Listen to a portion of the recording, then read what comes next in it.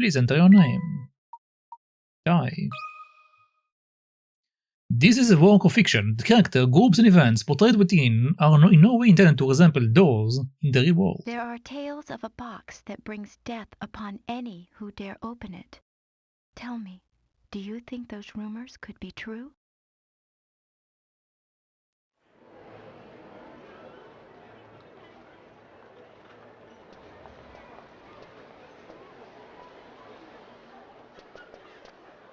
Hey, look, there it is! Oh god, the video quality is terrible.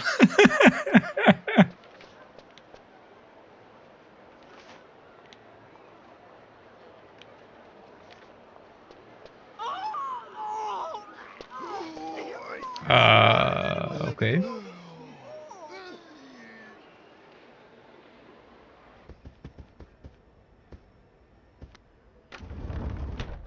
Now this is what I call deluxe. Just look at this room! Yes, I can certainly see why some call the Molentary Express a cruise ship on rails. This sofa's great! Now, don't forget, Luke. A gentleman pays attention to his manners. In every setting.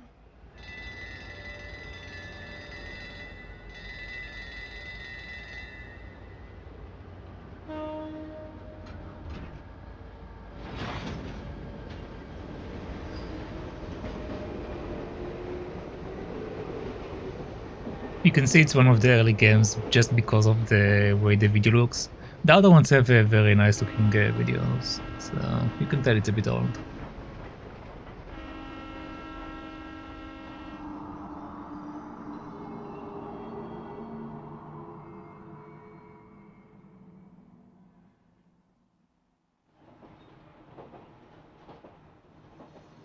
So what's the story behind this Elysian box anyway?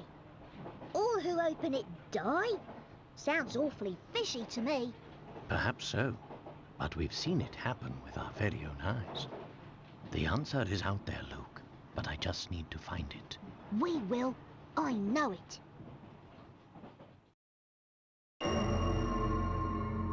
Prologue, the Elysian box.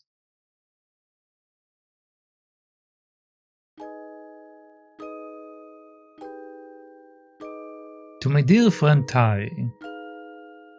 There was a box that was rumoured to kill anyone who opened it. At first, neither the Professor nor I believed it. But all that changed with the arrival of a single letter. A few days earlier. Luke, have a look here. What's that, Professor? It's a letter from my dear friend and mentor, Dr. Andrew Schrader. Is everything all right? My dear Herschel, as an archaeologist, you're sure to have heard of the item known as the Elysian Box. Of course, it is more commonly known as Pandora's Box, in reference to the famous myth. This nickname would appear to be well-deserved, since it is rumored to kill whoever opens it. I'm dubious of this reputation, of course, but when my interest is piqued, I simply must investigate. That's why I'm pleased as punch to tell you that the elusive item is finally in my possession. What's more, I believe I'm on the cusp of unraveling a great mystery tied to this box.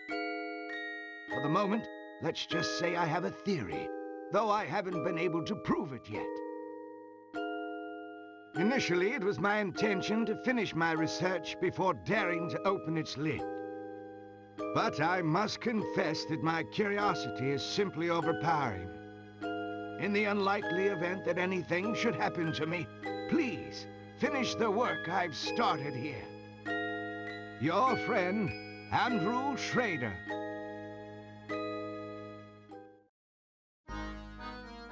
According to the postmark, this letter was sent 2 days ago. We should go pay the doctor a visit. I just can't shake the feeling that something awful has happened. Well, your intuition's usually spot on. I say we head out right away.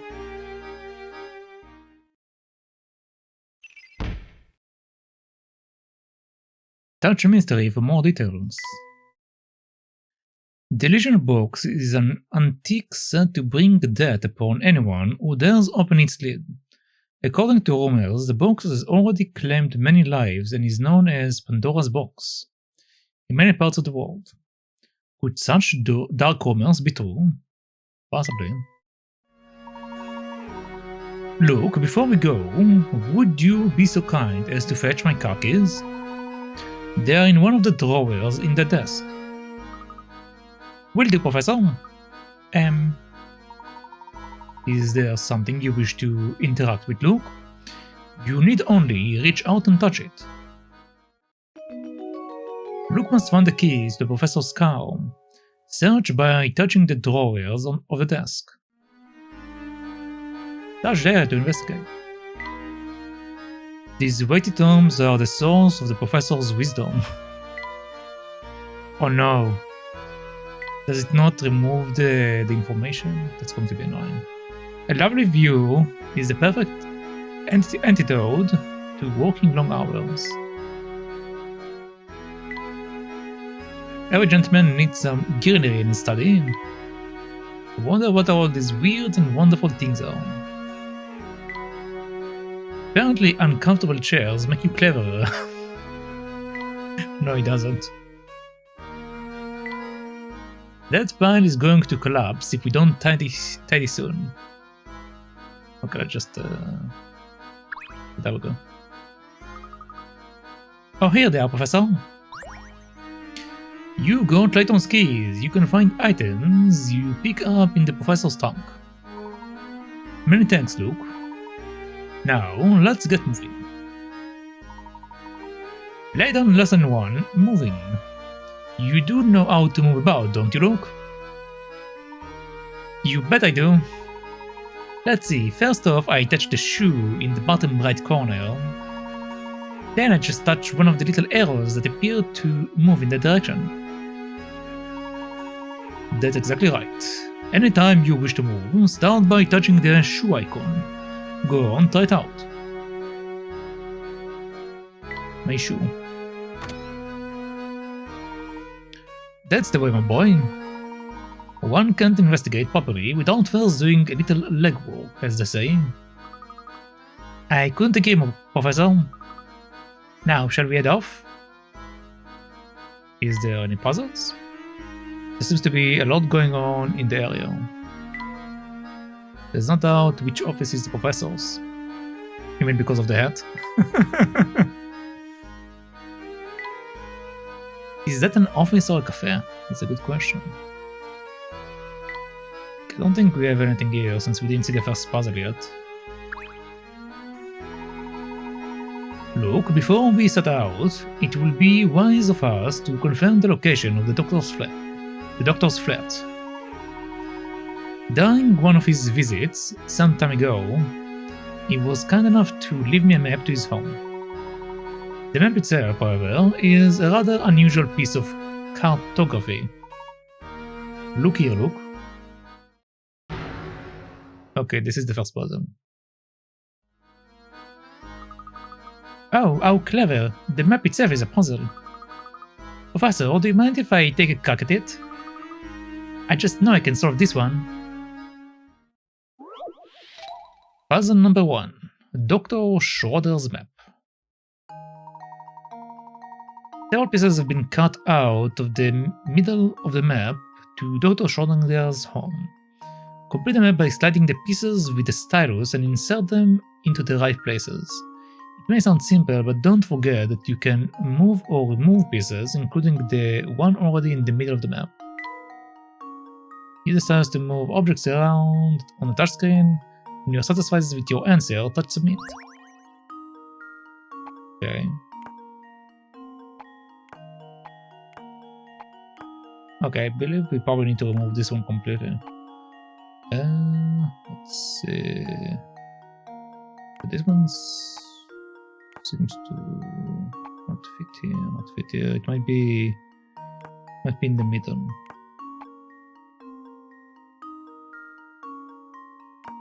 Yeah, there we go. There we go. Yep, there we go, perfect. Let's see if this works. Go ahead. That was almost too easy. Excellent work. Now let's hurry to the doctor's flat.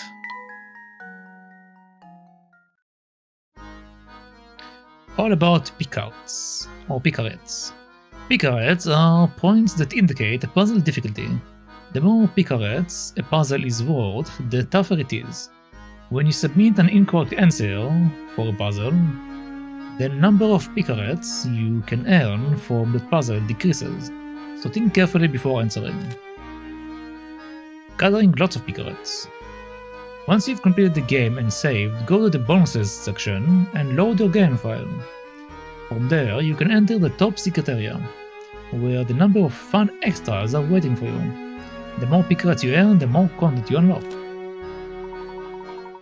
Excellent. With our destination confirmed, we are ready to pay the doctor a visit. Come now. Okay.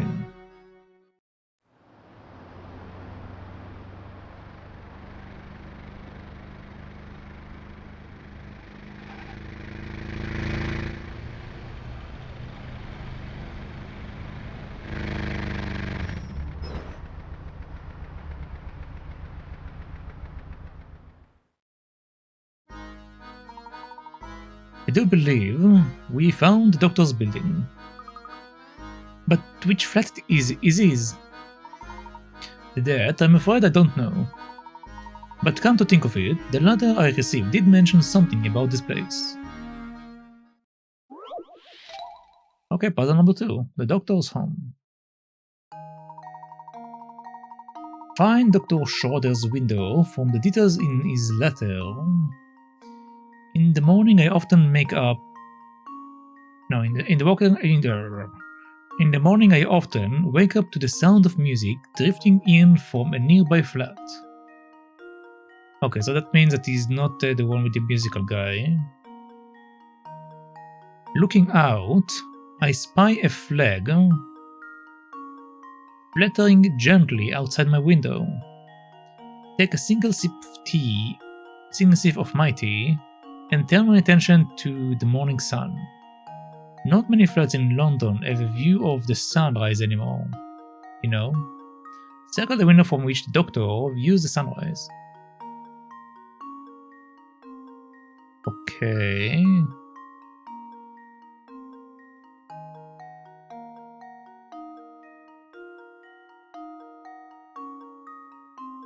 He turns his attention to the morning sun.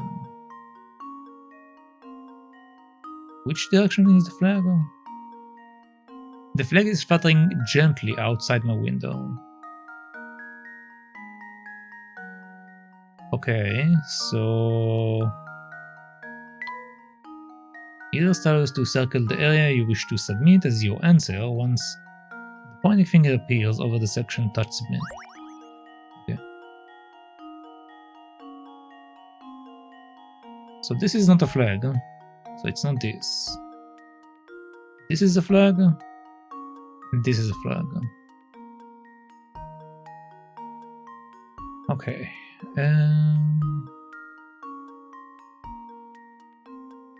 Turn my attention to the morning sun. Thing is, if we are over here, we won't be able to see the sun because the sun is over this way. This is where the sun comes from according to the light. So if I had to guess which place it is, it's either this one or this one. Because it does...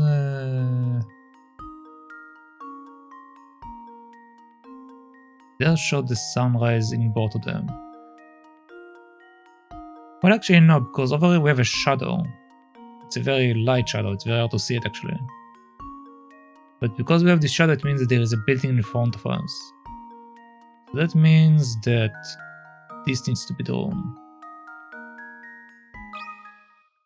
Consider this puzzle solved. Okay. A true gentleman leaves no puzzle unsolved. That's right, now that you know where it is, head for the doctor's home.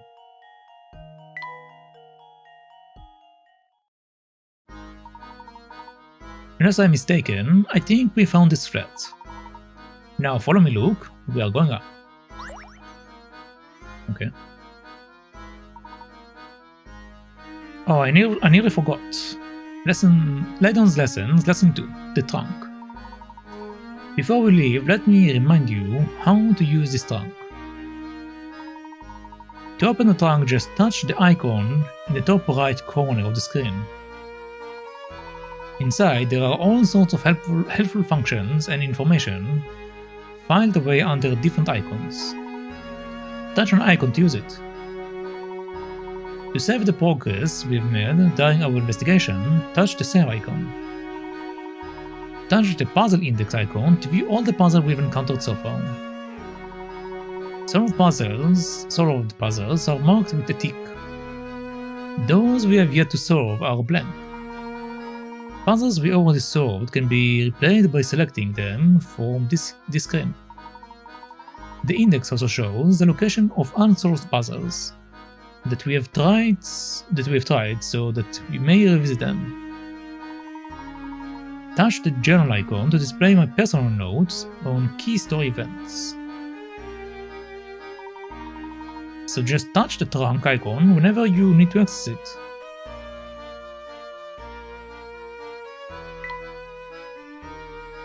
Okay. There we go. Alright, so let's see what we have here. It's a pretty old building, but it looks sturdy enough.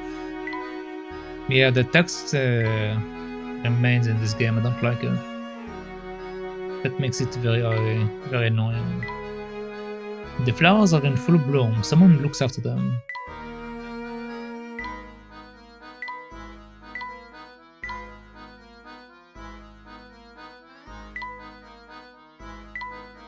This area seems like a nice, safe area in the evening as well.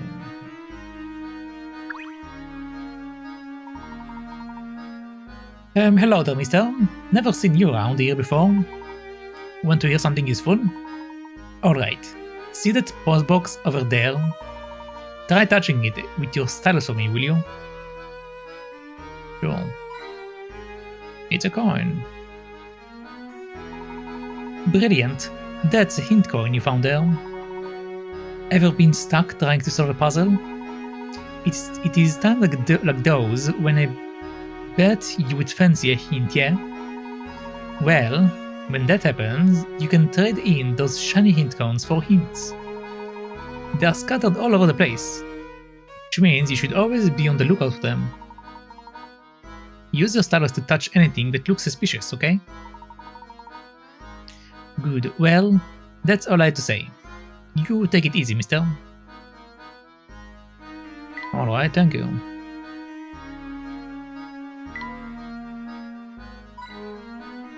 Uh-huh. I really wish it removed the text, it's actually going to be annoying. Long term.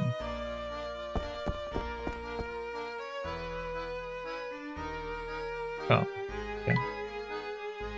There's no time right now to examine cleaning supplies.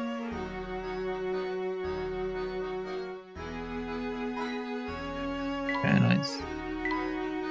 We can look at the view after we make sure the doctor is okay.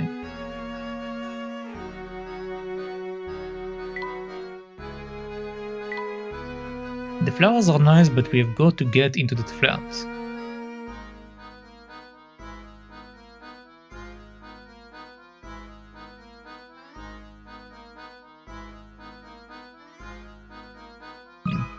Okay.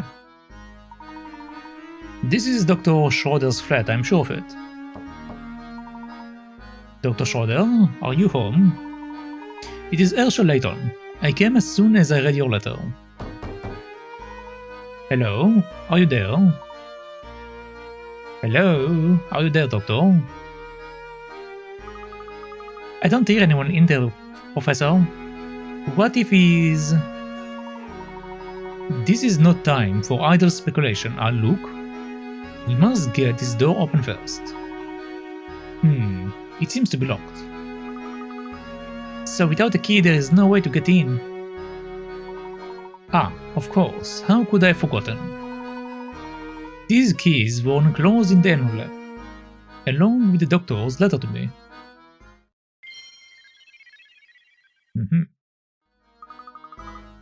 Quick, Professor, let me tie them on the door. Huh? That's strange. It doesn't seem like any of these keys work on the lock. Look, don't you see? The doctor has set us yet another puzzle to solve. Apparently we don't see. Which key?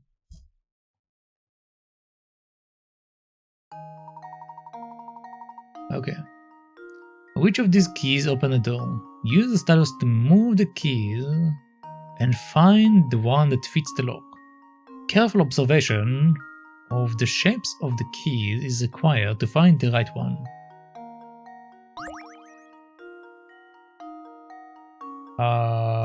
Well... As far as the lock size, the size seems to be kinda identical on both sides. But the only round part is in the middle, not on the sides.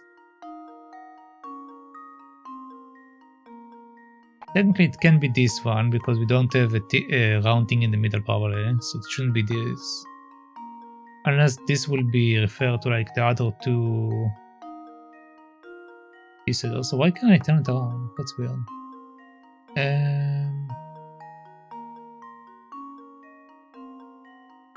Oh wait, I think I see. I use it like this. Here goes. They are beginning with their tricks already. Too easy. Alright, that's right. How long did it take you to realize that the grips of the keys could also be inserted into the lock? This is the lesson about the danger of making assumptions should serve you well in your puzzle-solving adventures. Whatever you say, Professor Layton. Whatever you say.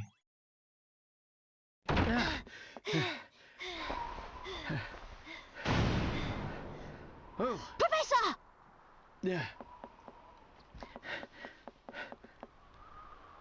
No, untrue. How could this have happened?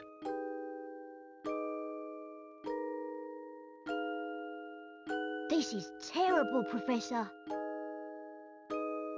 Do you suppose the Elysian box did this to Dr. Schrader when he opened it? I honestly don't know, Luke. But that can wait. Right now, we need to notify the police. Of course, Professor. What do we have here?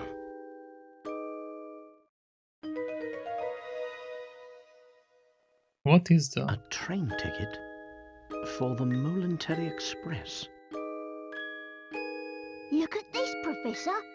There's no destination written on the ticket. I've never seen a ticket that didn't say where it was taking you. How strange. How strange indeed, Luke. Yes, very strange indeed.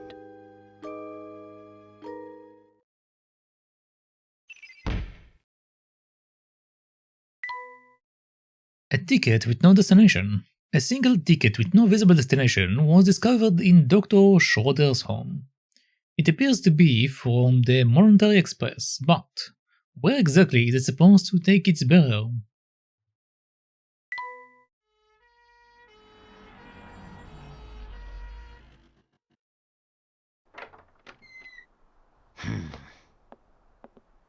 Oh boy. Excuse me. What? Huh? Hey, it's you! Well, Inspector Chelmey's the name. You two found the body, did you? Oh, What in the blazes? No, Luke, let him go. Get off me! Luke, stop that. That's his face. Listen here, Luke. Show yourself, imposter! Oh my gosh, his face doesn't come off. He's the real thing. The reason why I did it is because in the previous game we had this detective shop as well. Well, the previous game by the chronological, not the one we played before this one. And he was an imposter, so that's why he just went off and tried to take his face off. What in the blazes? That's my face, not some piece of taffy. I'm so sorry, sir. I didn't mean it. Was sure we had another imposter on our hands. What in the world is this child talking about? I swear, young ones these days have no manners. My apologies for the confusion. Allow me to introduce myself. My name is Professor Layton. I'm a professor of archaeology at Gressenheller University. And I'm his apprentice, Luke. Interesting. So if I understand correctly, you keep a child around as an apprentice, do you? Not at all, sir. In truth, he's... Professor Layton's apprentice, like I said. Well, it's really none of my concern. I have a crime scene that needs my attention. Clear a path, will you? But of course. Luke, not a word about that ticket to the authorities, all right? You got it, Professor. Yes. Let's see. What do we have here? A murder? Or was the crime self-inflicted? Inspector, I should tell you that the door was locked before Luke and I came in. I see. So this door, the sole entry point in and out of this 8th floor flat, was shut tight. Then the doctor was holed up in here, completely apart from the outside world, yes? That being the case, yes, I'm sure of it. The old gent must have suffered a heart attack. No? What? How did you come to that conclusion, sir? Use your noodle, laddie. What other explanation could there be? It's true that the flat is on the 8th floor and that the door was locked, Inspector. Still, I'd hesitate to say that this room was completely closed off from the outside. Is that so? Please elaborate. Isn't it obvious? There's something quite unusual about our crime scene that's been overlooked. Eh? Eh? It's as plain as the nose on your face, Inspector. Heh. I suppose you academics think your fancy degrees prepare you to play detective, eh? I tell you, nowadays, it seems like everybody and their mum thinks they can do my job. Now, as I was saying, the cause of death was heart failure, plain and simple. And there's what caused it.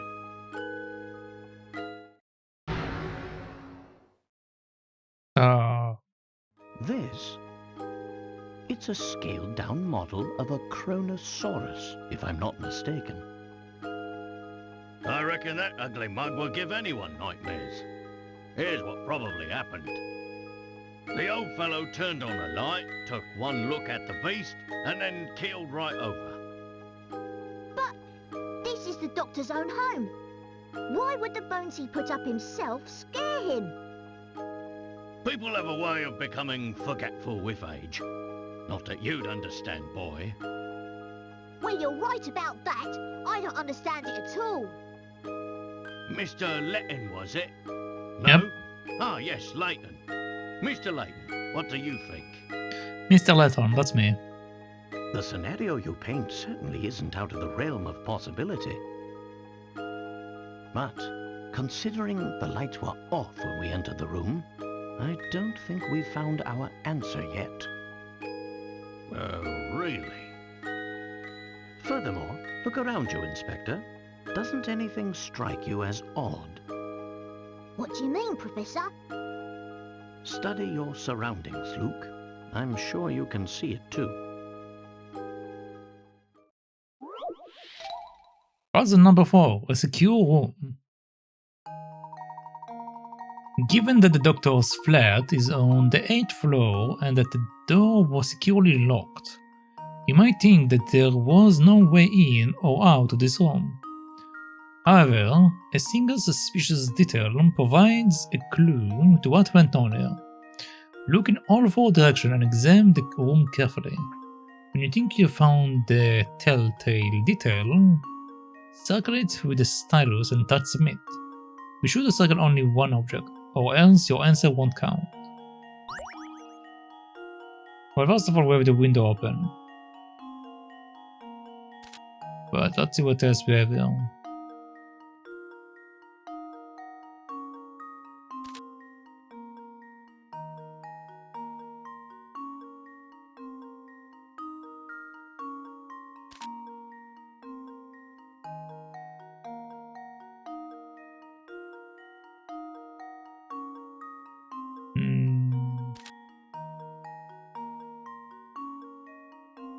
I mean, the window is the obvious one, but I feel like the game is like telling me that I'm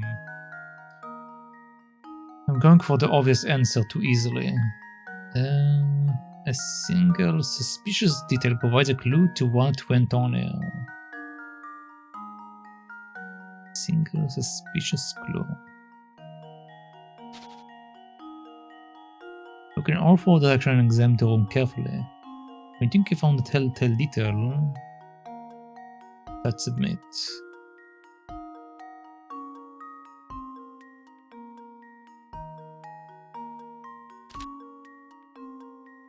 This window is closed. We have glue, we have books, we have a box over here. We have that, we have this.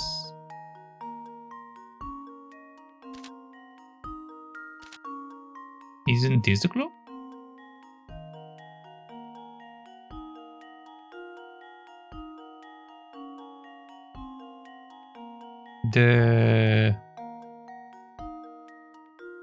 The thing is ripped apart.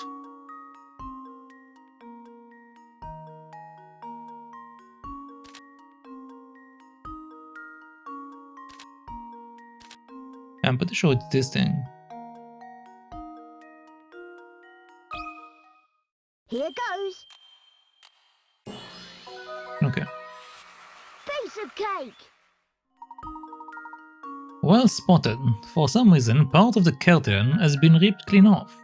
What could have happened here? Oh, sorry, it's a curtain, that's right. I lost the word for a second. Of course. This window is missing a curtain. So it is. But what exactly does this have to do with my crime scene?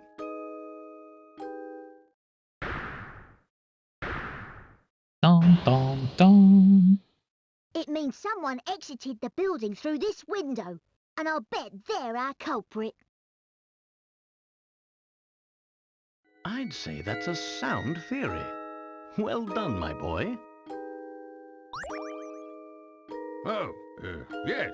Sound as a pound. I was just about to propose the same idea myself. Uh-huh. Liar! Shh, Luke, listen. I don't believe our friend the Inspector will be of much help to us. What say you and I conduct a little investigation of our own? Professor, look! There's something in Dr. Schrader's hand. Oh, is that a jigsaw? It's an old photograph, but it's been torn into so many pieces, I can't make out the original image.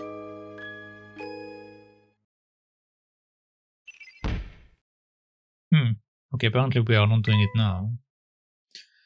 The torn photograph. Torn fragments of a photograph were found in the late doctor's hand. In its current state, it's impossible to make out the content of the photo. What could it be depicting? Hey, what's the big idea? You can't just point evidence in a crime scene. Get your hands off that... What is this anyway? Not that it matters. I'll be holding on to that. Now out with the both of you.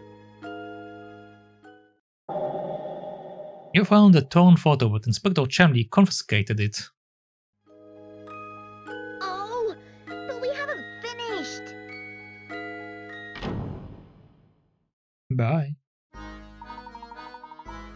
Dr. Shredder, Dr. Shredder, yeah, that's going to be his name. Dr. Shredder indicated that he was in possession of the Elysian box. Yet, there was nothing resembling such an artifact in his home.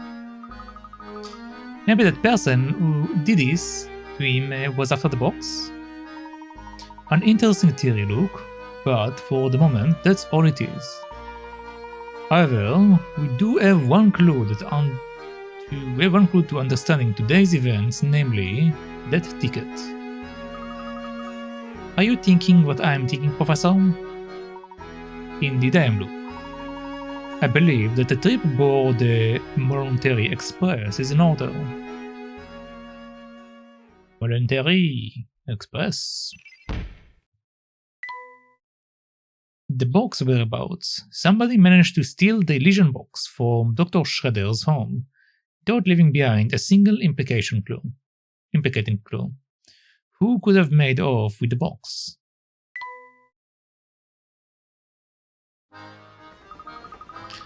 Do you suspect we will find the key to unlocking this mystery on the train? Dr. Shredder did his best to point us towards the Molentary Express, should something happen to him. Sure as fog on a London morning, I know that this train will lead us to the answers we seek.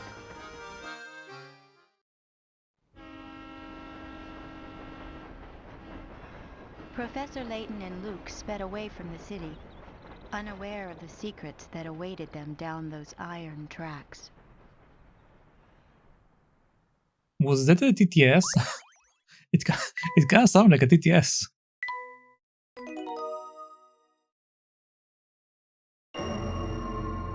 Chapter 1, the legendary Molentary Express. Gosh, just look at this place, Professor.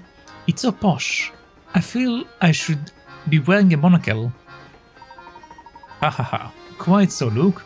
Every fixture and fitting is the very height of decadence. I would wager the rest of the train is just as grand.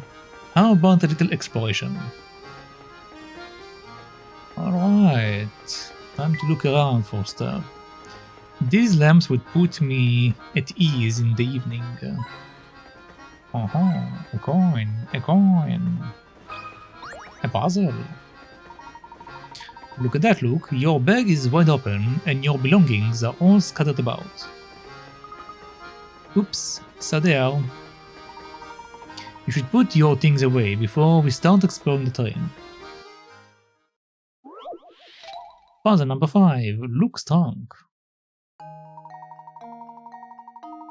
Luke's belongings are all over the place and need to be packed away in his trunk. Use the stairs to move objects into the trunk, making sure that none of them overlap. When everything has been placed neatly into the trunk, touch submit. Okay, can we also turn them around?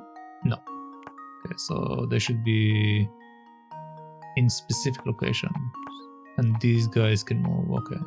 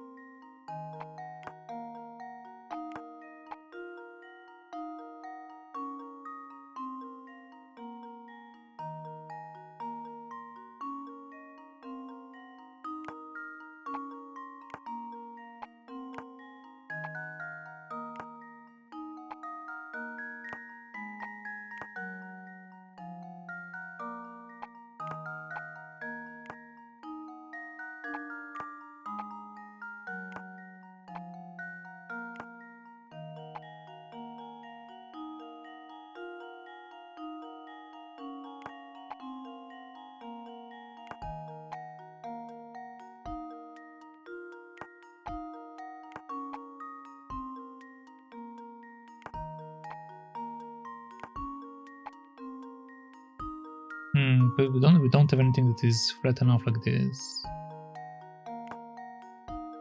Well, with DS, I guess this can go down.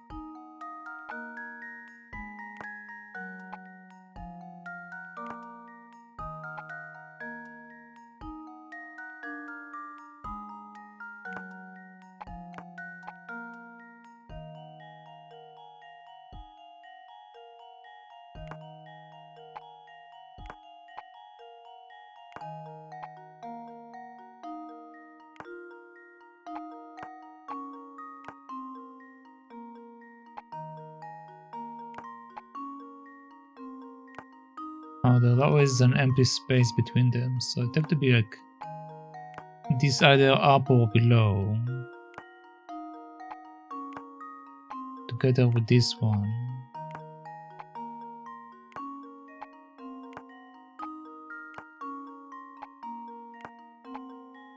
Okay, these guys fit together.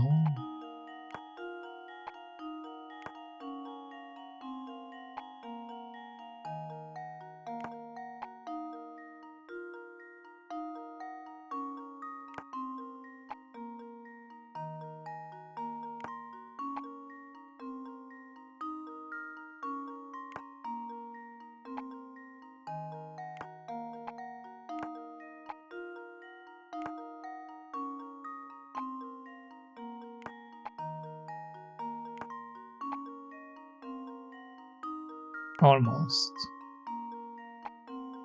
Almost.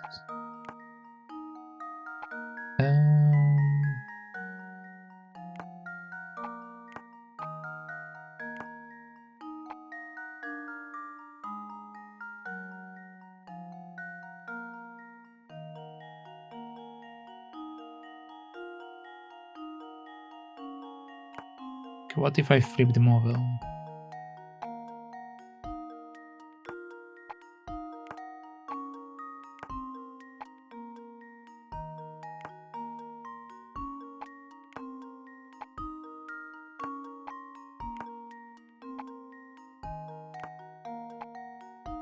Wait, why does it work over here but it doesn't work over there? Oh, because this creates this shape. I see.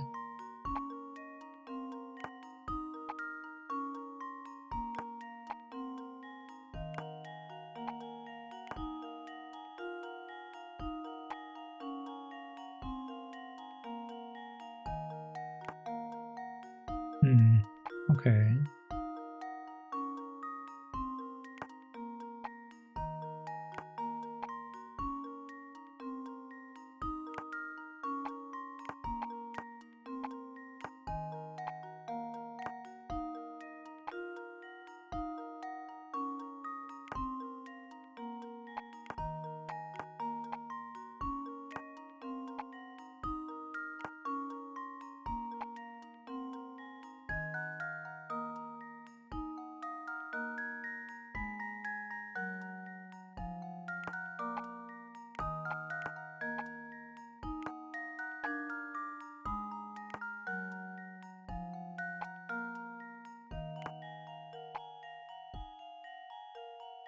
Yeah, but then this is the problem.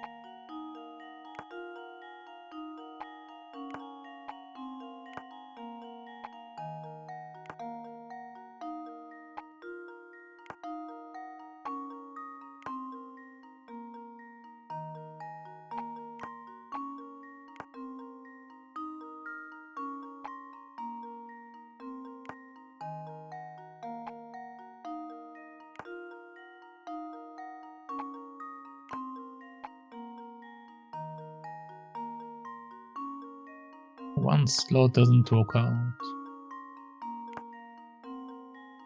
And I don't have any more items, so this is definitely the last item I need to work with.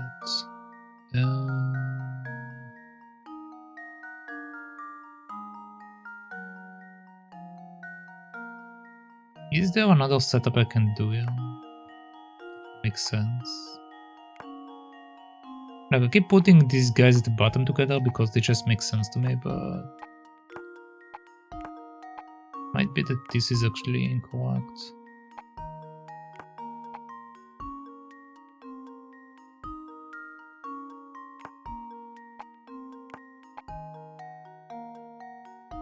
Like, these two are too close to each other.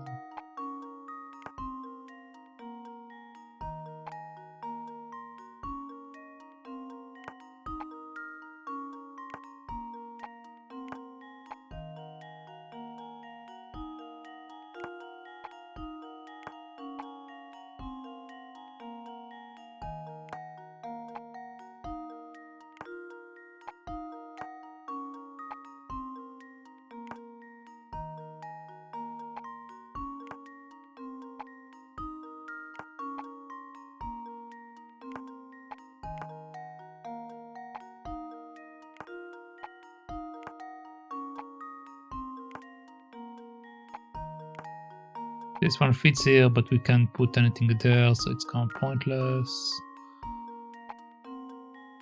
I can place this one here, but again we will have an empty space here, so it doesn't help me too much.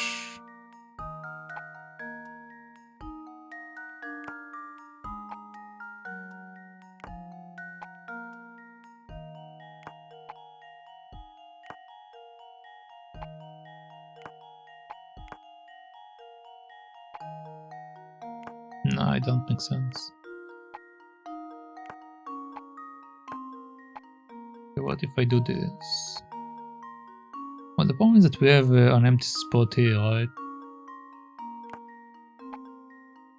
So this is not necessarily the correct location no matter what. Then for this.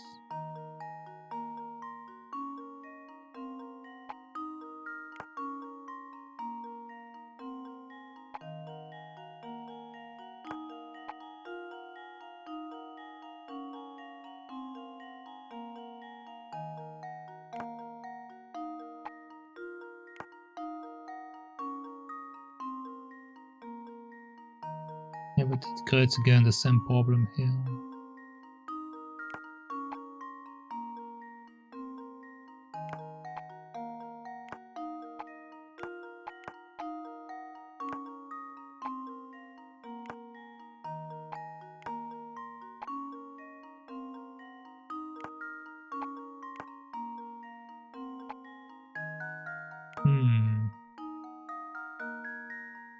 Okay.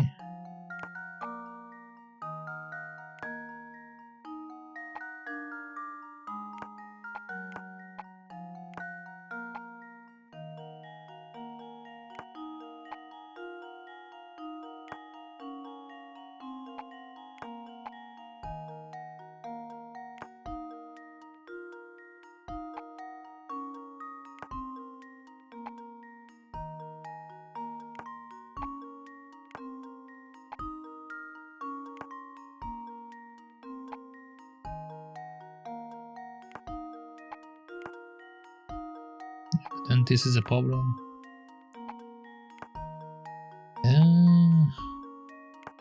Okay, this is a problem. This is a problem.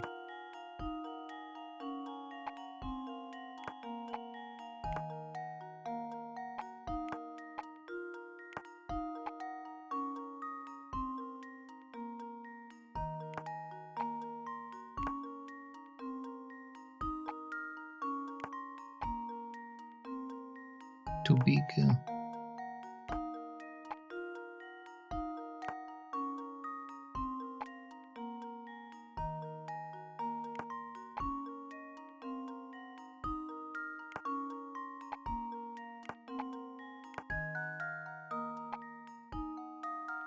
Yeah, too big.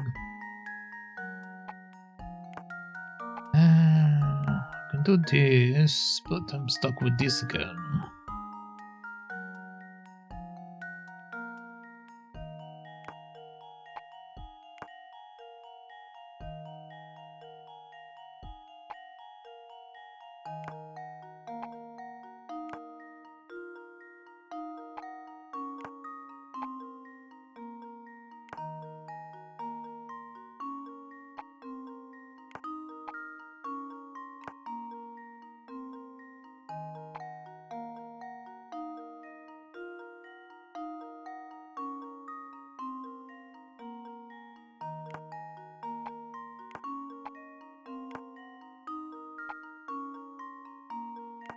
Doesn't really change anything because it's creating a problem over there instead.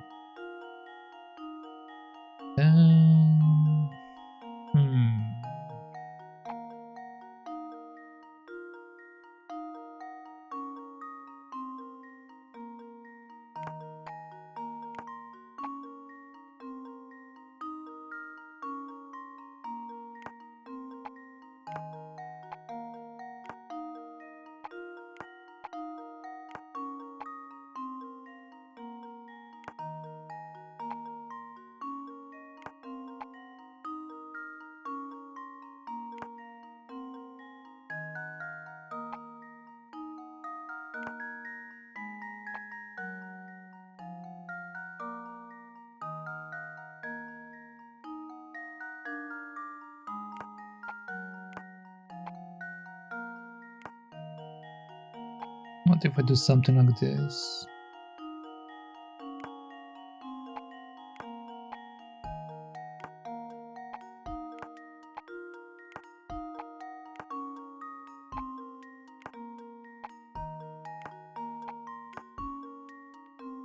Can't really fill up the rest of the locations from there, so let's move it here.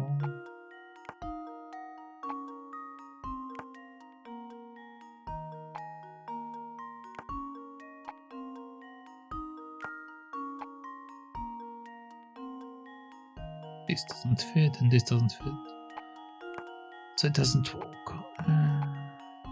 Put him down.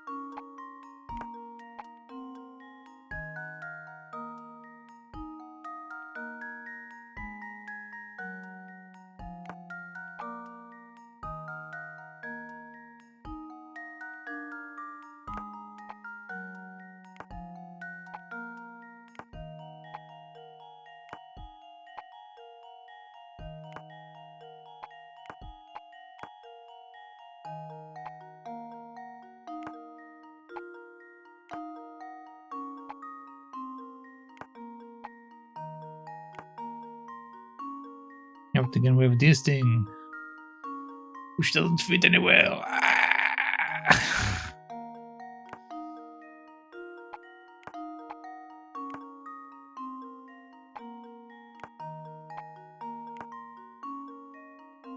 I'm pretty sure I had this setup before earlier as well. Basically, we are missing one spot in order to have it in the right position here.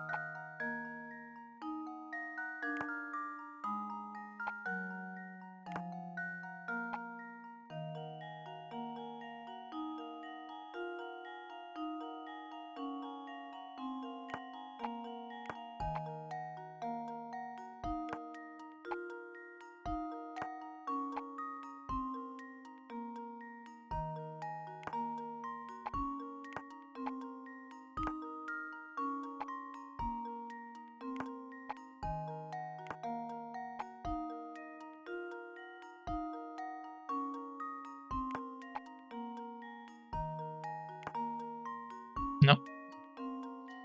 No, doesn't make sense.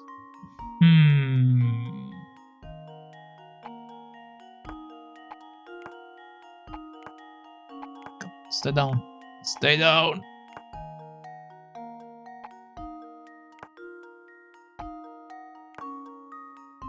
We can place it here. We can place it here. And I can also, I think, place it in one more location. So place it here.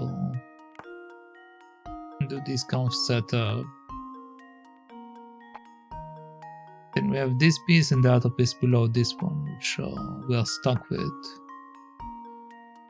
If I put it up here,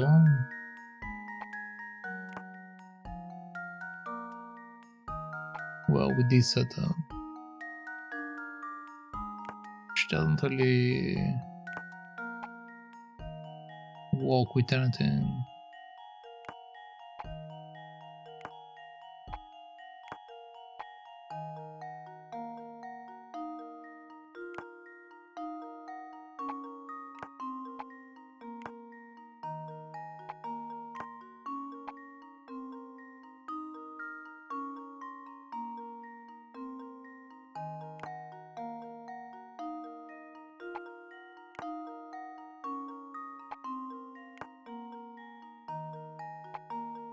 I know for certain that this can't be here because we don't have this shape. Same for here. So we can say either it's here, here, or in the middle. If we say it's over here, we need a shape that fits this area. The only thing that fits this area is the bell.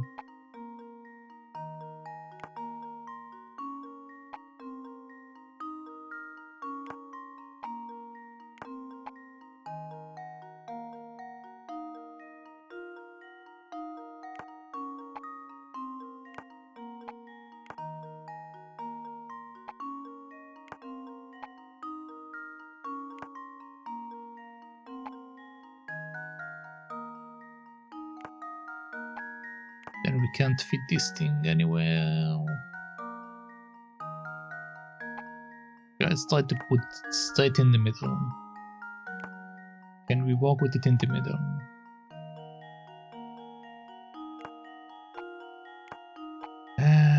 Let's see.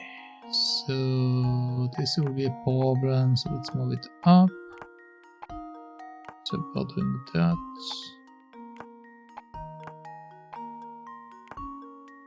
This will be a problem.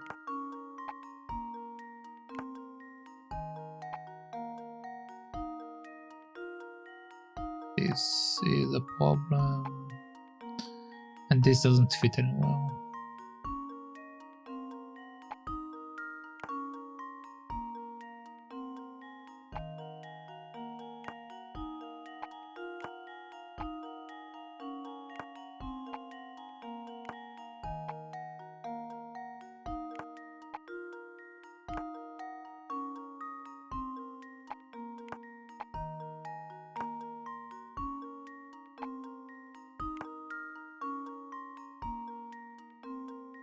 Two in, I don't have two in. Don't really have two in with anything here.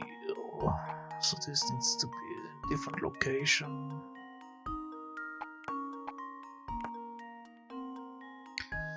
But we don't have anything of this side and we don't have anything of this side, so it won't work either.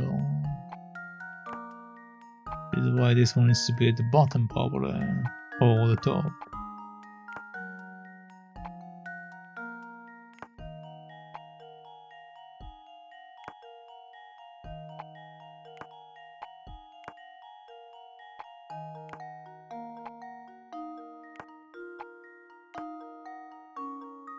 Again, we have empty spaces. Empty spaces are not good for me.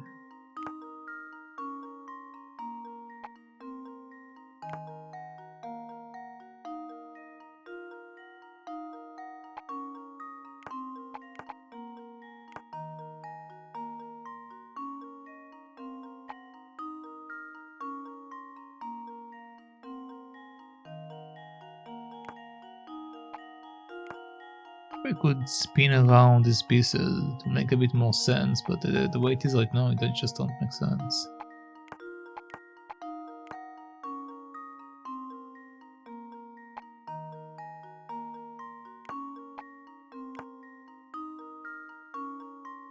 A big empty area.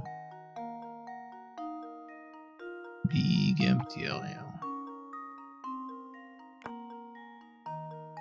Problem is we can't really use it. I did manage to close all of the holes, so this entire thing right now, basically all of them are together. There is no hole between them, there is nothing like that. So it is good, but problems don't really give me anything either.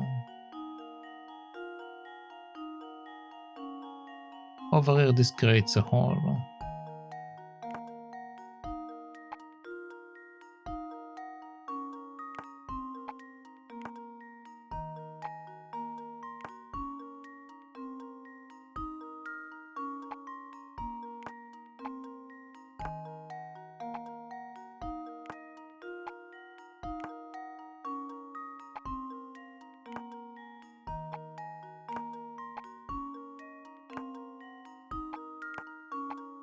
The only thing that will fit will be this thing.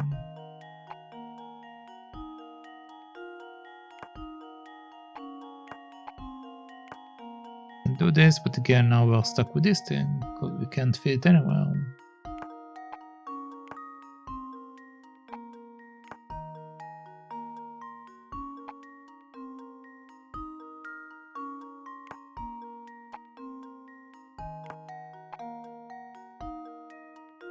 Yeah, we can't fit anywhere.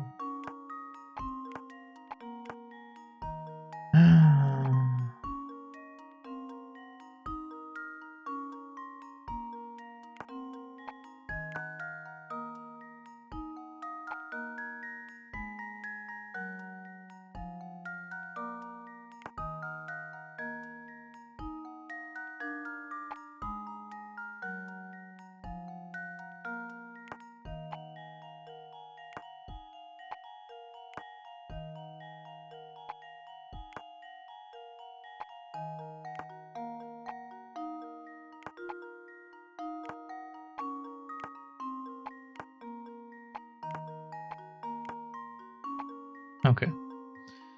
The problem with having it here, or even like doing this, is that we don't really use the space properly.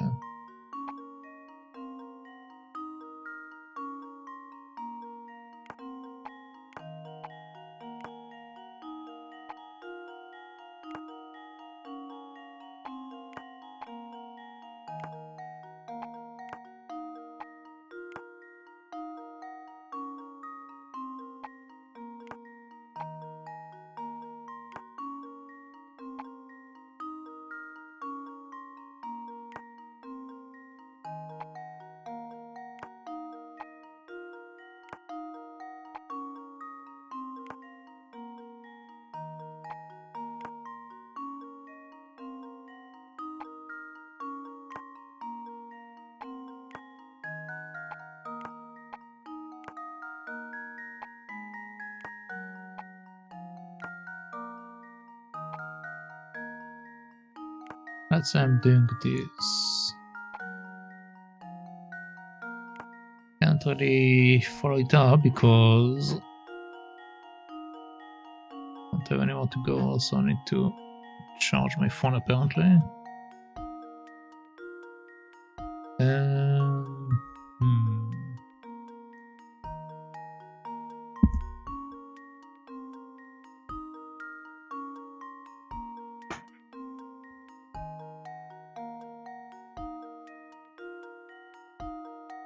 Okay, so we have two items I need to fit in, but we don't have the space for them. Do it like this. Again, we have a hole.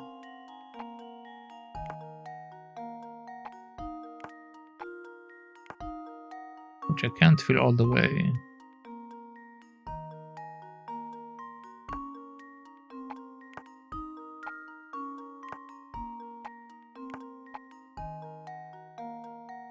But there's always like a missing spot somewhere.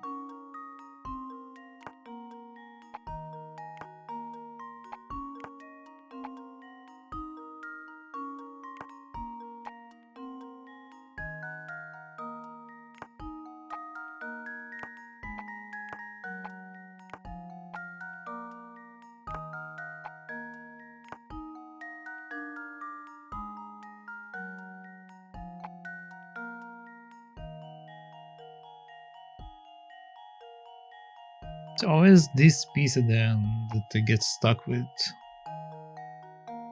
It's like it's so close to being what I need, but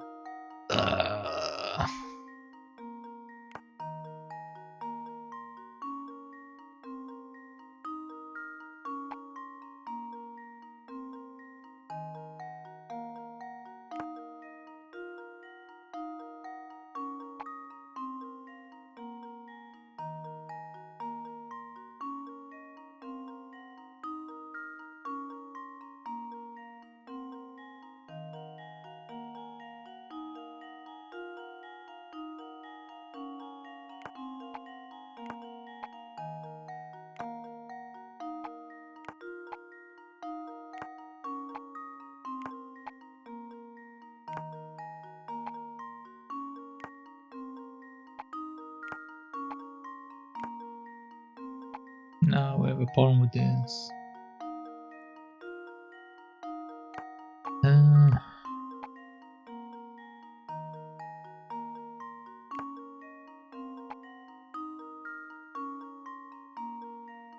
I can't fit anywhere there.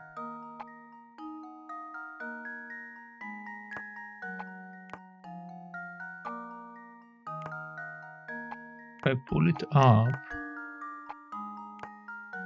and pull this over,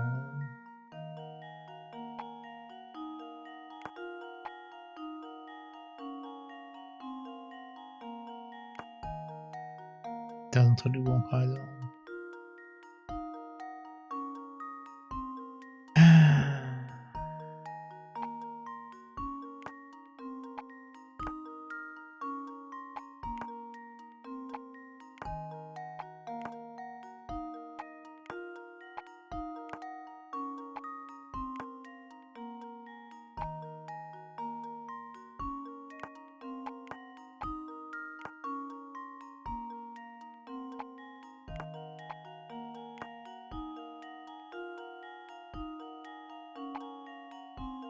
Again, it's too spot apart. If I could spin it, this is dumb right now if I can spin the thing, but I can't.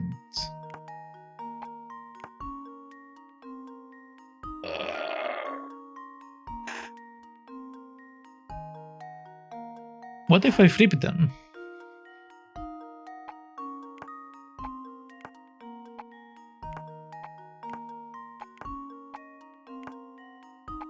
So you go up, you go here, go here, you go here.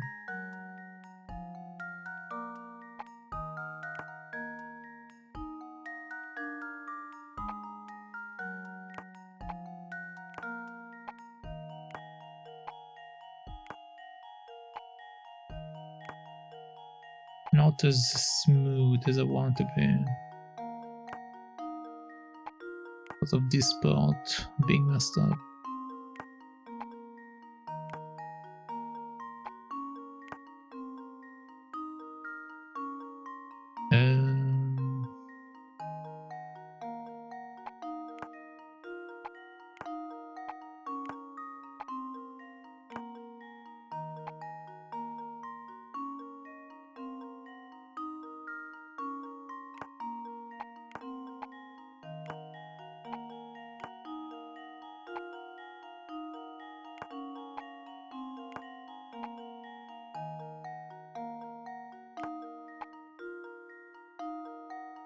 Not quite. Yeah, not quite. Okay.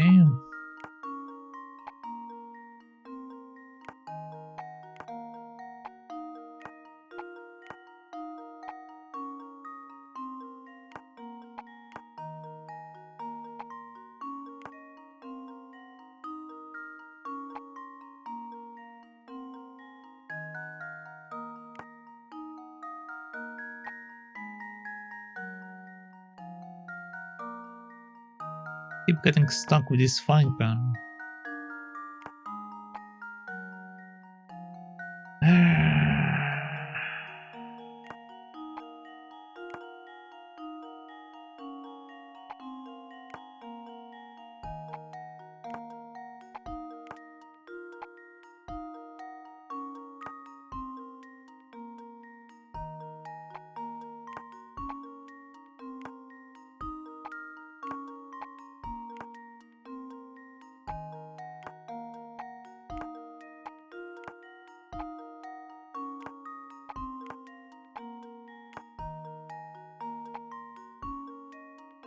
We only have an empty spot because I can't fill up the area under the bell, so it's already messed up, I think. Unless I can find a way to fill it up.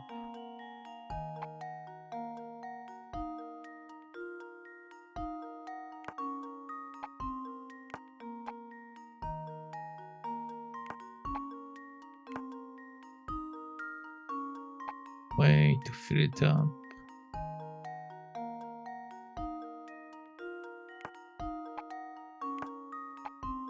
Can only fit here.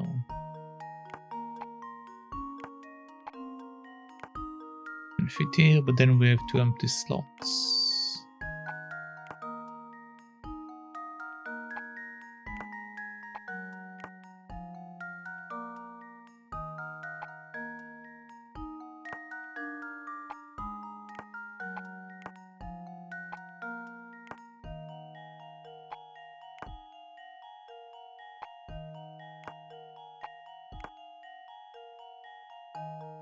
Okay, there we go. Oh my god, that took forever. Let's see if this works. Alright. Piece of cake. Good work, Luke. Good work. Luke should be able to close the trunk properly now. I hope so. That was a headache. Phew. It was a tight squeeze, but everything is finally packed away. We're in a rather hurry, so I suppose you didn't really have time to pack properly. I wonder if this was the only answer. I do feel better with everything put away. Come on, Professor, let's do some exploring.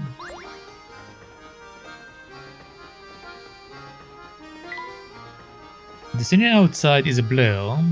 It must be going really fast. My, what a delightful pair of lace curtains.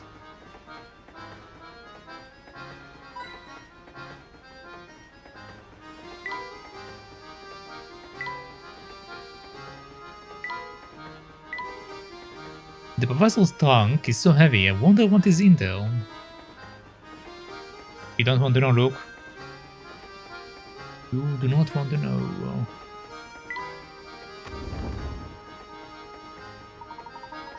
Remember, Luke, we are here to find the Elysian box, so don't get too sidetracked. You don't have to tell me twice, Professor.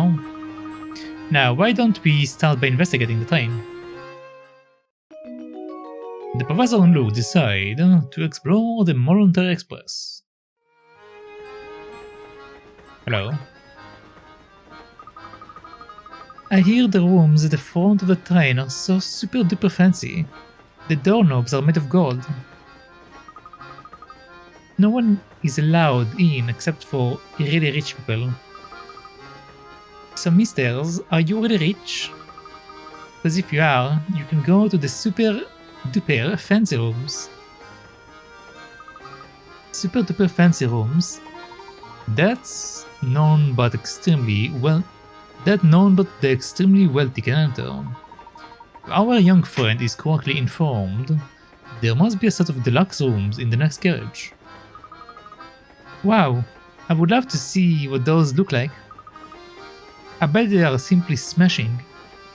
Yes, they are quite smashing.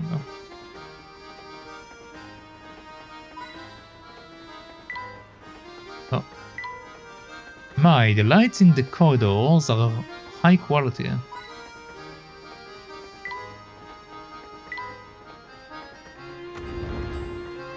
Okay. Yes, I suppose these accommodations will do. I do hope my darling boy will be pleased. That reminds me, I believe it's dinner time for my sweet baby. I'm off to visit the dining car.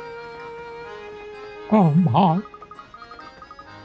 Gosh, that woman was just the type I would expect to see on the Molentary Express.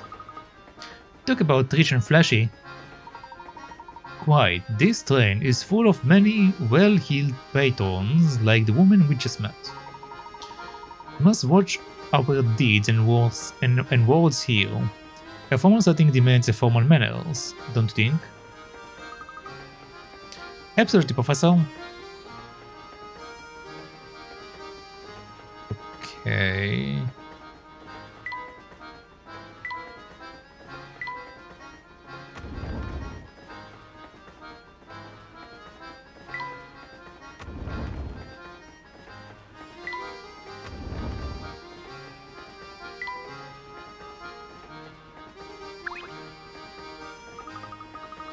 I wonder what kind of lecturers. No, I wonder what kind of lecturers there are in that carriage. Hold it right there, man. Sammy Thunder says entrance to this carriage is only for VIPs only, capiche? Now, I know you would like to sneak a peek, but the whole carriage business is booked, so that's a no-go. The people who reserves rooms in this carriage must be super rich mega tycoons. Indeed. I wonder what it must be like to have that much space to yourself on a train of this caliber. Well, for now, I suppose we would just have to keep wandering, eh, Professor? Hahaha. Yes, quite. Okay.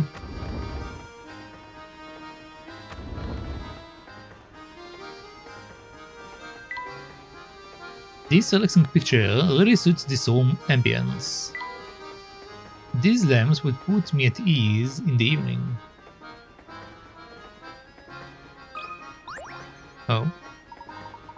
Just look at the craftsmanship of this picture, look. I'm almost certain it was handmade. Who knew that something as ordinary as a picture could be so fancy? What could be more relaxing than sitting in your suite with a cold beverage and watching the sunset? Not everything that's served in the picture is good to drink. However, look at this puzzle for example. I'm ready for it, Professor. Number 23, we jumped a few numbers. Sour defeat. Two men, known here as 1 and 2, are playing a strange game. First, both men put their empty pitchers on the table. Next, a judge brings a pitcher filled with vinegar and places it in either spot A or spot B. The judge then starts shifting the vinegar from one pitcher to any adjacent pitchers over and over. After moving the liquid 55 times, the owner of the vinegar-filled pitcher must down it in one go. If you were to judge and secretly wanted to drink the vinegar, would you put the pitcher down in spot A or spot B?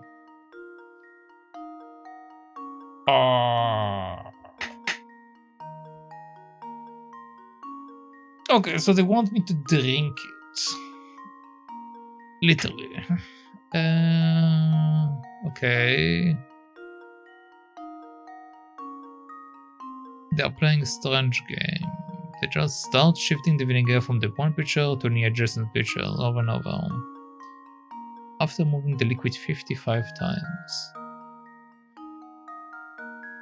Okay, so as long as the number is even, well, I mean, it depends, I guess,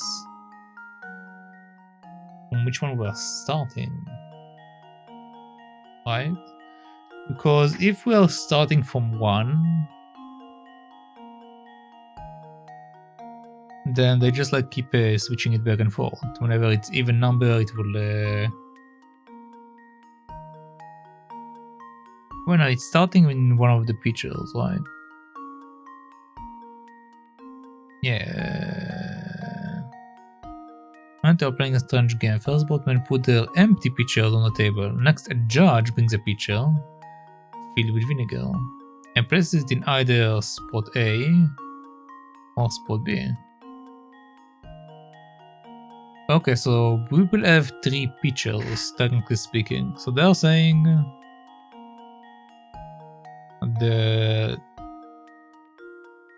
after moving the liquid 55 times, the owner of the vinegar-filled pitcher must down it in one go. If you are the judge and secretly wanted to drink the vinegar, would you place the pitcher down in spot A or spot B? Okay, so what they're saying is that I need to take the vinegar in the pitcher and then dunk it in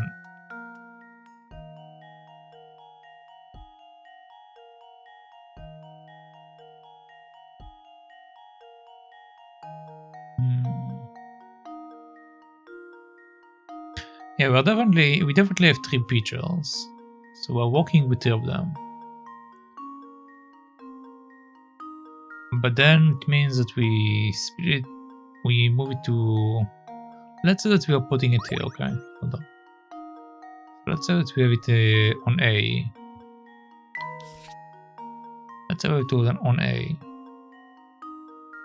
So then we move it here, and then he can't move it back, right? I assume. So it will be here. Since they're saying they're doing it 55 times, it will keep going like back and forth all the time. So it will keep going ta ta ta ta ta ta ta ta ta ta ta ta.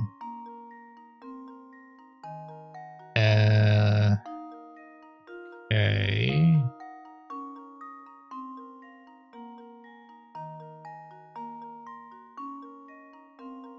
Whatever time it's 2 moves, frankly speaking. So if you go for an even number, it will be 54, I assume. Yeah, 54, 9 times. We do it 9 times.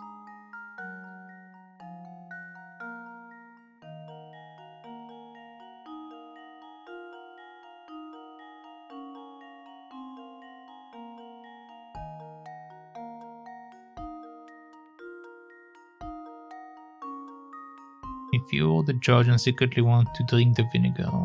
Okay. So basically they are saying that I want the vinegar to come back to the judge's pitcher. And since we're doing it 54 times, what will happen is that it will go this way, that way, this way, that way, this way, that way, this way, that way, and it'll keep going back, basically back and forth 9 times. So first time it comes here, second time it comes here, third time it comes there, fourth time it comes here, fifth time it comes here, 6 times here, 7th time here, 8th time here, 9th time here. So it ends up here on the 9th time, and then we make one more move, which means that it will go back to the 1.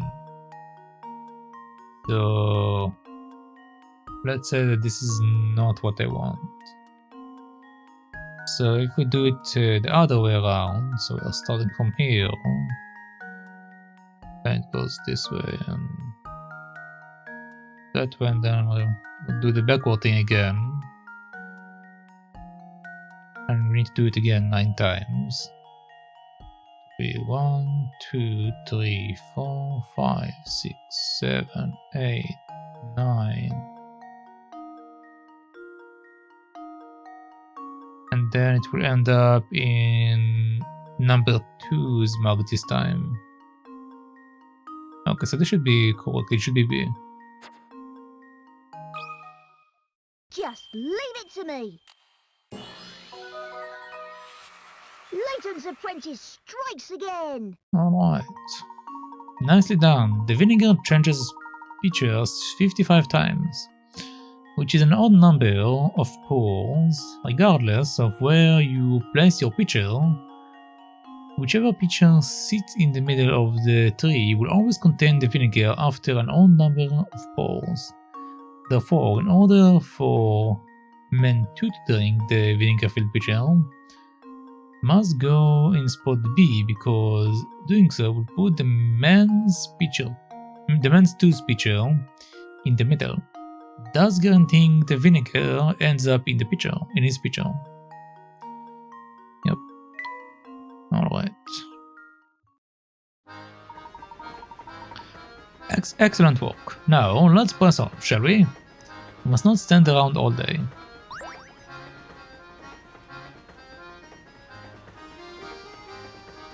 Basically, they didn't really bother counting, which I mean, it's fair. I count just because it's easier for me to do this, but they're saying, like, because it's in the middle, and if we are moving even number of times, we'll always be in the edges.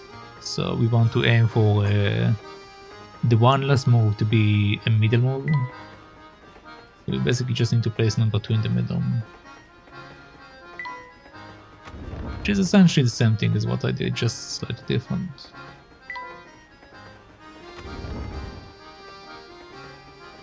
Alright, let's see what we have here. I'm Dr. Sir. I'm afraid all the seats in our fine establishment are taken right now. What a pity. Indeed it is so. But while you are waiting for a table, may I interest you in a puzzle? Sure. Number 7 now. 4 couples sit in a crowded dinner car. All diners are sitting next to or across from their partner. The Joneses are sitting by the aisle, which means either BF or CG. The mustached Mr. O'Connor is sitting next to his wife. The mustached. Must-washed. Mr. O'Connor is sitting next to his wife, so he is married to this lady?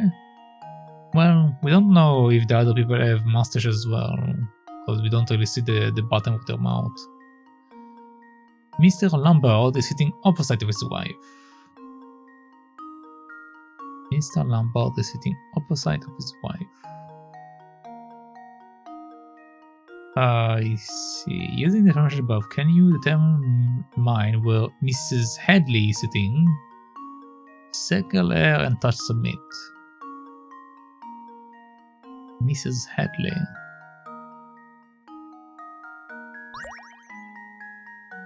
Okay. So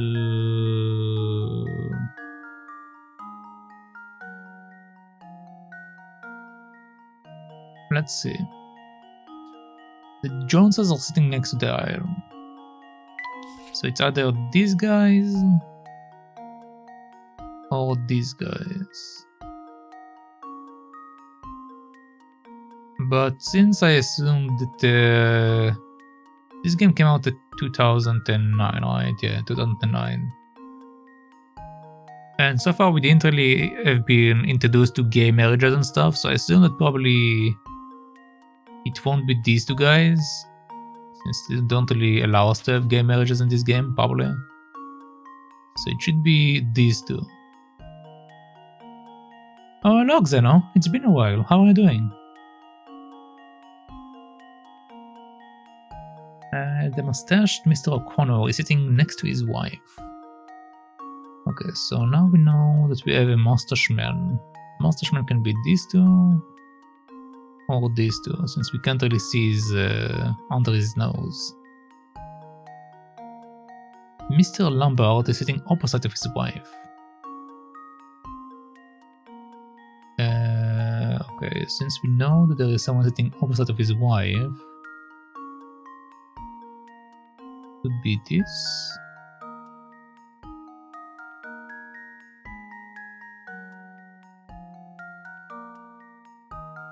These two are men and these two are women. Which means this is certainly these two guys. Okay, so it's basically between these two. The mustached Mr. O'Connor is sitting next to his wife. Using the information above, can you determine where Mrs. Hartley is sitting? Circular and touch submit. Okay, let's assume that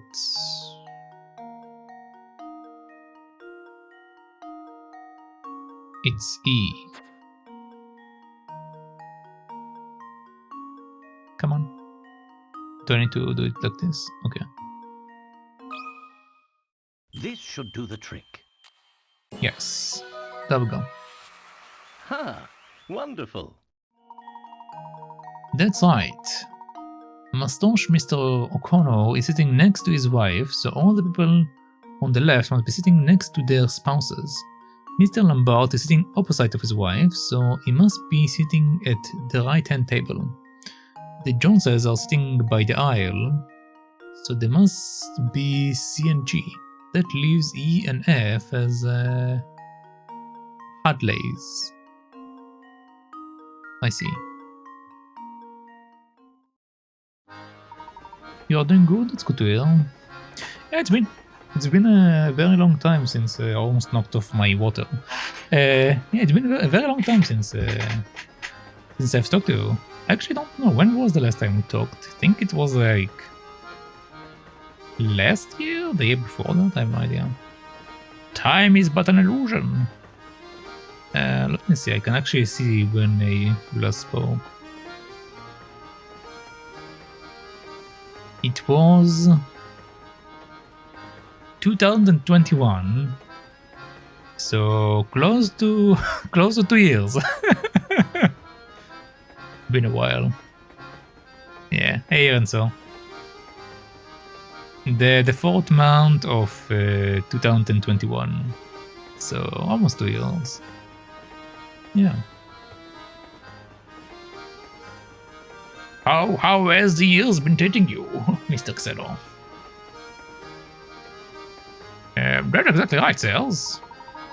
They said that nothing wits the appetite like a hearty puzzle. Oh, and it appears a table has just become available. Allow me just a moment to tidy it up, and then I will be happy to escort you to your seats. Great, I'm starving. Oh, good. Our table is finally ready. We will just be taking our seats then. Madam, please wait just a moment. In truth, these passengers have been waiting long. Nonsense. We will not hear another word of this. You will take these people before us? We are insulted. I do apologize, madam. It's simply that these gentlemen arrived before you. We will not be kept waiting. Do you understand? Not a single second. Now, out of our way. Madam? Talk about pushy. I do apologize, Sales. There is a lovely observation deck in the last carriage of the train. Please feel free to relax there for a few minutes while I prepare a new table for you. Maintaining one's composure while dealing with difficult customers is truly admirable. Come look. Let's give him some breathing room. We will take a look at the deck and return to the dining car later. Alright. The professor and Luke decided to visit the train's observation deck. Oh, apparently we can speak to them. Goodness me, no need to look so put out. Don't you know that ladies always come first? Or always go first? Especially ladies of a certain class, like me. I'm not sure if class is the word she meant to use there. I have to give her that. This is one nice dining car. I will bet even the kitchen is really posh. What do you think? Well, that door on the left seems to lead to the kitchen. What do you say we take a look for ourselves?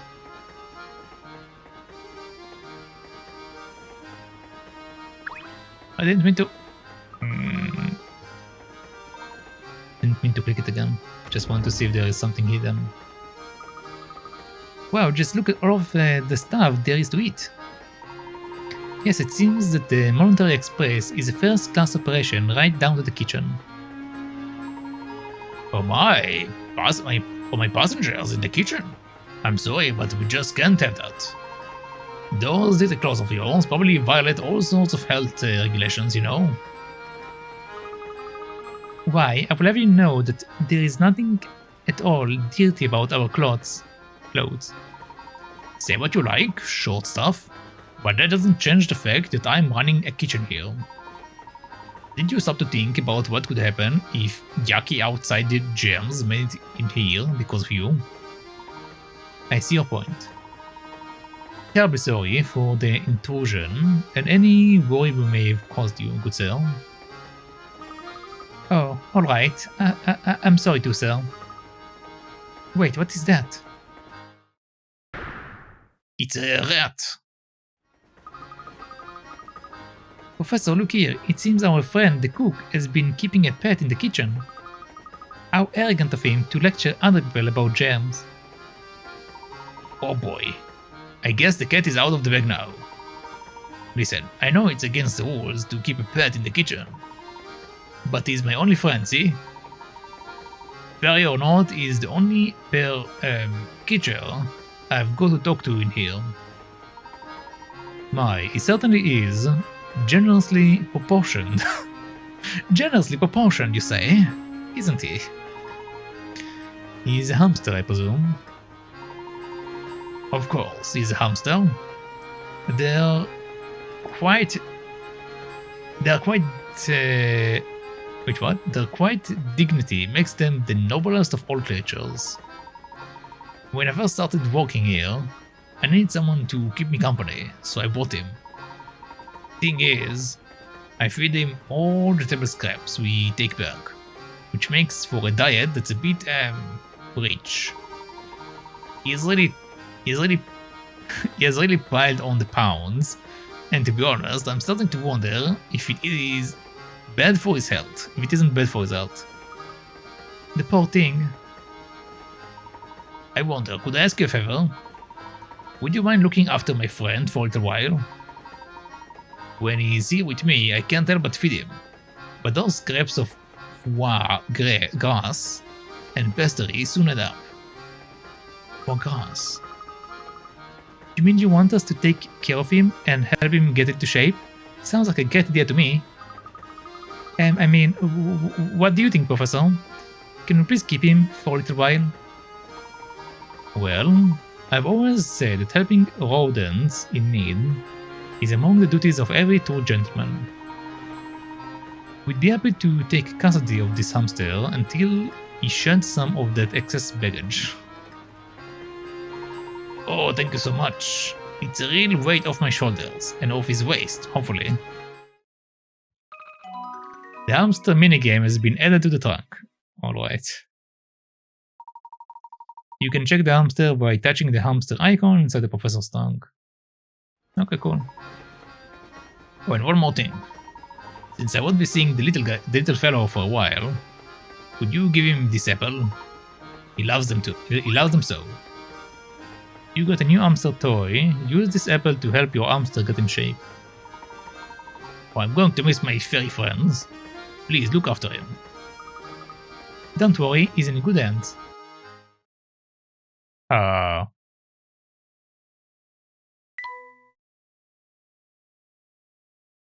don't know.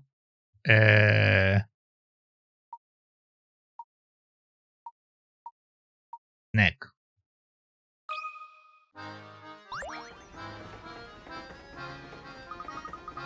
Okay, little chap, from now on, anywhere I go, you will go too. Squeak. Squeak, squeak. Haha, it appears that your way with animals has earned you a new friend, Luke. I think so too, Professor. Okay. Well, done with this scene. I've been so busy, I got an Xbox Series X back for Christmas 2021, but now I've been setting my PC up to stream. I have a webcam and a mic, but I haven't set it up yet. I see. Yeah, I remember that you also like started the streaming like way back then. Like I think we spoke about you streaming like some old RPGs, right? If I remember right, it's been a while. Oh, I'm going to miss my fairy friend. Please look after him.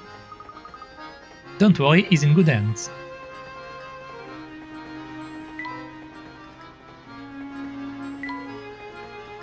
I'm sure that even the bread cost a fortune. I think I don't have any secret stuff anymore. At least I don't see anything. Alright, so... what's this? Hello. Welcome aboard, sirs. May I interest you in a refreshing beverage or a scrumptious snack? I have a snack in my pocket. Is a hamster. Thank you. But I don't think we need any snacks right now. Of course you don't. And I put on my best smile for nothing. Most passengers eat in the dining car. It's so ritzy. I can't say I blame them. With a competition like that, it's hard to sell so much as a cup of tea.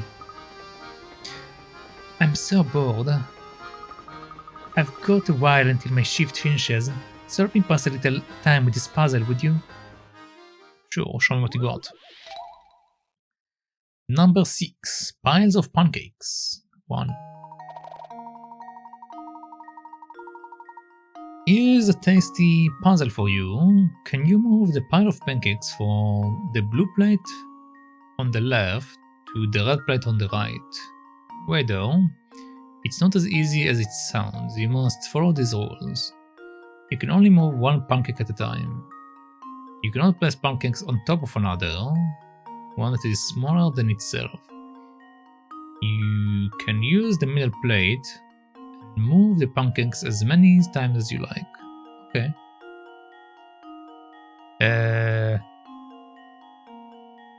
Okay, so which is basically the normal.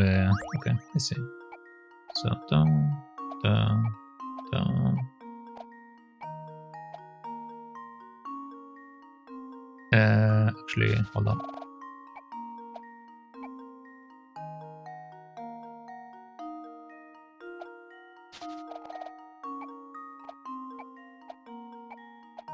Let's make it as efficient as possible. There we go. Here goes. That was almost too easy. Delicious. This puzzle is actually a variant of famous Tower of Hanoi, a puzzle invented by a French mathematician all the way back in 1893.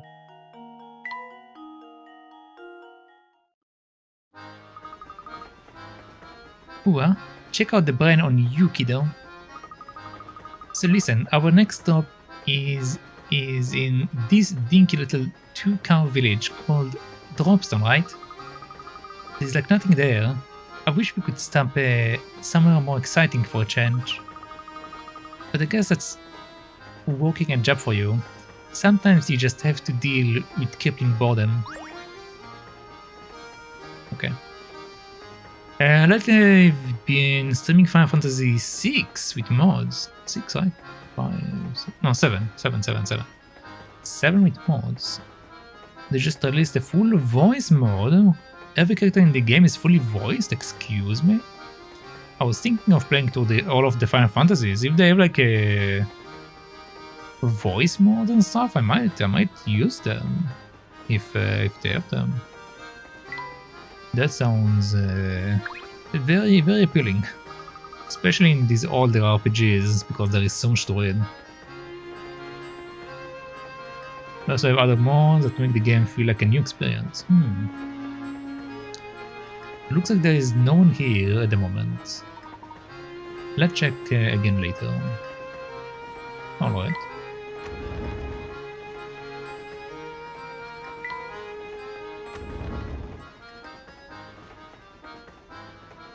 It's a boom. I wonder if this is one of those booms that can fly. Say, Professor, does that little shack over there seem familiar to you? Indeed, unless I'm mistaken, this must be the residence of you-know-who. I have a feeling she will be a big help to us again. Is this a bucket or a cauldron? Well, it seems like a bucket to me.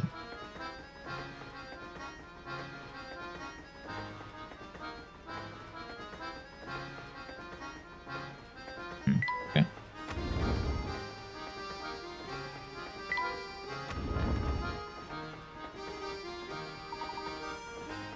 My, what a lovely deck.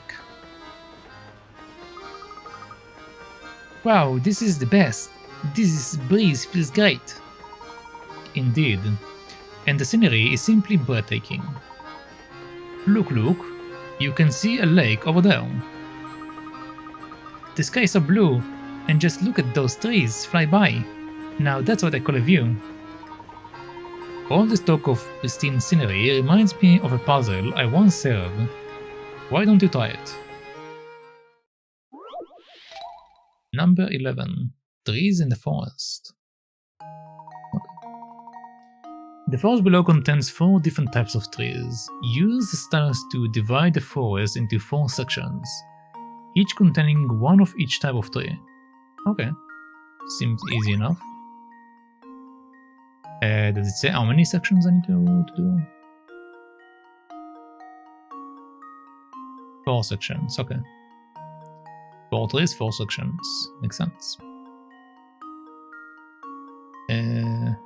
Okay, so this is, for example, 1 section.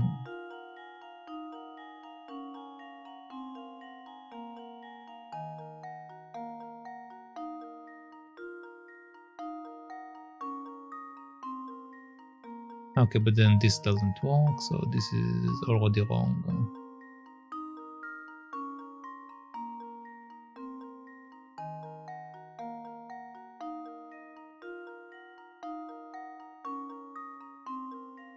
What if we do this? So this allows me to grab these guys. This allows me to grab these guys. And there we go, nice. Everything seems to be correct. Let's see if this works. Layton's apprentice strikes again! Very nice. Now take a moment to admire the gorgeous scenery.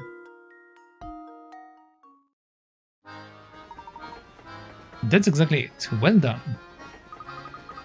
Well, did you expect any less, Professor? Hehe. Wow, it feels so nice out here. I almost forgot we are supposed to be searching for the Legion box.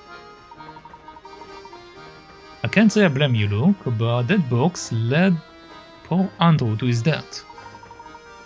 Come what may, I will solve this mystery. Of course.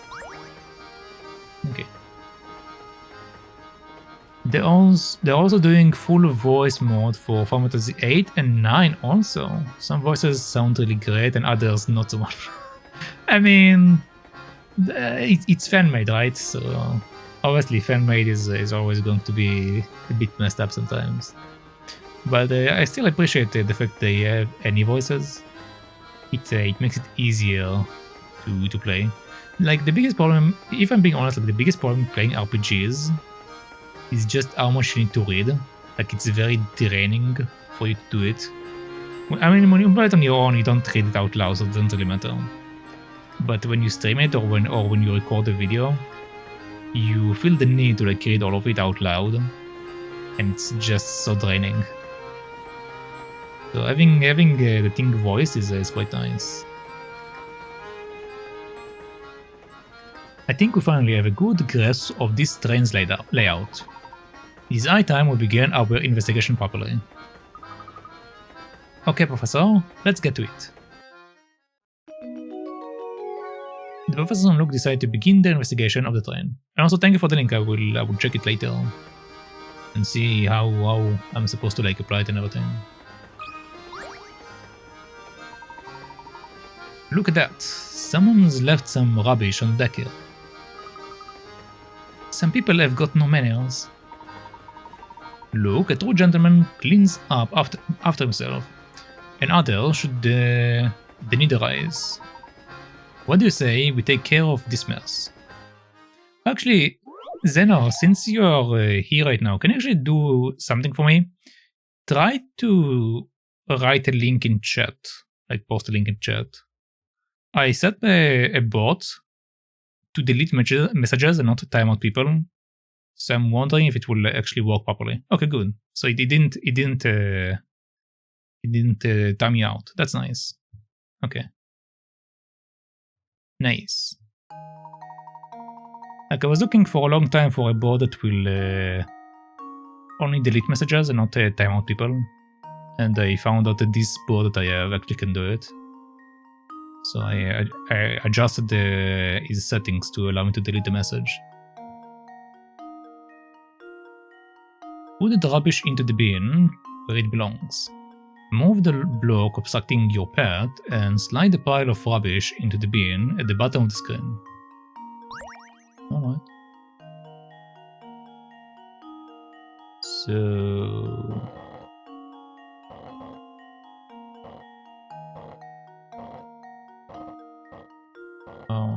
let's do this first.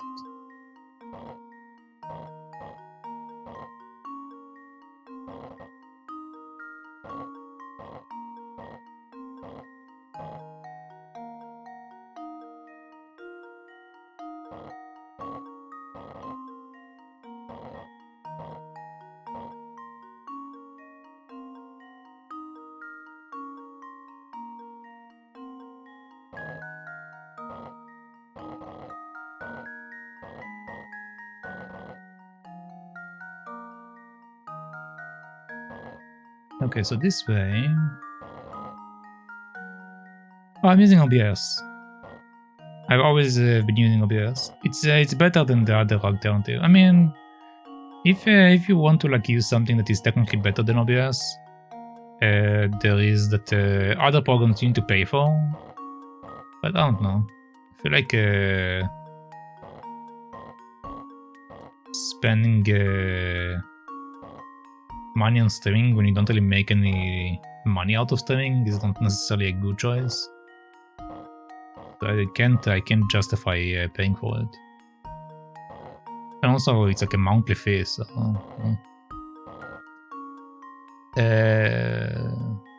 but the name of the other program is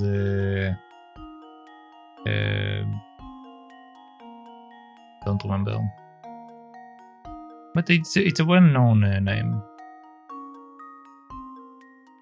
But regardless, I'm using OBS. I need to get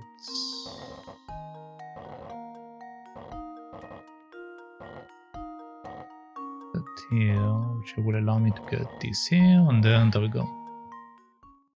Consider this puzzle solved. And there we have it. Ah, that's much better. Now, don't forget, litter belongs in the bin, not on the streets. But I mean, also, even if you go to the other program that I mentioned that costs money, OBS have like so many filters that this other program doesn't have. So each program has its up and down. Like the other program is better for audio, basically. Like it's way better program for audio stuff. But when it comes to more plugins and more customability and all of that, OBS is definitely better. So basically, dealer's choice. as you might call it. Also, I don't remember if I follow you, Zeno. You mentioned that you already started streaming. I don't remember seeing you live. There we go. Now I follow you. Apparently I didn't follow you. Oh, maybe Twitch unfollowed me, I have no idea. There. Now there is no litter cluttering up at amazing view. Wonderful, isn't it? Keeping a place tidy really brightens it up.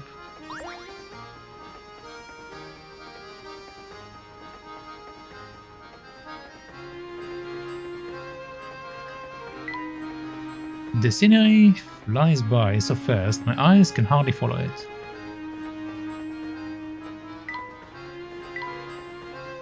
One could spend the pleasant afternoon here with some tea.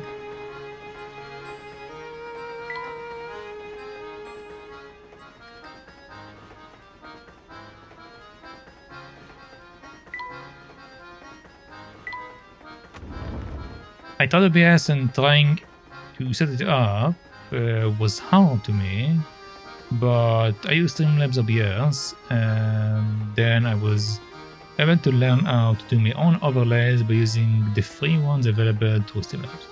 Oh yeah, you can use Streamlabs. Streamlabs basically is built upon OBS, and some people prefer it because they make some stuff easier. But if you want long-term streaming software, OBS is definitely better, but you definitely need to learn how to do everything in OBS.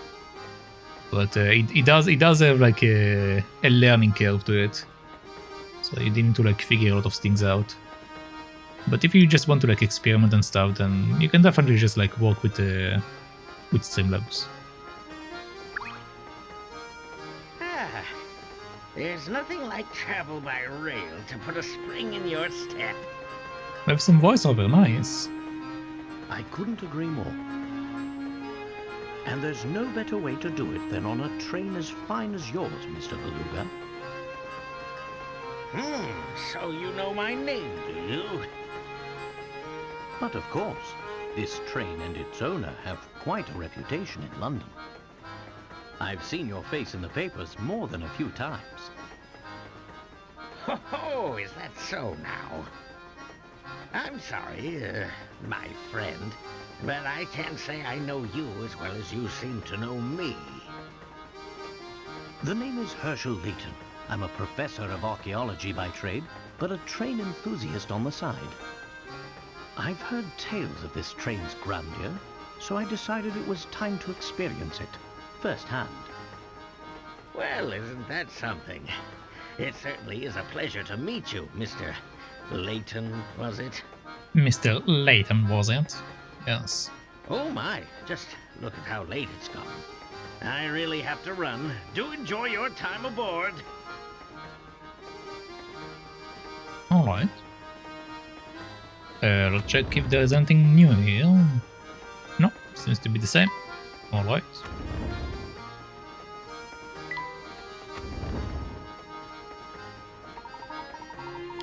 Why don't we head back to the dining car now, Luke? I've worked up quite appetite. The professor and Luke decide to visit the dining car a second time. What have this idea again? Let's see what's up with that. Gosh, I'm about to just keel over from boredom. Sure, the job pays well, but it's so slow it's painful. Okay. This is still locked. Yeah, still locked.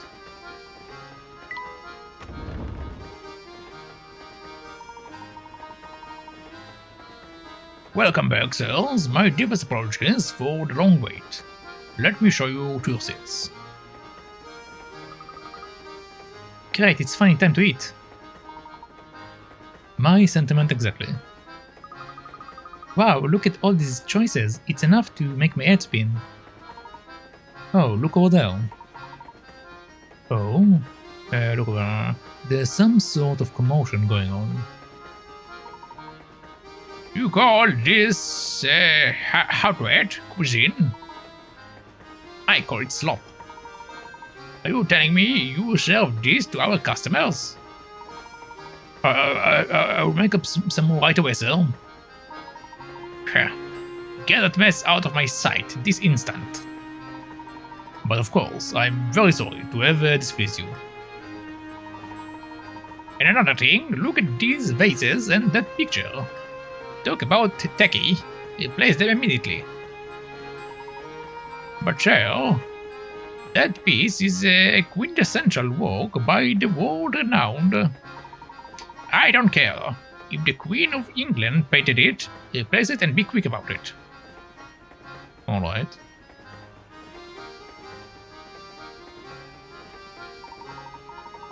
Of course, sir. I will start making the arrangement immediately.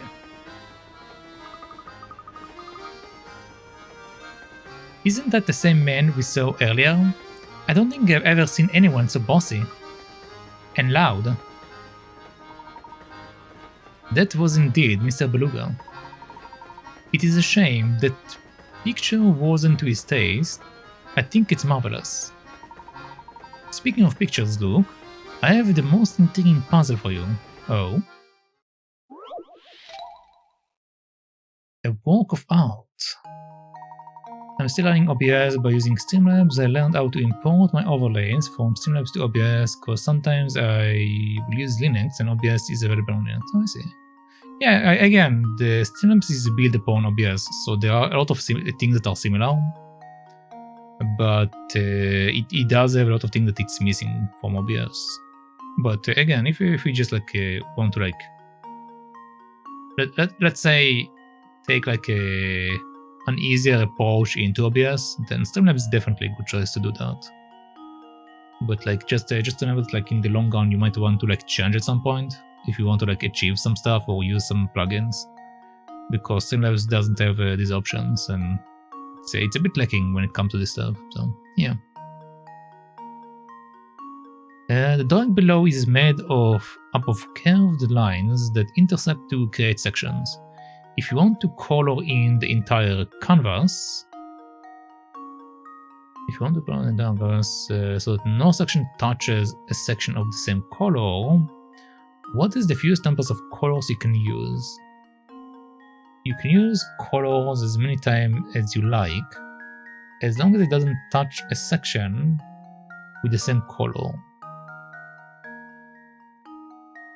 Use color as many times as you like, as long as it doesn't touch a section with the same color.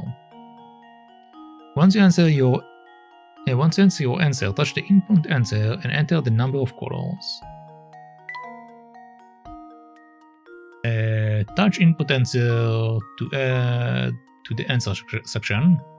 Let's say you want to enter 31. To do so, write 1 in the ones column and 3 in the tens column. Next, submit your answer by touching the submit, erase the numbers with erase. Alright. Okay, so 1, 2, 3,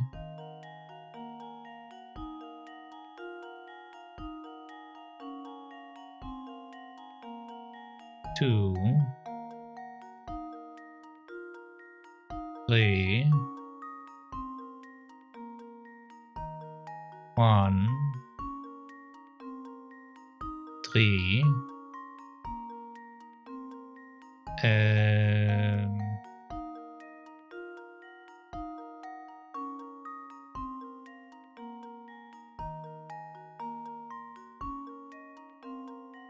4,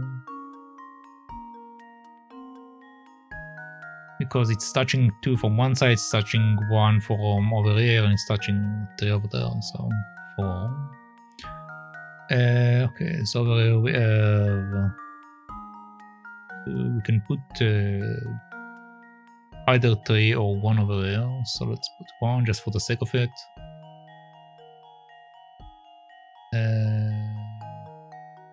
No, let's make it into a 3. So this is a 3.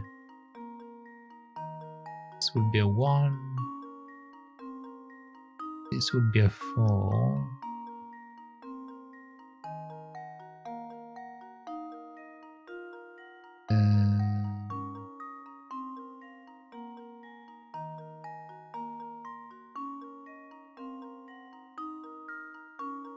This will have to be a 4.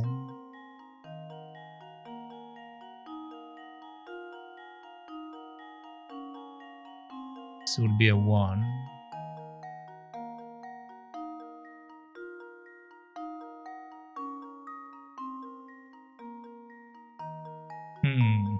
But this is a problem.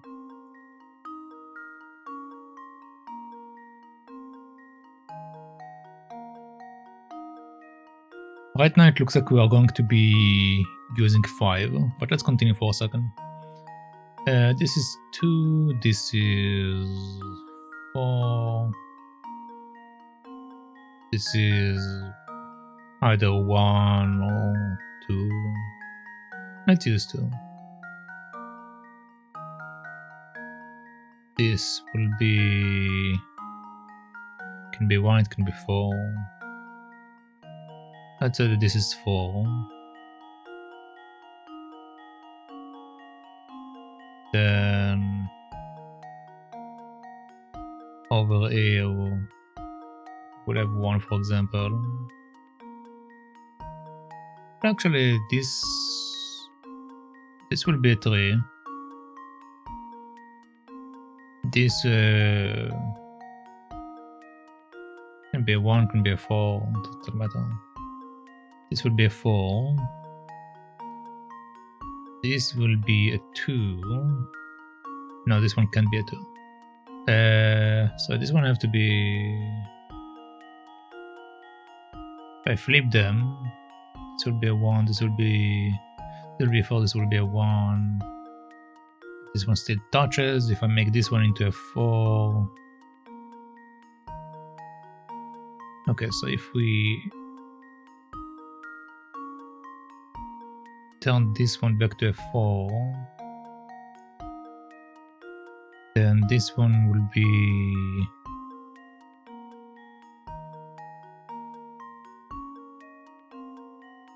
over there... 3... no, we have to have 5 numbers. Yep, we have to have 5 numbers. So let's put 5. Here goes. I was wrong. Well, I'm Too stumped. bad. Think about it and have another shot. I was wrong, apparently.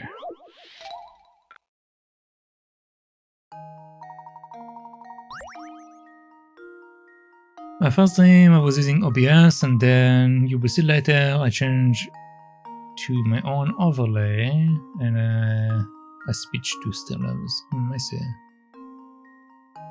Yeah, I noticed Streamlabs won't let me use plugins. I started out using own 3D plugins in for OBS. Got 5 free overlays. I see. I mean, you can also get if the problem is overlays, you can also get overlays from Stream Elements, and then you can like put them in OBS. Like you don't have to use Streamlabs for the overlays. But I mean, you can also, I think, port the Streamlabs overlays to OBS as well, probably. Yeah, it's also possible to do that. Again, it's all about messing around with the plugins.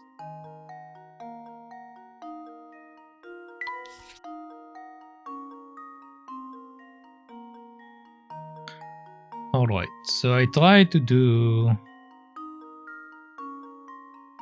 this setup and it didn't work out. Let's try it again.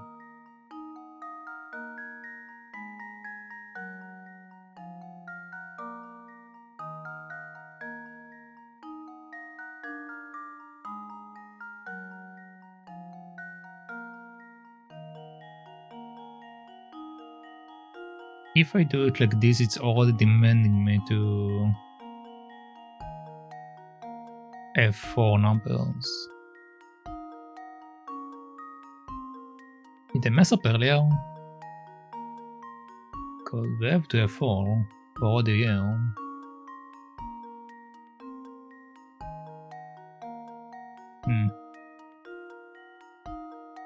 Okay, this will be a 2. This will be a 1.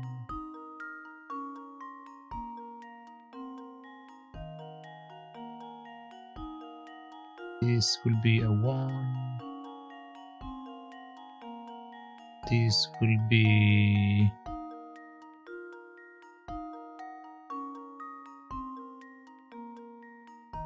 Four.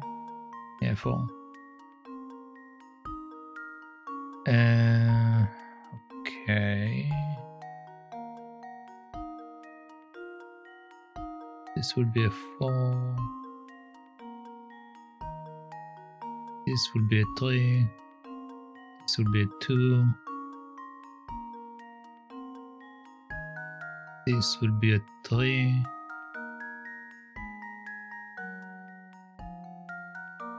This will be a 1.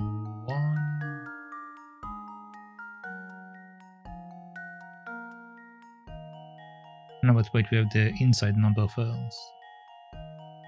This will be a 1. Then we have 4 here, we have 3, we have 1 here. This can be a 2. Oh my god, I can't see shit. This will be a 2. Over here we will have a 3. Then we have 2, 3, and we don't know what this number is yet. Over here, 1, 2, 3. We have 4 here.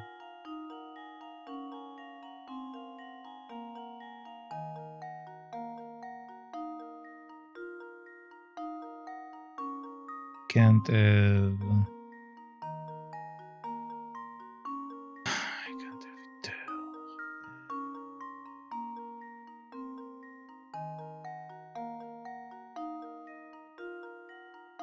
Right now 4. 1, 2, 3. 1, 2, 3 forces me to put a 4 here. So we have 4, 4, 3, 2, and 1, all touching it, which is why this one became a 5 earlier. Well, it became a 5 in a different place, but this will be a 5 then. 1, 3, 4. Okay, so let's say this is a 2. This one is a 1.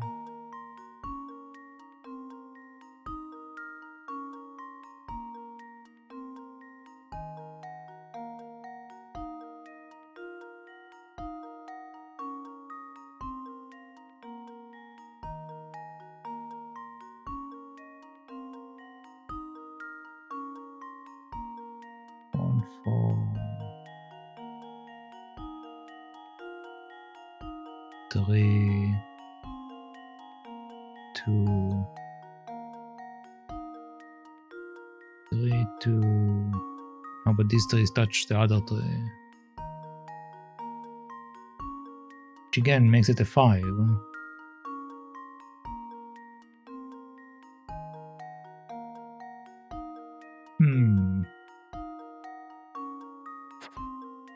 I'm going to try to put a 4. And if it's not a 4, it means it's 6, and somehow I'm messing up something here.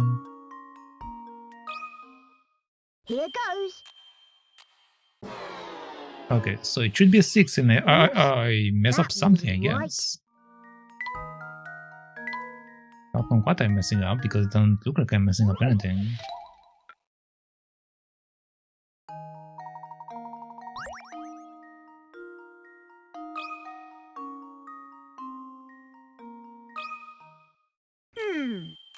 Let's see if this works.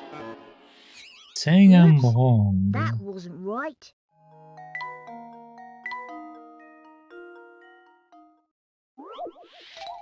So basically it's saying I should be able to do it with 3 colors? But how? Like already this... Like if we just do this... They already intersect with one another. Like I literally have to have a different color.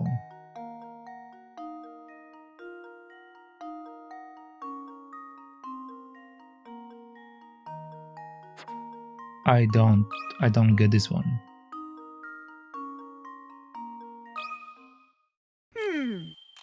Let's see if this works. Piece of cake!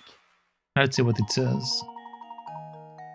That's right, you need 3 colors to fill in the drawing. Most of the drawings can be done with 2 colors, but one pesky area in the bottom left corner requires a tiered color to complete. Oh, okay, so they're saying... Man, this is cheap.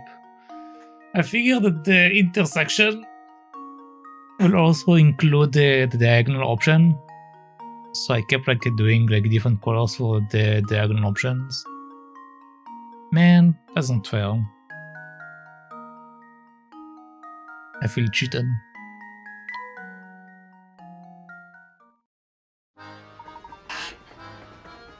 Expertly solved, look. After a puzzle like that, a filling meal, I feel a rest is in order. And a filling meal. I feel a rest is in order. Let's return to our room.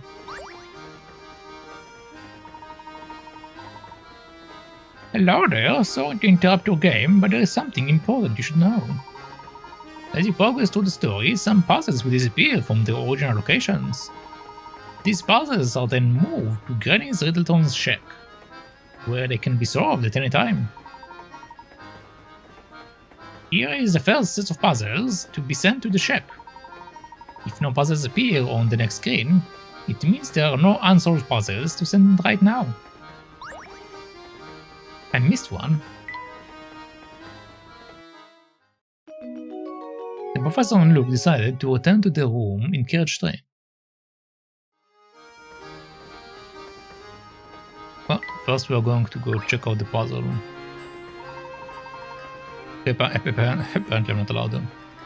Luke, let's drop by our room before we go anywhere else. Sounds good, Professor. You originally started to use Gamecaster when it was fully free about 2 years ago, and now they have a free and paid version. Gamecaster? I don't think I'm familiar with Gamecaster. Thank you for your patronage, sirs. I hope our cuisine was to your liking.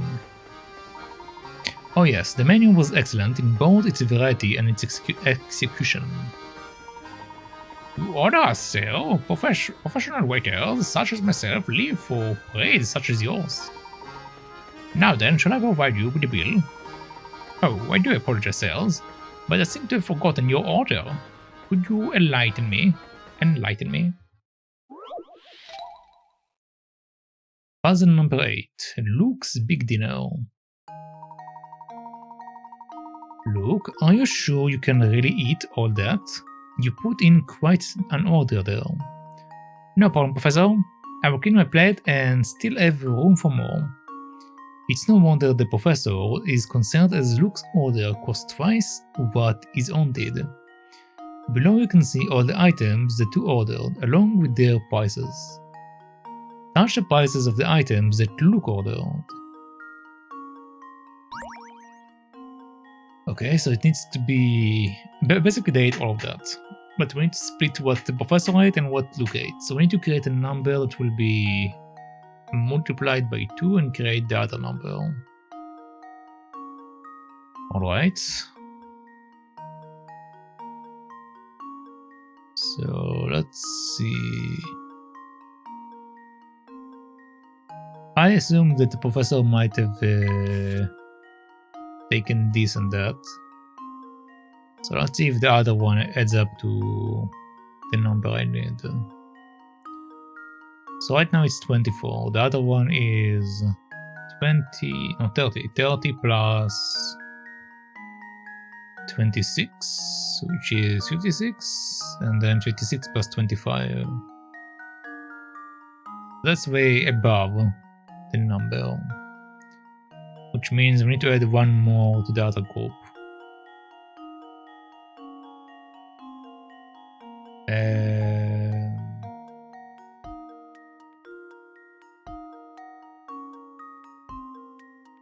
Let's say I'm taking this one.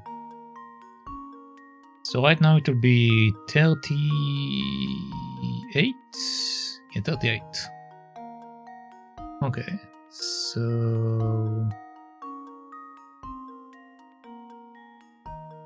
No, but wait, it won't be correct either way. Because... we need to take... let's say I'm taking this. And look and take this one. Because we need to take one of the...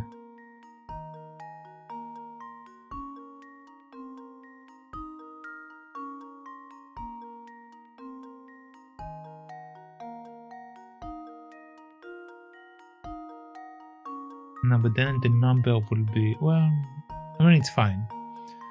Okay, let's see. So... 16 plus 8 is 24. 24 plus 25 is 49. The other number will add into 30. 30 plus that is 56, so that's not good enough.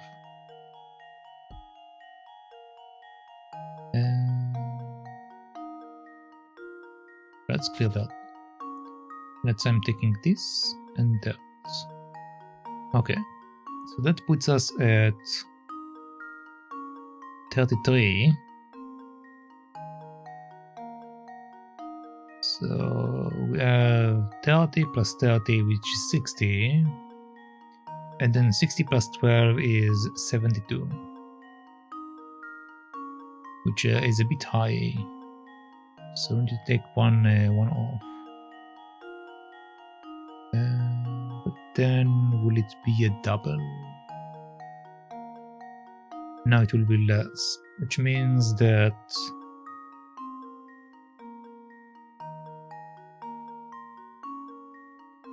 the professor either didn't take the meat or he didn't take the coffee.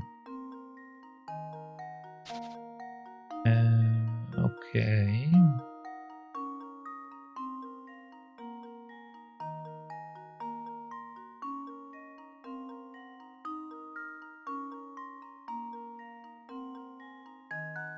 Both of the dishes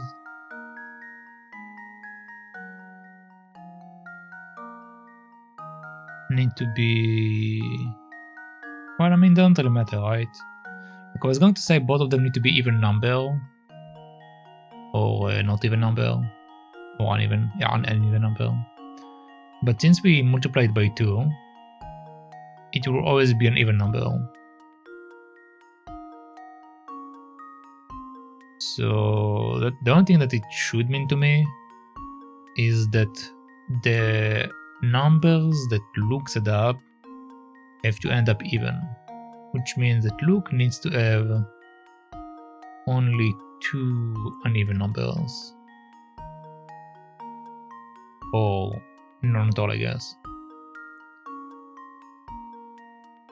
So in that case, let's say that Luke is taking both of these two for certain. Let's say these two are certainly Luke's dishes. That's already putting us at 30. And these two will put us at 60.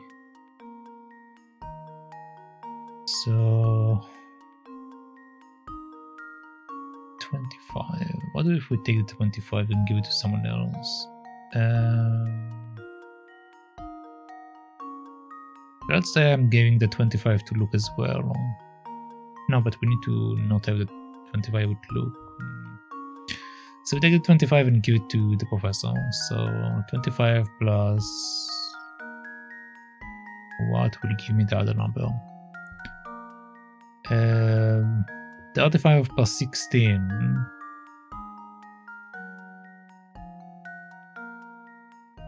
is 41. So 41 doubled will be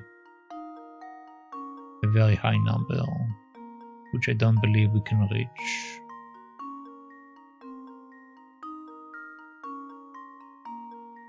The other 2 is 60. Yeah, 60.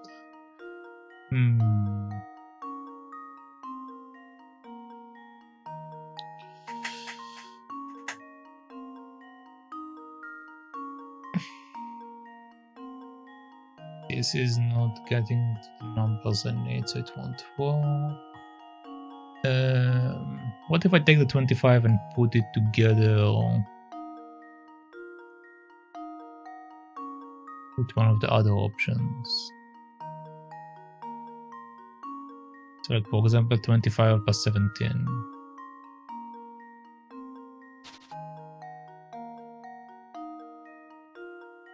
Okay, in that case we have 30 plus 20, 50. We have 63. That's our current other total. 63. And this one will be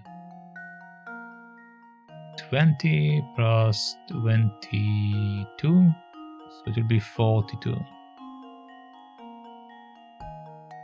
Okay, so if we liberate the drink, for example,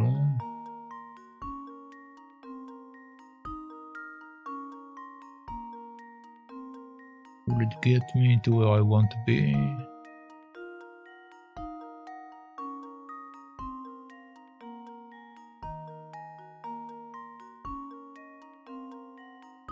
$54, I guess. Yeah, for example, 54. And then we do 54. Okay, 54, and we have 30 here. So that's already too much. So we need to add more.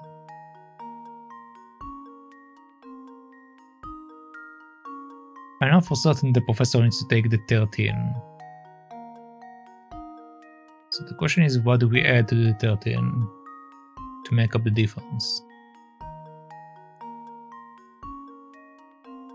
13 plus 8 is 21. That won't be enough. So 21 plus 14, for example, will be 35. 35 times 2 is 70, essentially. So according to that logic, we need to combine these guys, for example. Okay, if we combine these guys, it will be 28. 28 plus 25 plus 17. Okay. We know it's 17 plus 20. I should just write down. 17 plus 25 is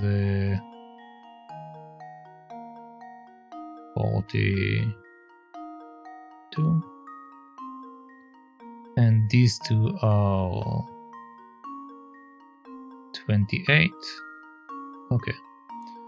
So that will be 70 together. And once again, this one will be 27, and 27 plus 8 is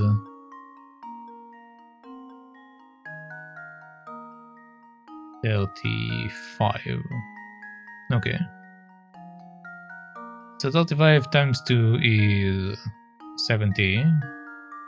And over here we have 70. So that should be correct. Yeah, that should be correct. Touch the prices of the items that look ordered.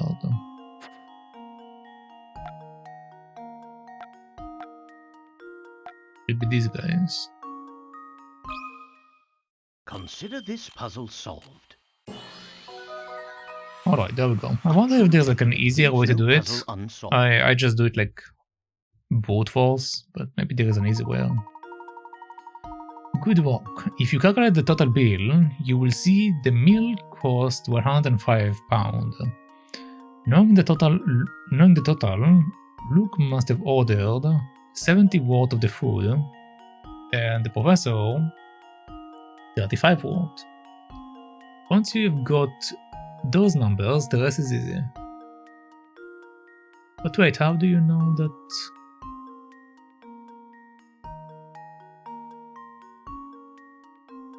Oh, it's because, okay, see, so basically what they did is took the total and then they divide by 3 and then they knew what to do together. Okay, I get it.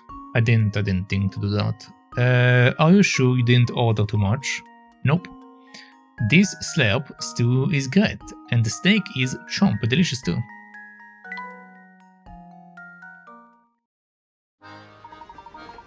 Goodness, you have worked out that bill with considerable ease. I must thank you for your assistance.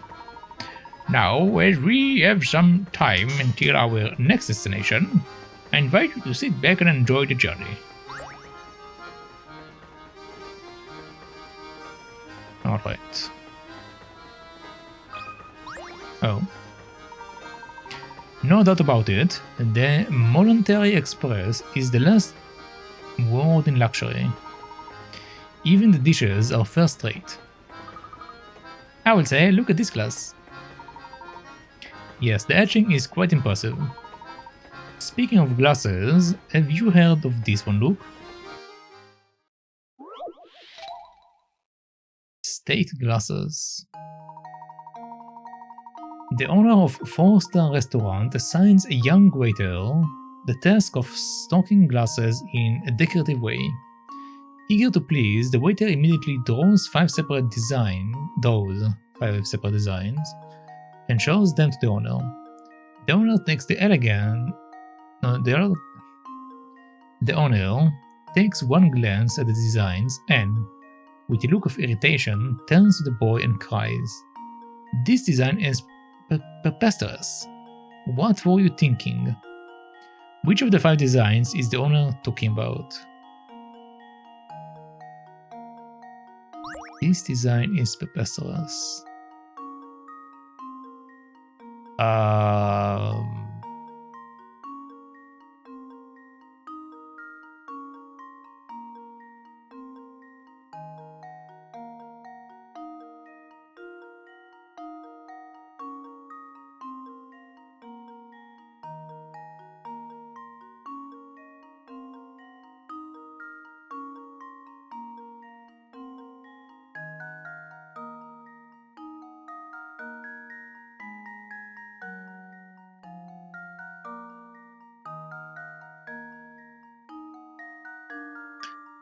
I mean, all of them can work out.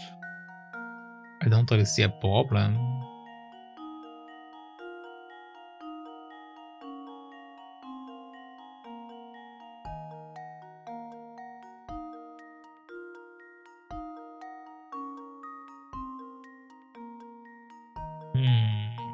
What's so preposterous about any of them? I mean, obviously A might just fall over. Also, it's not really decorative in any way.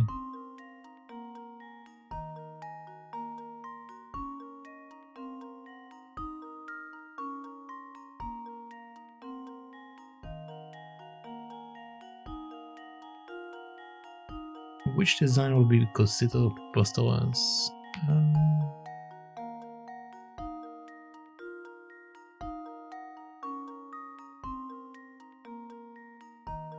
Like, the only reason I can think maybe it's not going to work is if the glasses just like go into each other. But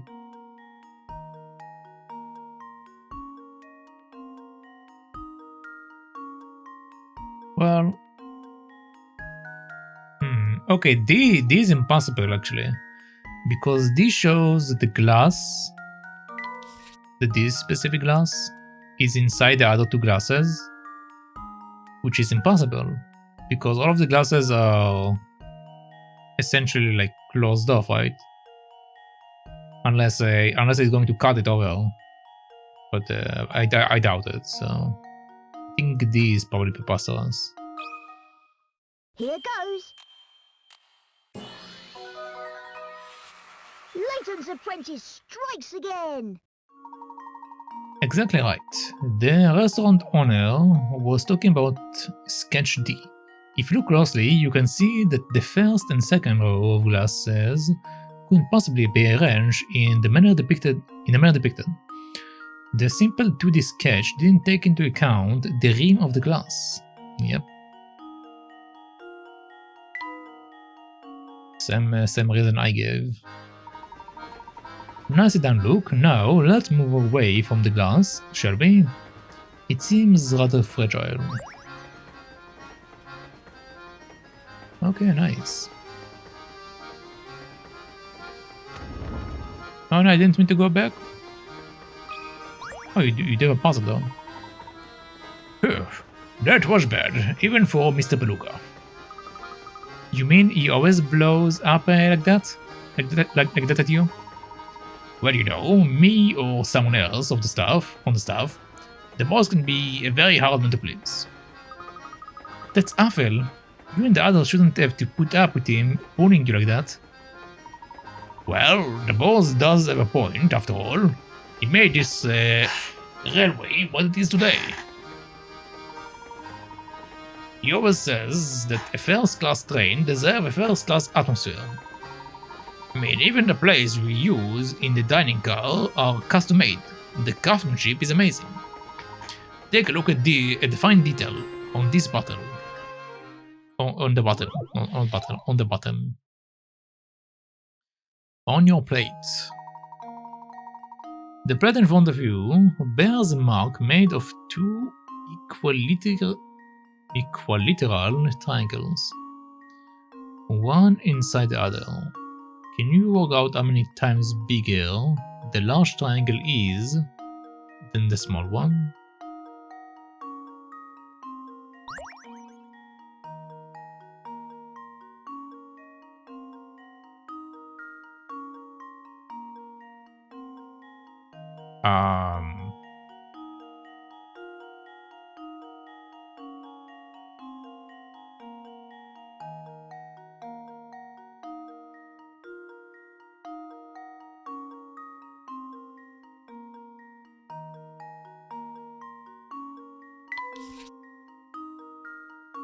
So this is the side of the circle. The circle is technically bigger than that, which means that this rib is smaller than this. So if we move this triangle up, it won't fill in the entire thing, but it will fill up this area basically.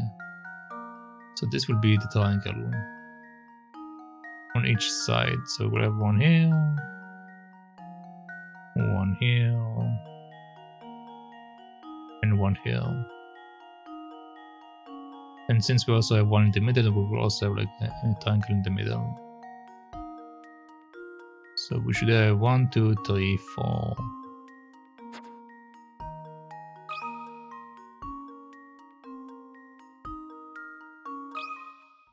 Here goes. Layton's apprentice strikes again. That's right. If you imagine that a small triangle is inverted as shown, it should only take a moment to realize that 4 small triangles would fit into the large one.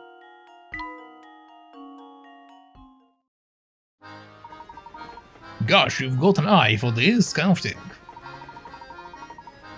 Nice as they are, I'm sure Mr. Beluga will find a reason to complain about these plates too.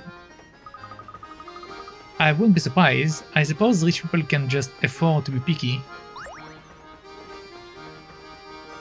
Okay. So goodbye, sir. And goodbye to you as well. Now, what do we have here?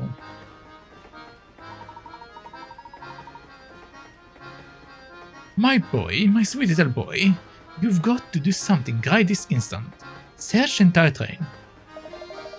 Madame, please come down, so I can understand the situation. For Inspector Chambly, I had no idea you were on board. Well, if it isn't Mr. Layton, what are the chances, eh? Well, enough small talk. I have other matters to attend to, namely a missing child. It seems this woman's child has gone off somewhere. I don't suppose you have seen him around. No, I don't believe I've seen any young boys. My little boy wandered off and he hasn't returned yet. I'm simply at my wits' ends worrying about him. Gentlemen, I demand that you drop whatever it is you are doing and help me find my boy. She's been going on like this from the moment I walked in. I understand your concern, madame. My assistant and I will be glad to aid you in your search. We will have the best chance of recovering your son if we start searching immediately. Are you still here? If you have the time to stand around talking, hurry and bring my boy back. It seems the only clues we have to go on are the shoe that the Tyke left behind and his name, Tom. I've tried to squeeze more details out of the woman, but it's useless. She just keeps demanding I search the place. That's a very small foot. This is one of Tom's shoes. It's positively tiny, isn't it? Yes, I find it quite curious myself, look. Very puzzling indeed. I didn't think children with feet at that size could even walk. Indeed. I have a feeling this is like a dog or something, probably. You got Tom's shoe, you can find items you pick up in the professor's trunk. The lady. Tom's disappearance. While riding on the Molentary Express, the Babette's little boy, Tom, manages to disappear. If the shoe he left behind is any indication, Tom must be a very young child. Where could a child that small have wandered off to on his own? Professor Layton decided to help search for Tom, Babette's little boy. Alright. I don't remember if I told you back in 2021 I got diagnosed with cancer. No, you didn't mention that.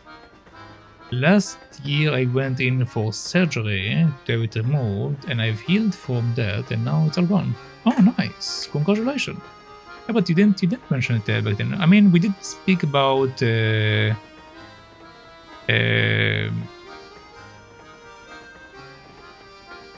some syndrome that you mentioned that makes you go deaf, I believe. I think it's called like something like a manure syndrome? Menuere syndrome? I don't remember the exact name, but that's what you mentioned back then. But regardless, congratulations. Menieres, yeah, Menieres. It was certainly a surprise to see you on board, Inspector. May I ask what brings you here? During the investigation, we stumbled upon the late doctor's diary. Its pages detail the doctor's final days, which led me to this line. Well, since that investigation is none of your business, that's all I can tell you, Mr. Layton.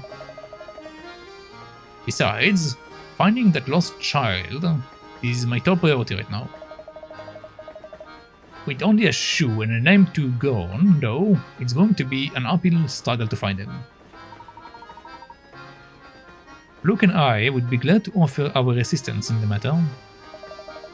Oh, I'm sure you would. I've heard about you, Layton. You've got quite a reputation for poking your nose into other people's businesses. If you want to in on my case, why not show me your famous power of deduction by solving this puzzle?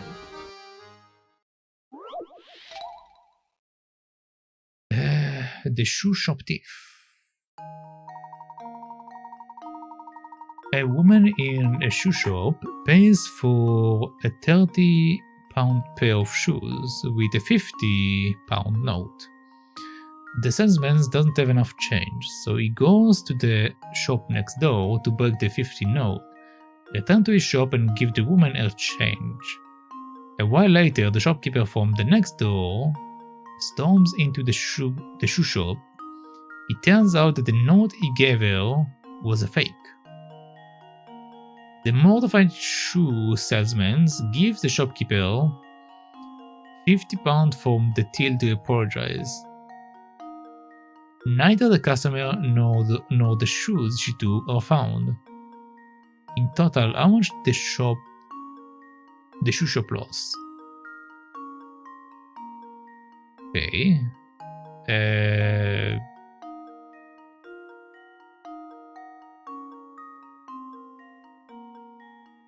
The salesman doesn't have enough change, so he goes to the shop next door to break the 15 note, return to his shop, and gives the woman her change. A while later, the shopkeeper from the next door storms into the shop. It turns out the note he gave her was a fake.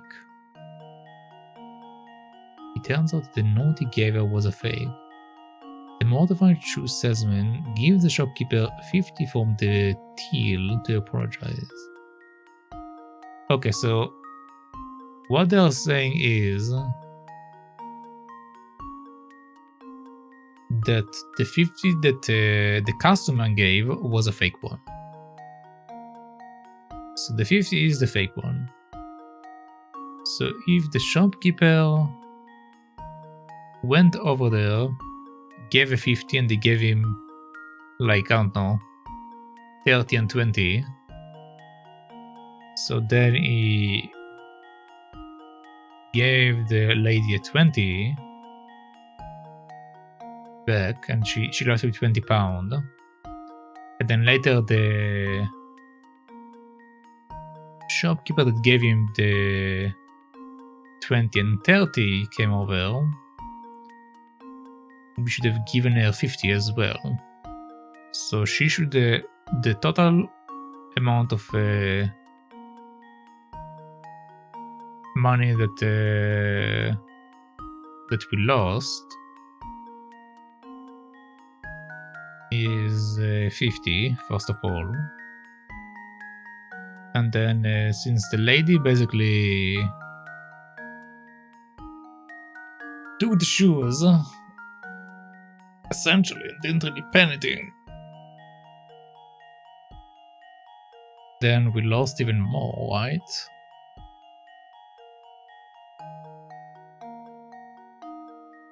Yeah, because the shopkeeper gave her 20.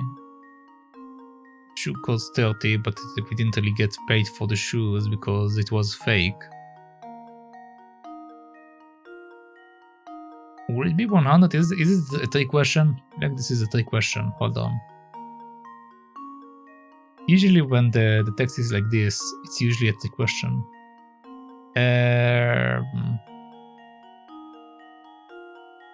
Okay. Let's write down. So this lady gave him 50. This 50 was fake. He tells her this cost 30. So he went got a new one. So what he gave her back is 20. And the moment you have the 30 from the bill that he paid off. So he still have 30 with him.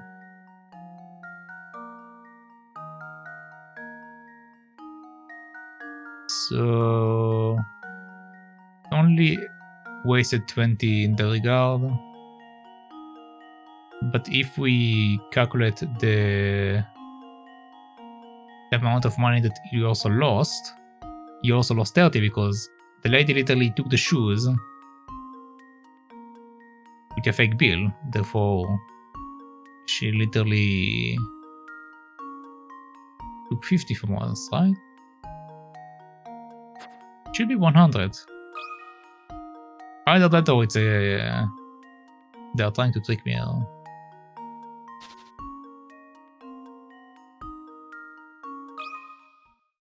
Consider this puzzle solved. Okay. Well, I suppose that's one possibility eliminated.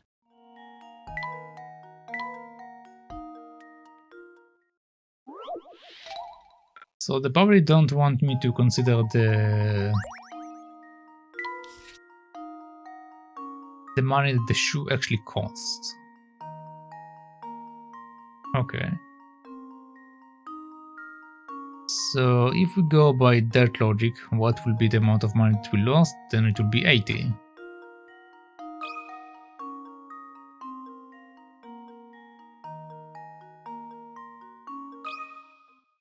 This should do the trick.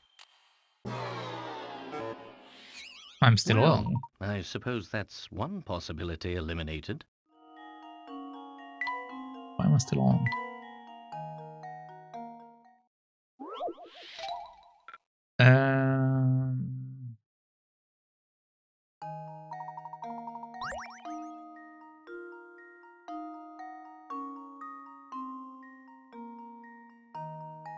Oh, because 20 plus... No, but...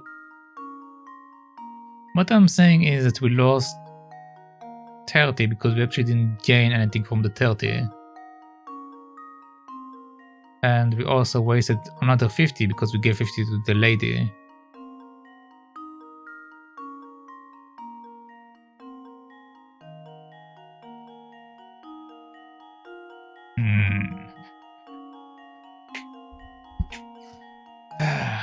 She pays for a £30 pill with a 50 note. Therefore, the shopkeeper needs to give her 20. Okay, so 20 is gone. 20 is straight up gone. So let's write down 20 gone. Okay, 20 gone. Because we literally gave it to the lady. Now, in addition to that, later, the other shopkeeper comes over and tells us that we gave her a fake 50. So we gave her 50 back. So together this is 70. Yeah.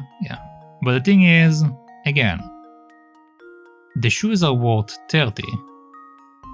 So it should theoretically be 100. But the game don't want it to be 100 for whatever reason. So if we're looking at it only from cash perspective, I guess it's 70. But still, it's not the right perspective. And now to test my theory. No, it's still wrong. Well, I suppose you can't win them all. I think I'm not understanding something here.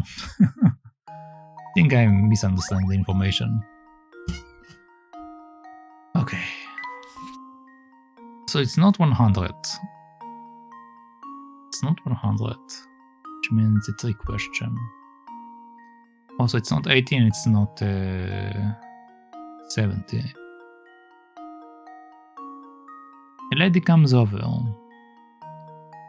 She buys shoes. We give her 20 back. She quote-unquote gives us 50.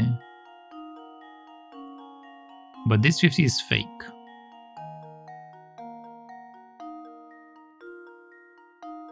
But we technically went to this lady and we got from her 30 and 20, let's say. So we gave the 20, we keep the 30 to ourselves. So we have 30 right now.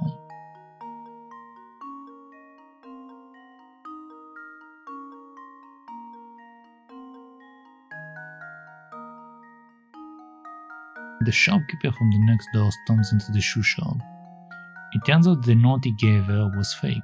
The mortified shoe salesman gives the shopkeeper £50 from the till to apologize. Neither the customer nor the shoes she took are found. Yeah.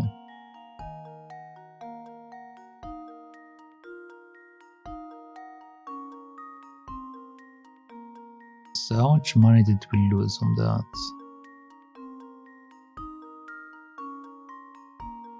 Again, normally you would think that I lost 30 because the shoe is worth 30 plus we actually gave her money. So it's 50 together. But then we gave another 50 to the other lady, which is 100.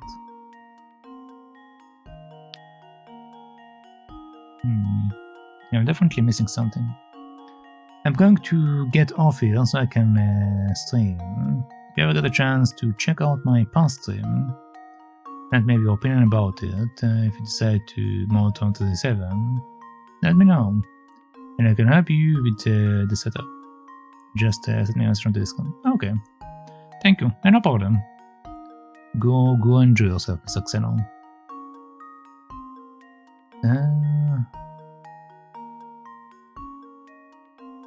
Let's see.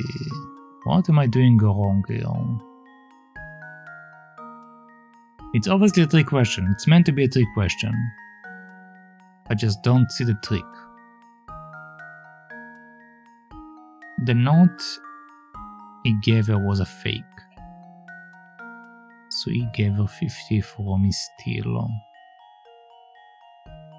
Which basically means that he gave her 50.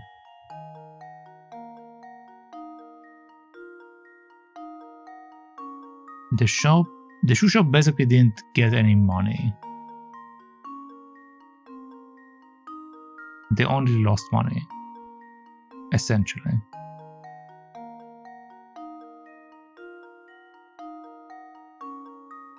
So we lost 50 for certain because it's 50 we gave to the other shop. So it's above 50. We gave 20 to the other lady, which puts us at 70 loss. But also the shoes themselves are worth 30. So again it brings us to 100.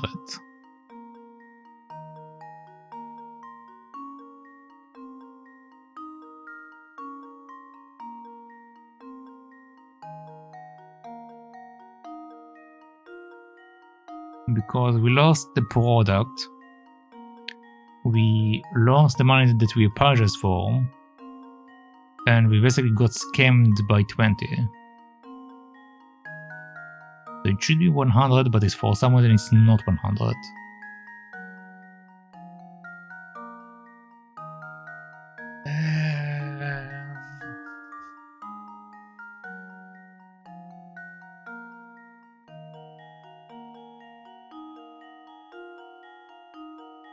What am I doing wrong here?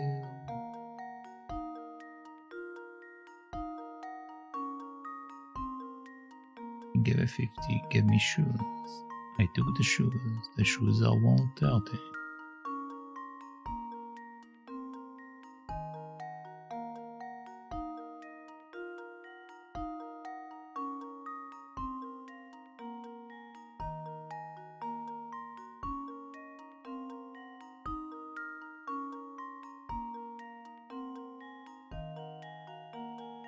I don't get it.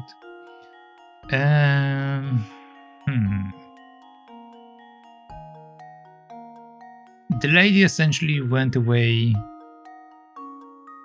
with items that are worth £50 because we gave her the change, which is 20, and we gave her the shoes, which are 30. So the lady essentially went away with 50. Then the other lady also went with 50 because we apologized that we gave her the fake bill.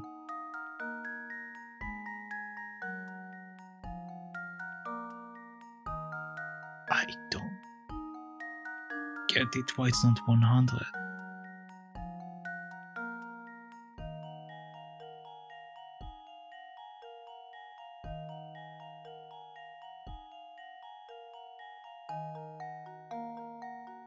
gives the woman her change. A while later, the shopkeeper from the next door storms into the shop. It turns out that the note he gave her was fake. The mortified salesman gives the shopkeeper 50 from the tip to apologize. Now that the customer knows the shoe she took was found.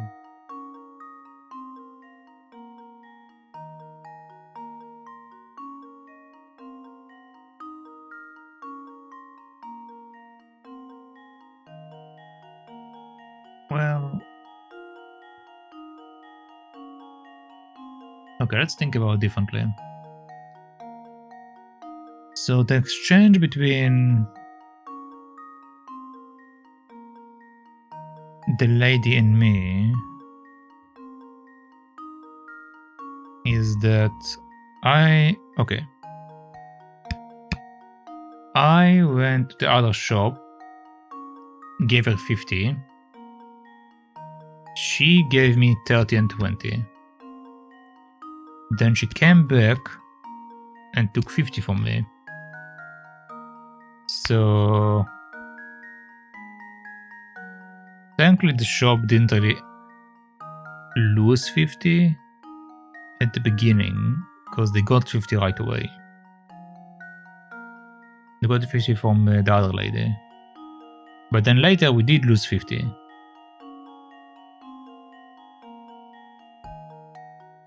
And we still have 30 in our cash register. So thankfully we only gave 20 to the other lady. So does that mean that we actually lost only 50?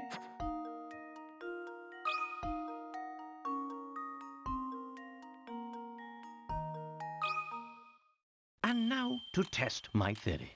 Okay. Man. And there we have it. I hate these 3 questions. They are terrible. They are the worst.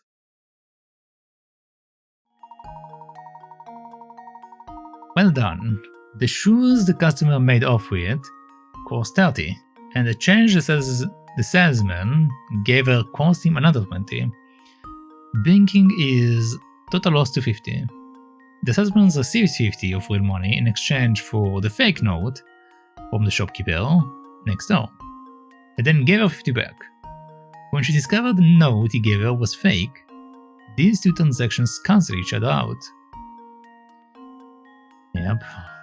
Alright.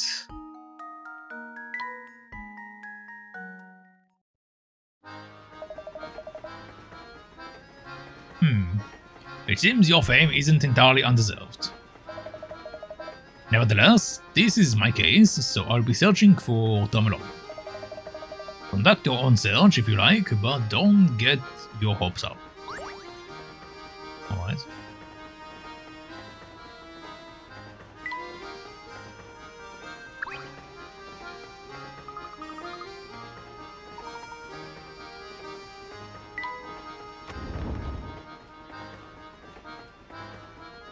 Okay, hold on. Before we speak to this new lady, I would like to visit the granny. What's this? Oh, take a look at this, Professor. It's food scraps, if I'm not mistaken. Do you suppose Tom wandered into the kitchen to grab something to eat? Well, it is possible, though if that's the case, the child's certainly lacking in the manners department. Well, that's because it's not a child. We should come back to this lady in a second. I want to go... Oh. Oh. Is everything alright, miss? I'm fine, thank you. Excuse me. Say, did she seem familiar to you at all, Professor? Yes, now that you mention it, something about her did seem rather familiar, as you say.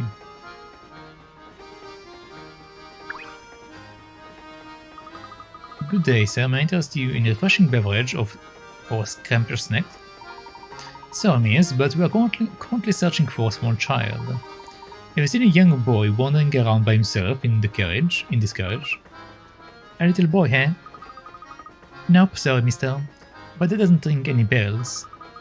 Ooh, what happened? Did he get lost on the train?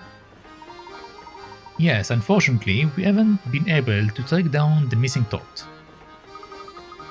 You know, I probably shouldn't start vicious rumors, but oh well, I have nothing better to do. Did you know that there is a weird old woman staying in this carriage? What if she kidnapped the little one and had him stowed away in a room? I know it's probably not true, but what if? She's just so bizarre that I can't help wondering. But I could get in trouble for speaking ill of passengers. Just forget I said anything, okay? A strange old woman, eh? I wonder who could she be talking about? Your guess is as good as mine, Luke, but it certainly does make one wonder. Oh, I know who you're talking about. You're talking about this lady.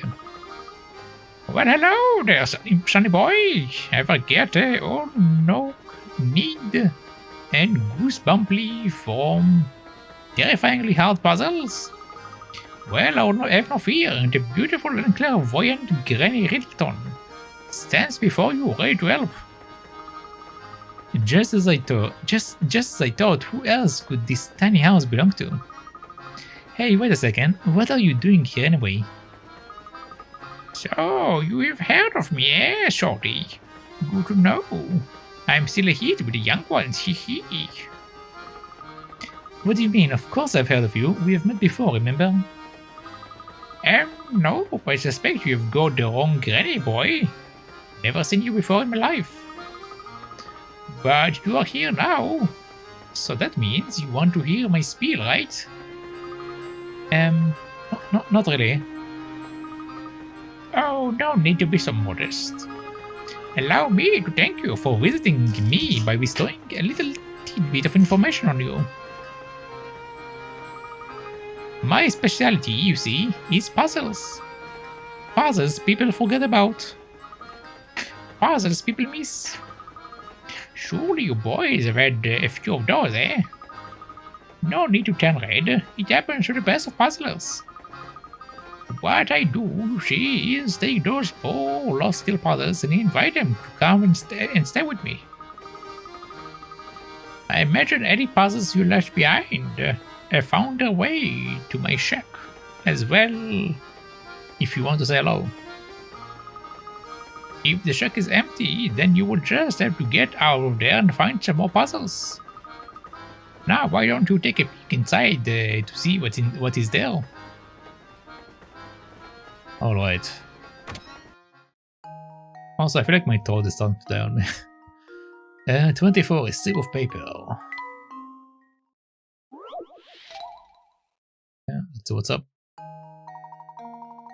After trying to fold a strip of paper in half, you notice that one side of the folded strip is 1 centimeter longer than the other.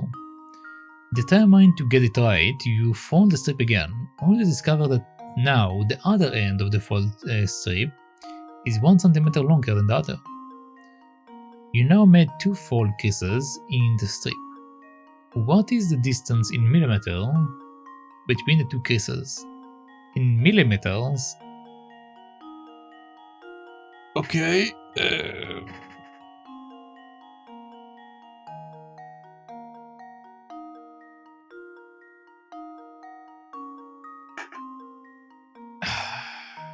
I don't know.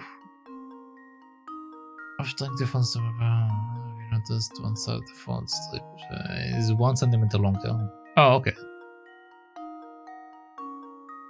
So it's 1 centimeter longer. So it's 1 centimeter.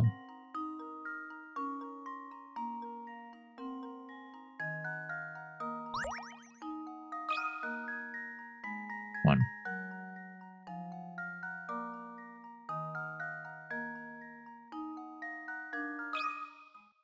And now to test my theory. Oh, my. This one is quite formidable. Too bad. Start by considering where the first fold along the paper strip must be positioned.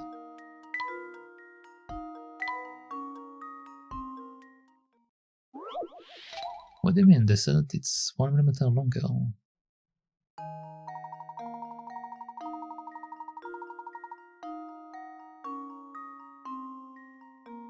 Power motion rates are... Okay, so the first time it's like this, the second time it's like this.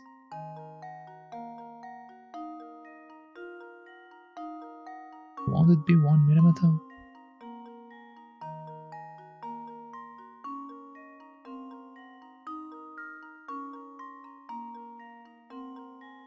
They're saying it's 1 meter longer. Okay, so they're saying this is 1 millimeter, okay? And then they flip it over. And now they're saying that the other side is 1 meter longer. So they're saying that this piece that is already folded, we consider the mark over there, makes this 1 millimeter longer than the other one.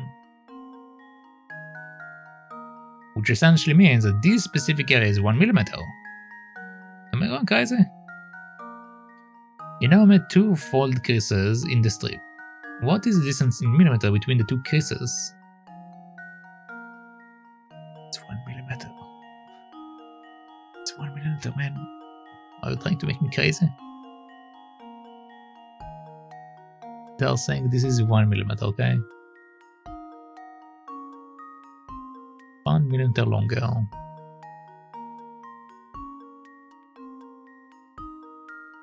This is 1 millimeter longer.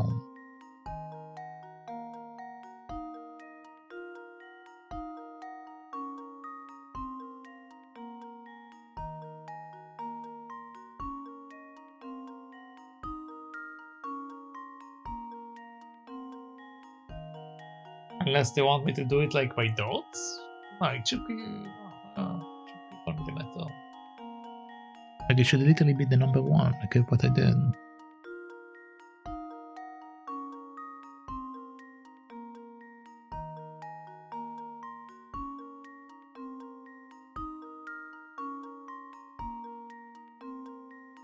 When you fold it over, this one is shorter than this one by 1 millimeter because we have this section. And for this side,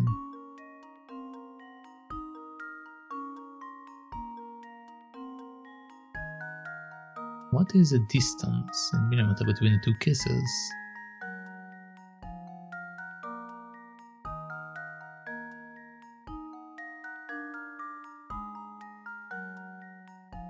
Am I wrong?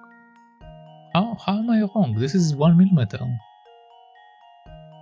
What am I not understanding here?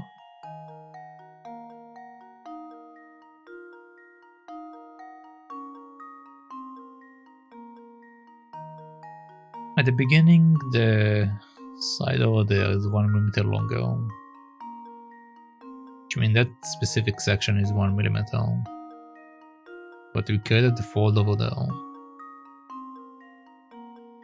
And we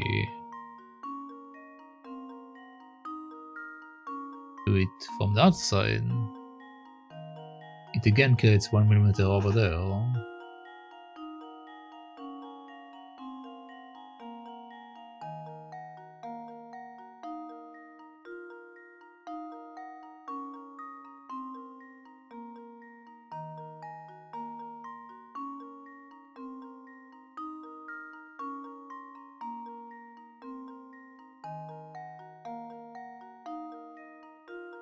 Yeah, I don't get it. it should be 1. It should be 1. What do you mean? Did my input answer maybe was 7? Like maybe like it detected my 1 is 7? It doesn't make sense. It had to be another trick question, but like it literally is 1.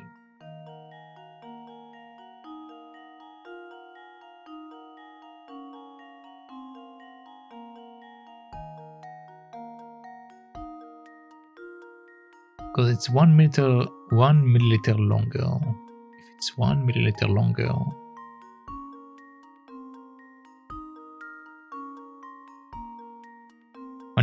Millimeter, not milliliter. If it's 1 millimeter longer, I mean there's an addition of 1 millimeter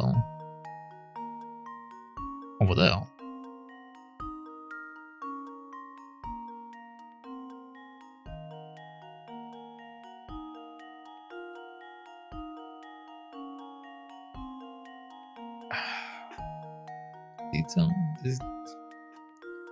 The distance between the creases is 2 millimeter.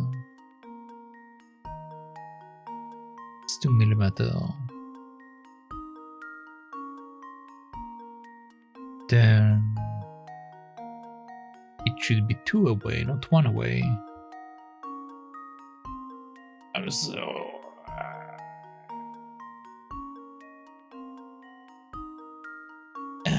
confused.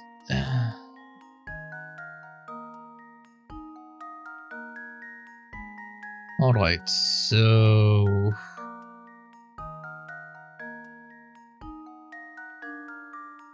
let's try. I don't understand that. This should do the trick. No, it's still wrong. Well, I suppose you can't win them all.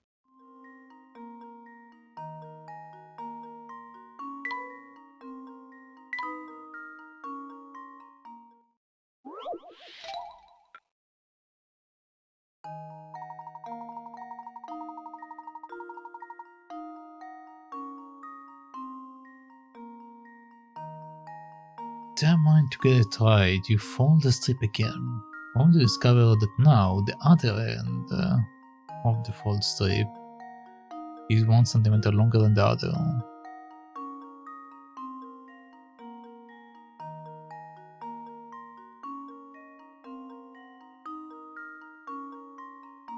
I'm going to see if maybe my one was 7 earlier.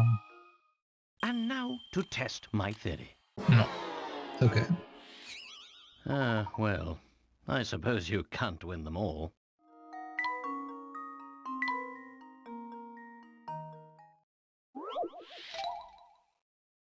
Am I misunderstanding the question? You made 2 fold creases in the strip. What is the distance in millimeters between the 2 creases?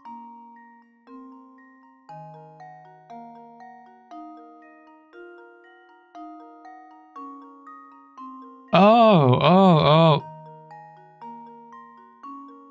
I'm blind. They said it's distance between. Okay. The reason why I'm wrong is that this is a word puzzle, or more like a trick word puzzle. They're basically saying it's 1 centimeter longer, and then they want the distance in millimeter. So my answer is correct. I just didn't write it in millimeter. So I wrote it in centimeters because I thought that they mentioned that the distance is This should do the trick. 1 centimeter. Well, I suppose that's one possibility still wrong. eliminated. Well, considering where to fold first, what? But they wanted it in millimeter. Millimeter is 100.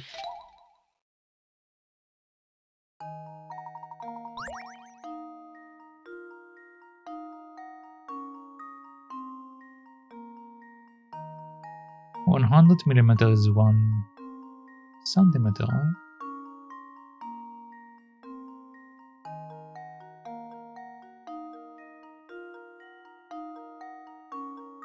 Am I forgetting my measurements?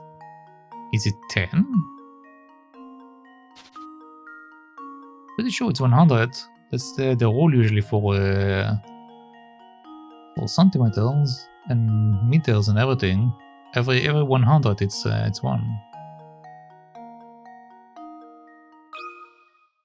And now to test my theory.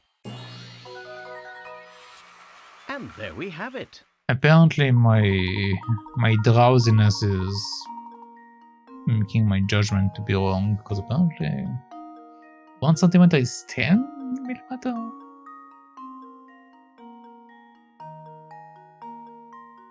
I was right about the answer, but I was apparently wrong about the measurements. That's weird. I remember that 1 centimeter is 100. Why do I think it's 100? Why do I think it's 100? Oh, I think I understand why I'm doing it wrong. I was thinking about millimeters the same way that I think about grams and kilograms. So, and also like I was thinking about pennies. Okay, so the way that I don't know if it's also like in other countries like that, but the way that our pennies work is that every 100 is 1. So I apply that logic on this thing. And gram and kilograms is 1000 grams is 1 kilogram. So the logic in centimeters is that 1 centimeter is 10 millimeter. But in order to get to 1 meter, that needs to be 100 centimeters. The logic in measurement jumps by tens every single time. Okay. Man, it's been a while since I actually measured anything in centimeters and millimeters. Come to think of it, I don't measure anything in millimeters. I only use the centimeters. So I guess that's part of the reason why my confusion exists in the first place, is that I literally don't measure anything in millimeters. That's right, the distance between the creases is 1 centimeter or 10 millimeter. If you're having trouble visualizing this, imagine that the matchbook shown above has a height of 1 centimeter. Now imagine that one of the matchbook's sides was removed. It looks like your strip of paper after being folded twice. The excess length of your fold is represented by the remaining sides.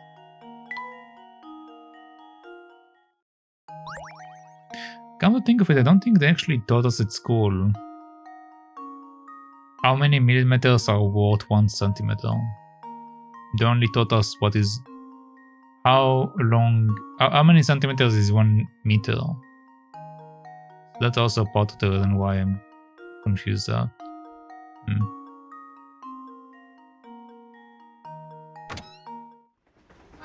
And also, it's been a long time since I was at school. It's been a very, very long time.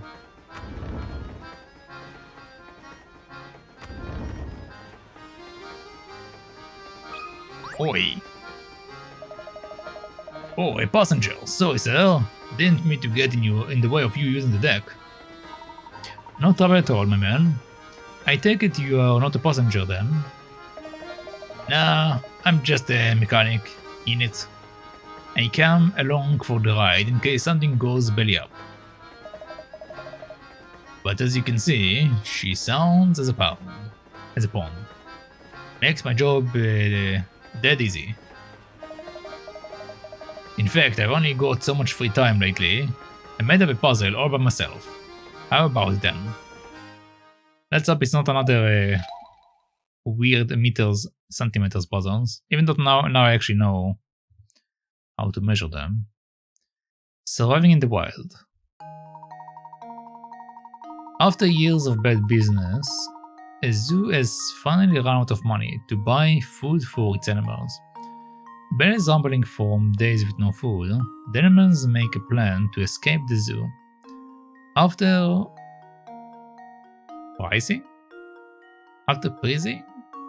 piecing open the rusty bars on their cage, All the animals attempt to find their way through the maze, like pets of the zoo to the exit. Touch the picture of each animal you think made safely out of the zoo, and then touch submit to answer. Just remember, animal shows their true colors in the wild. Okay. So let's see. The exit's up there.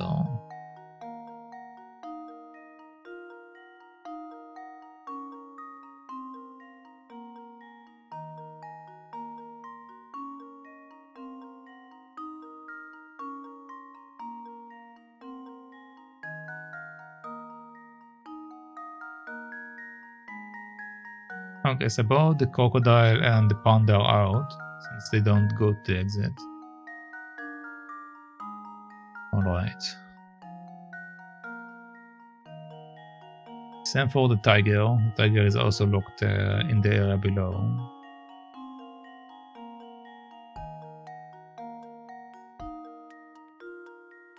The lion and the rabbit meet together.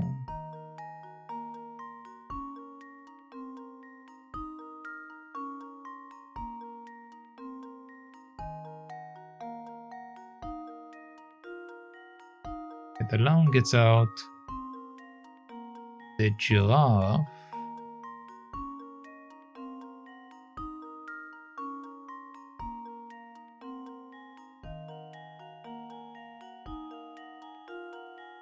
giraffe is locked in. Okay. So according to this, both the lion and the rabbit should have gotten out. But they also give us that information at the area below that says, just remember, animals shows the true colors in the wild. Which means that the lion probably ate the rabbit. So the answer should only be the lion. And now to test my theory. Ha! Wonderful.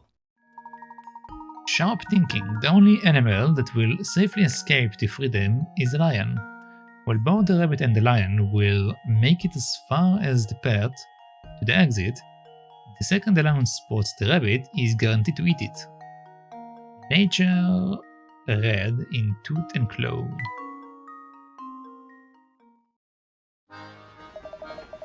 Blimey, you didn't have polish that one off quickly. It's back to the drawing board for me.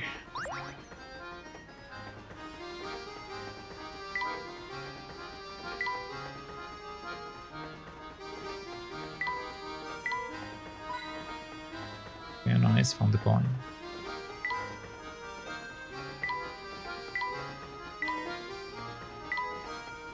Alright. No reason to go to gun anymore.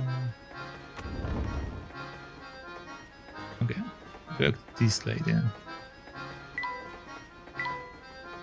Babette doesn't seem like the type to travel light.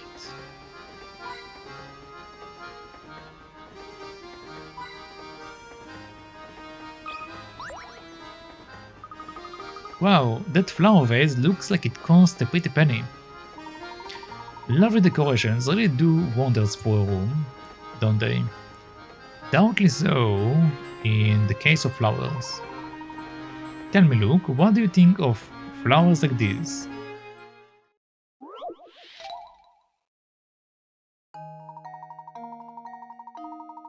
Now, for something on the flowery side. All of the three pictures labeled A, B and C, one is actually the same as the picture on the far left. However, the image on the far left has its contents flipped left to right, and its color inverted and changed to black and white. Of A, B and C, which picture is the same as the black and white picture on the far left?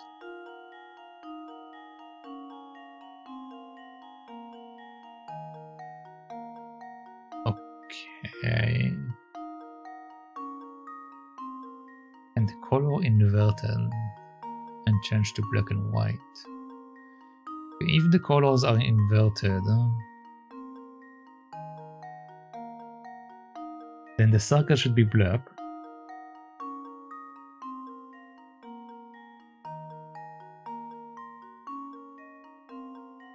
Yeah, the flower circle should be black, which means it's not C.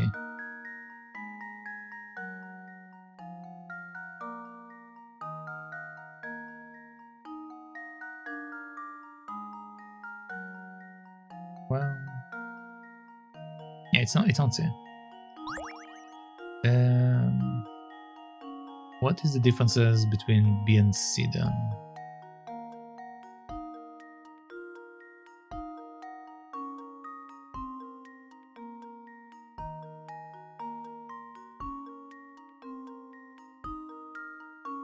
Oh, there are differences between B and C.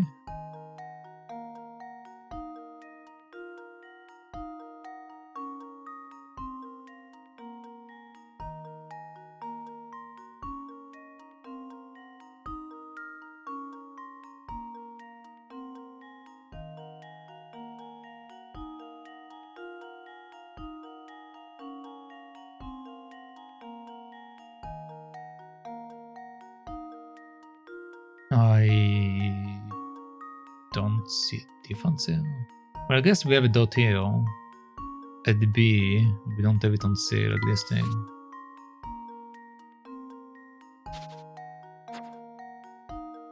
So we do have that.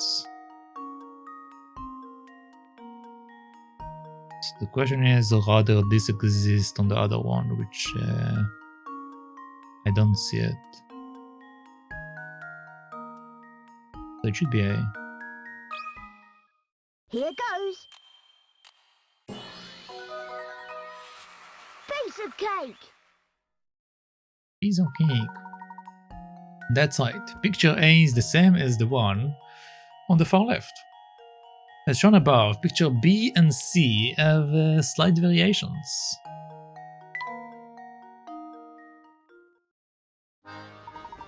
Nice job, but not all puzzles are such a breeze. Anyway, let's keep moving for now. Is this really a dress or a tent? No expenses has been spared with the tableware either. Snork. Sweet baby boy. How can she sleep at a time like this?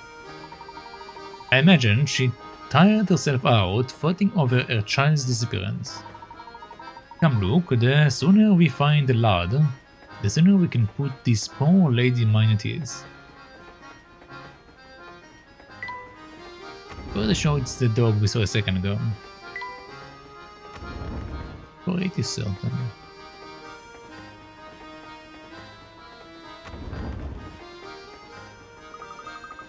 What is this? Something has fallen behind here.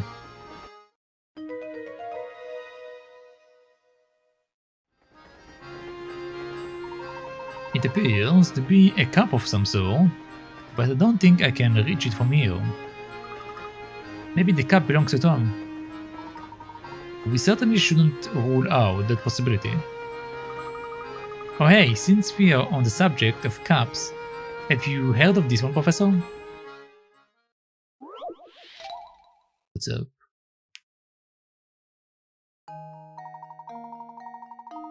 A teacher had everyone in her class close their eyes. While none of the students were looking, she slipped cups into their heads and said, "Okay, everyone, open your eyes and look at your friend's cup. Whoever sees 4 or more people wearing red cups gets a red balloon, and whoever doesn't gets a blue balloon." In a class of 10 children, only some got a red balloon, but how many?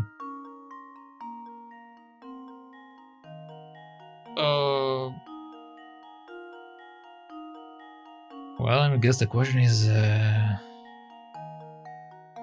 how many red cups are there?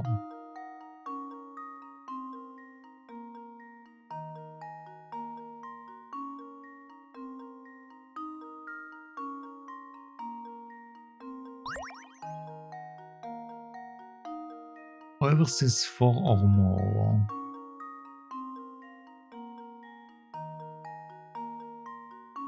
Only some got balloons, but how many? Okay, so we know that we are supposed to see 4 or more. So we can say that one kid got a non-red hat. It don't really tell us the color, so a non-red hat. Have a blue balloon, which means that 9 other kids did get it, because they see other kids that have red hats, like we see at least 8. We have one guy with blue balloon.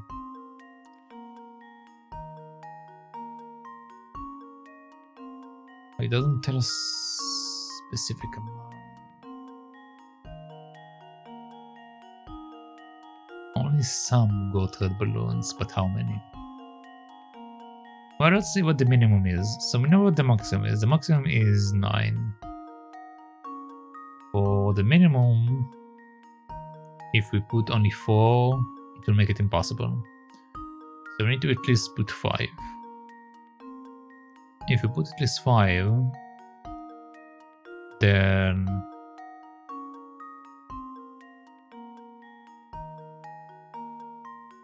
we will have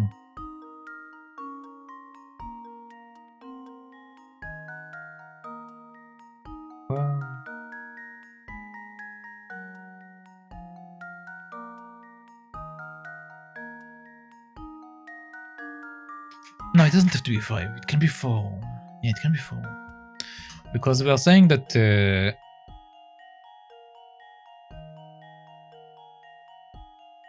some see it, right? If only some see it,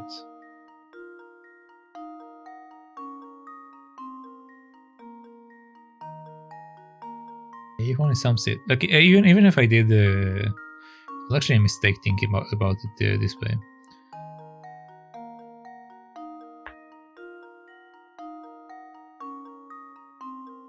Yeah, okay, so basically what they're saying is that all the kids with red hats will get blue balloons, essentially. So if I have exactly 4, then they would only be able to see, the ones with the red hat will only be able to see guys with red hats, but if we make it 5, they will be able to also see 4. So what they're telling us basically is that there have to be only 4 kids with red hats. Okay, so in a class of 10 children, only some got red balloons, but how many? Okay, so if we go by the logic that 4 kids have red hats, and none of them have the red hats, then it means that 6 kids have the balloons.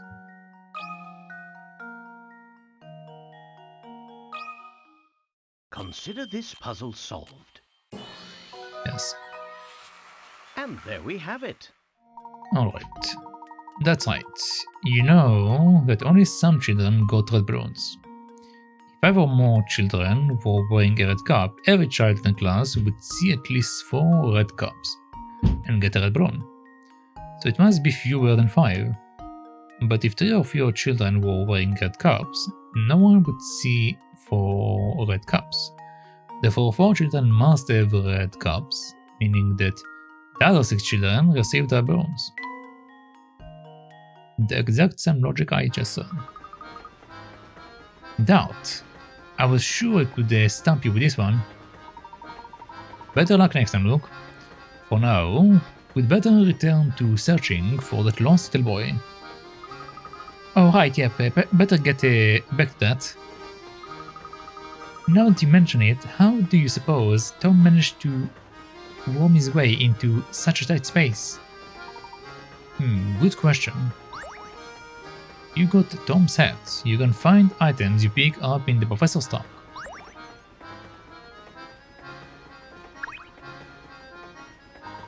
The boss is a bit dictator.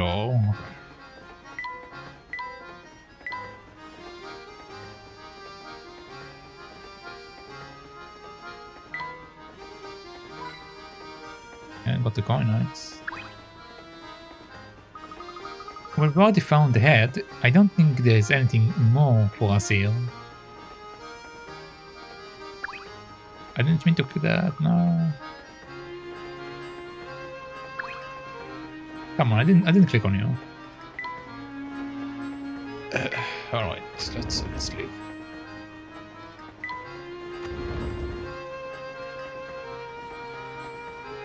Okay, we have Chumley over here. Mr. Chumley? Excuse me, madame. Have you seen a small boy wandering around here? He would be missing a shoe. No, can't say that I have. There's no way I would forget seeing a boy with only one shoe. I see, well, thank you very much. Oh, but while we are on the topic of shoes, maybe you could help me with a little predicament of my own. As long as it's not another weird math shoe question. Or a trick shoe question. Here's a maze that is made up of shoes. Your task is to travel from the start point to the goal. You may only travel horizontally or vertically, one space at a time. And you must alternate between left and right shoes every step.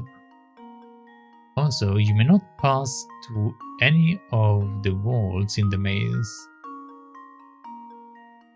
I see.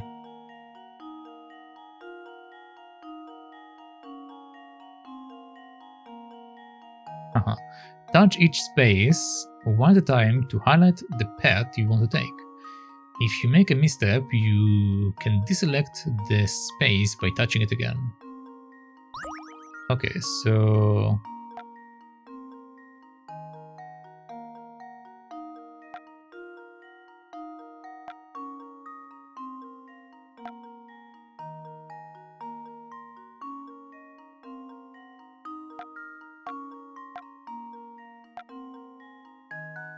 Alright.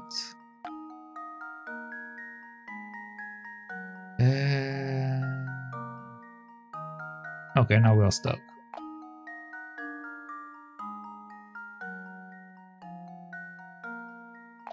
Yeah, we'll be stuck in this way no matter what I do.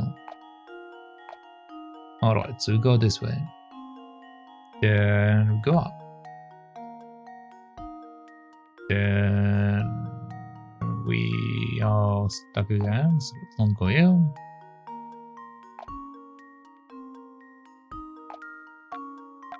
Yeah, so we go this way. Then this way. Yeah, we have two options. So let's take the more obvious one first of all. Okay. Okay. So this is a dead end, so we're not taking this one.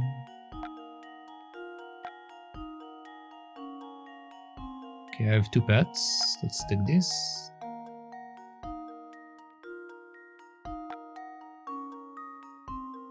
And this doesn't take me anywhere.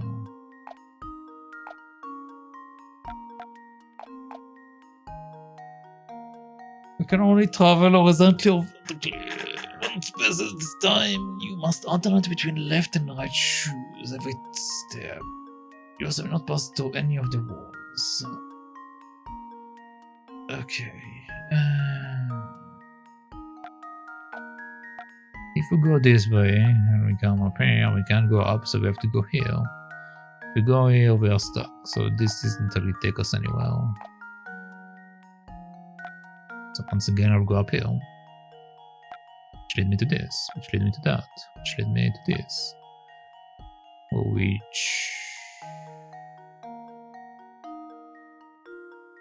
led me to this and that. And this and that. and this, and that, and this, and that, and this and that. Okay, a bit of a long way, but that should be correct. Consider this puzzle solved. A true gentleman leaves no puzzle unsolved. Good job, that was some fancy footwork.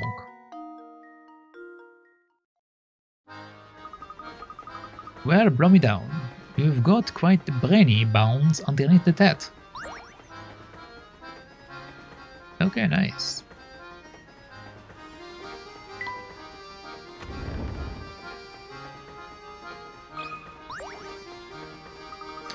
And now, Professor, the sugar is covered with ants. Oh dear, I will have to remember to get sugar for my tea. Oh dear, I will have to remember to get sugar for my tea as well. Curious though, isn't it? How did they get here? Speaking of ants, try this one for size, Luke. Number 17. The Ant's Journey. Busy ants work tirelessly, carrying food back to their nest. One such ant was standing with food when she bumped into an acquaintance in front of the nest. What are you playing at? Didn't you notice that you took the longest path possible back to the nest? Think about where you are going next time. Knowing that the ant never traveled on the same path twice, knowing that the ants basically, knowing that the ant never traveled on the same path twice, can you trace the route the returning ant walked to get to a nest? So we're supposed to take the longest path possible.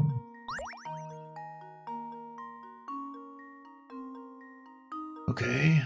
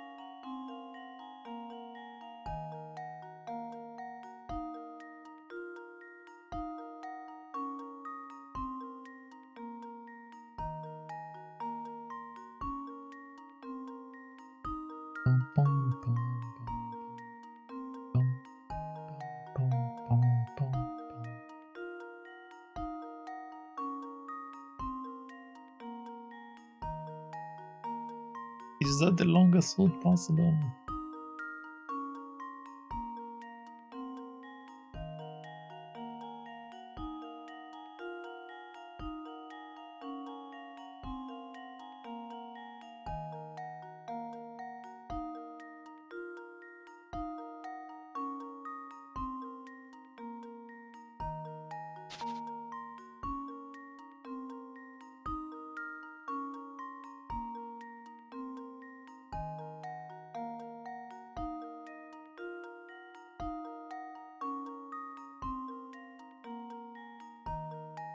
I feel like this is shorter.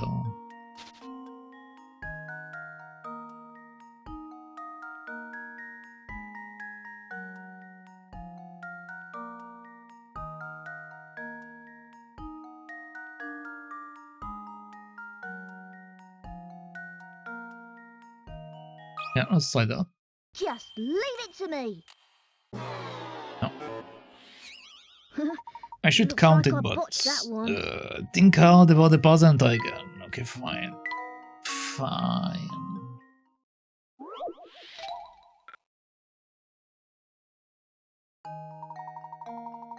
Don't tell that I'm tired. I didn't sleep a lot. So let's see, how can we make this bet longer?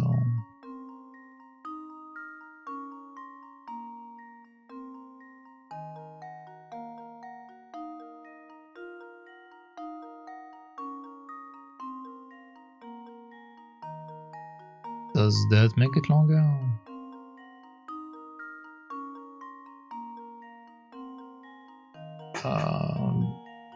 1, 2, 3, 4, 5, 6, 7, 8, 9, 10, 11, 12, 13, 14, 15, 16, 17, 18, 19, 20. This is 20. 1, 2, 3, 4, 5,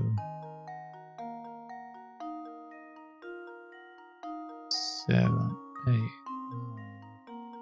9, 10, 11, 12, 13, 14, 15, 16, 17, 18, 19, 20.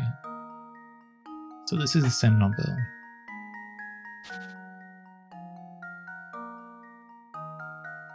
One, 2, 3, 4, 6, 7, 8, 9, 10, 11, 12, 13, 14, 15, 17, 18, 19, 20. Nothing changed.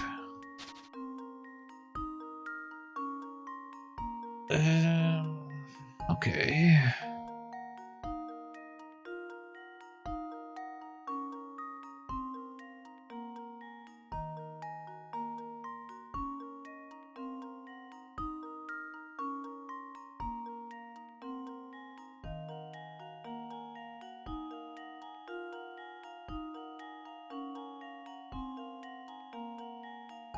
One, 2, 3, 4, 5, 6, 7, 8, 9, 10, 11, 12, 13, 14, 15, 16, 17, 18.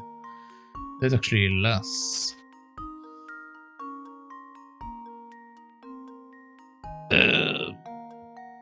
Okay.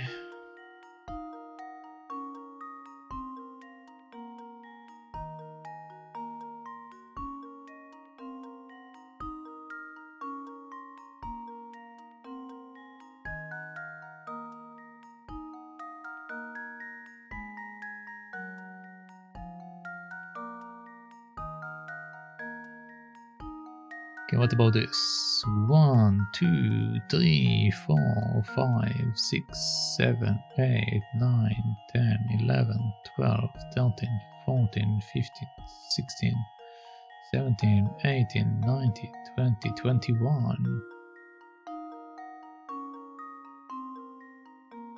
Okay, that's one more.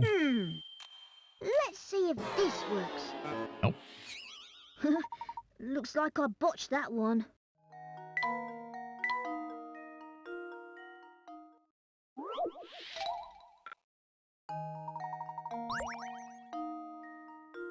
Okay, so we need to increase Steven.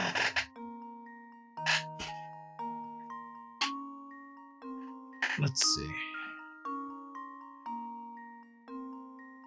1, 2, 3, 4, 5, 6, 7, 8.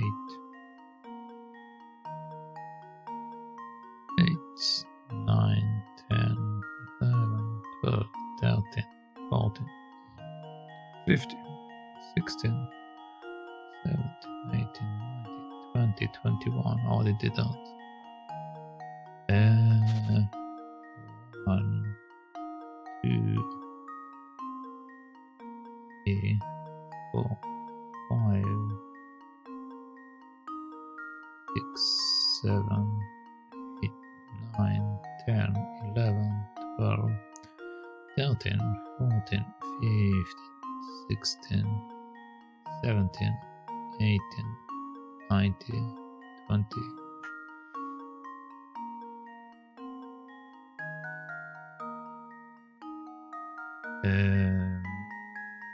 Does that change anything? Not really.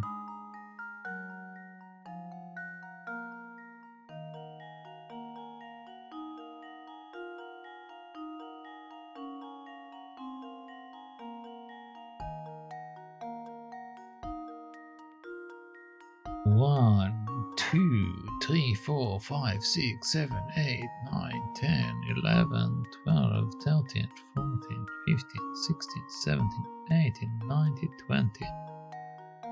Nothing changes either.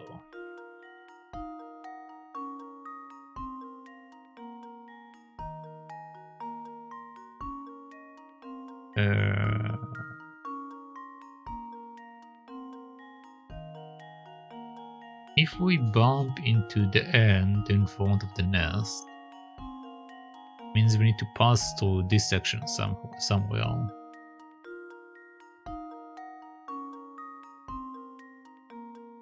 Somewhere along the line.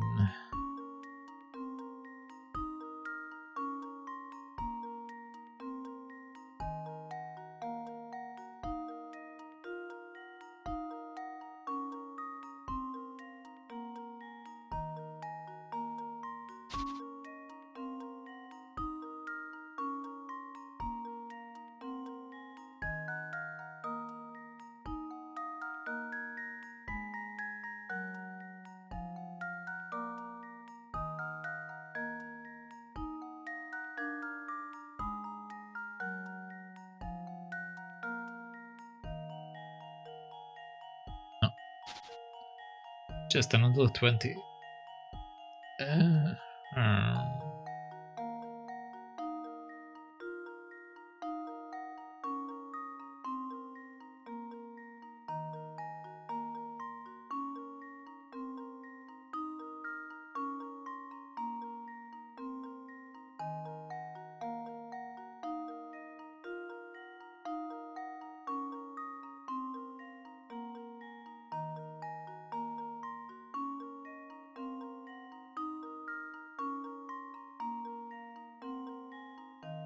Okay, what about this? 1, 2, 3, 4, 5, 6, 7, 8, 9, 10, 11, 12, 13, 14, 15, 16, 17, 18, 19, 20, 21, 22, 23, 24. Okay, that should be it. Let's see if this works. Alright. Piece of cake! Piece of cake. That's right, perhaps all the heavy lifting kept this little ant from thinking about her pet home. If only she had thought about where she was going, she could have saved her a lot of walking.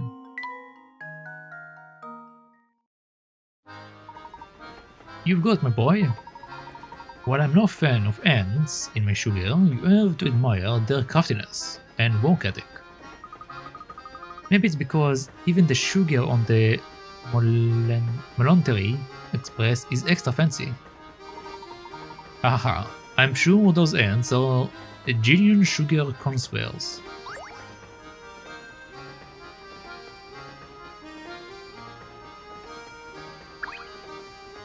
We already saw that. Okay. Next, please. Oh man, I'm dog food. What is the matter, mister? What? Oh, hey. Okay, so I snuck into my uncle's room and borrowed this camera, right? Thing is, then I dropped it. I've been here trying to find all the pieces for like an hour, but I've only found one. That's quite the predicament. Yeah, and if word gets about this Rex camera, I'm going to catch major flack from the bossman. Brand flash income. Brand flash incoming. Dig this, I'm going to give you this bastard hunk of junk. You do with it what you want. Just get rid of the thing, will you? Okay, catch you on the flip side. What? Hey, come back here. The camera minigame has been added to the trunk. Nice. You got a squarish part. Use it to rebuild the camera in the professor's trunk. The camera option has been added to the trunk. Reassemble the broken parts of the camera there. To access it, touch the trunk icon. Then touch the camera icon.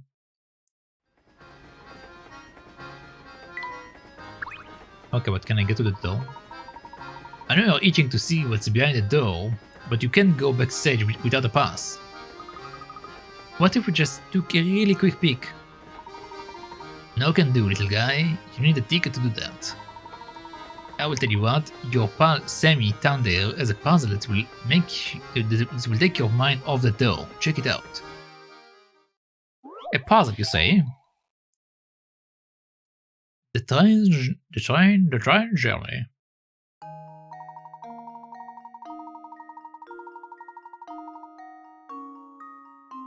A number of people are on a train. At the first station the train pulls into, 6 of the people on board get off. At the next station, 5 of the remaining passengers get off. This pattern continues so that at the next station, 1/4 gets off. Then third, then half. Then at the final station, all remaining passengers get off the train. Assuming no one got on the train during the journey, what is the lowest number of people who could have been on the train when it set out? Okay. So...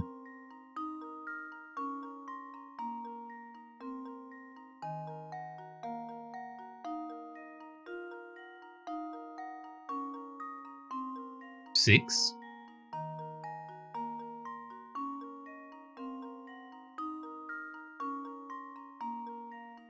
If we have 6 people, 1/6 go off, then we get to the next part, then 1/5 go off, so 1 out of 5.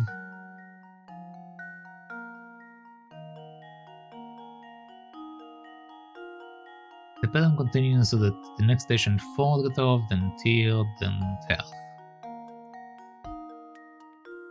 6 seems to be likely, but let's try to work with a different number. So let's say we're working with... No, it had to be 6, I think.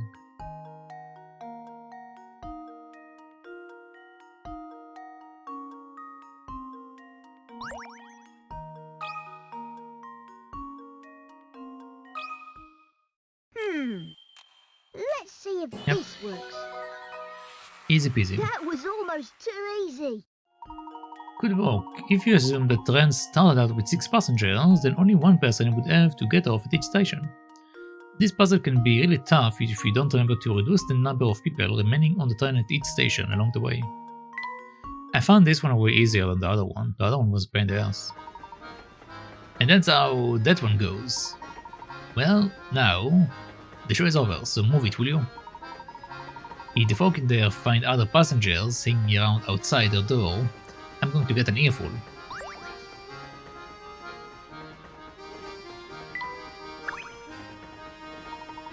You want into the deluxe carriage? I got you, pal. But it's like I said before, no can do. It's booked up. Okay. Oh, you're back. Excuse me, sir. Have you seen a little boy with a missing shoe crawling around? No, I don't believe so. But come to think of it, a couple who were just here were talking about a child. Interesting. Do you have any idea as to where we might find this couple now, my good man? I believe they are staying in the Ford carriage, sir. May I suggest paying them a visit? A wonderful suggestion. Thank you for your assistance. Come along now, Luke. Let's drop in on the couple in the Ford carriage. The professor and Luke decided to search for the couple who may have seen Tom.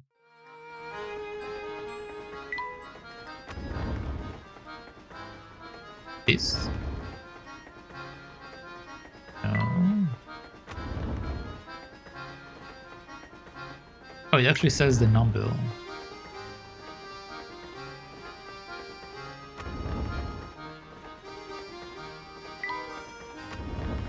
Okay, so the numbers goes up. Which means it should be... Oh,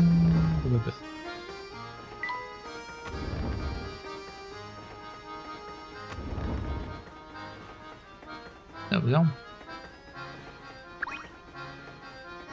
There we go. What there, young fellow? You are in the wrong room. My wife and I are staying here. We are dreadfully sorry to intrude, sir, but we are searching for a lost little one. Did you happen to see or hear anything pertaining to this? Oh, sweetie, I do believe they might be talking about that darling cutie pie that just passed by, remember? Ah, oh yes. He was cute, he was a cute one, he was. Small and very clever looking, I would say. So, you did see Tom then? He's been missing for a while now. Eh? I didn't know whether he was a girl or a boy, truth be told. Tom is a right nice name though. Oh, pish posh dear.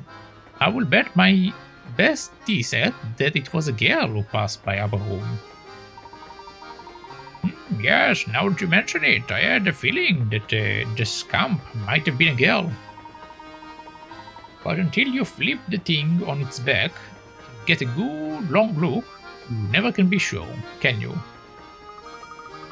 I am all confounded. I don't have the faintest idea of who we are talking about anymore. What? I had to say it, but it looks like this hotly just turned cold, Professor. On the contrary, look, we may have just stumbled onto some extremely valuable information. What do you mean, Professor? You will see. First, let's return to the scene of Tom's disappearance. Professor and Luke decides to return to the site of Tom's disappearance. Because Tom is clearly a dog. Ah, Inspector. Tell me, are you any closer to uncovering the whereabouts of that missing child? So you two are still flipping furniture trying to find that Tyke, are you? Do you mean to say that the child has been found? No, not at all. What I'm saying is that the child is no longer on this train. I've asked everyone on board, but no one gave me an answer that suggested they've seen the lad. This led me to the conclusion that the poor child either got off the train or fell off it. Fell off? Yes, it's entirely plausible, given the way children love to run amok. When you combine that with their oversized heads, you've got yourself a recipe for a disaster. I will contact the railway police at the next station, so feel free to give up on your search. Just a moment, Inspector. The windows on this train are very high and every exit is manned. Given the situation, don't you think it's unlikely a child could have made it off the train unnoticed? Alright, I will humor you. So tell me, Mr. Layton, where do you think this elusive ankle-biter got off to? That I can't say, but something tells me that we may have been barking. No. But something tells me that we may have been barking up the wrong tree. Oh, there's just no reasoning with you. Fine. Keep playing detective, nothing will come out of it, I tell you. Alright.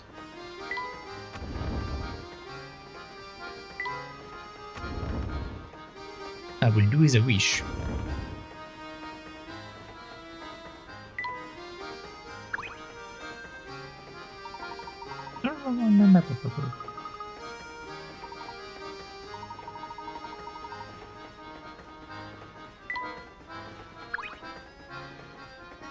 I really hate that we can like keep looking at the same stuff we already saw earlier. It's really annoying.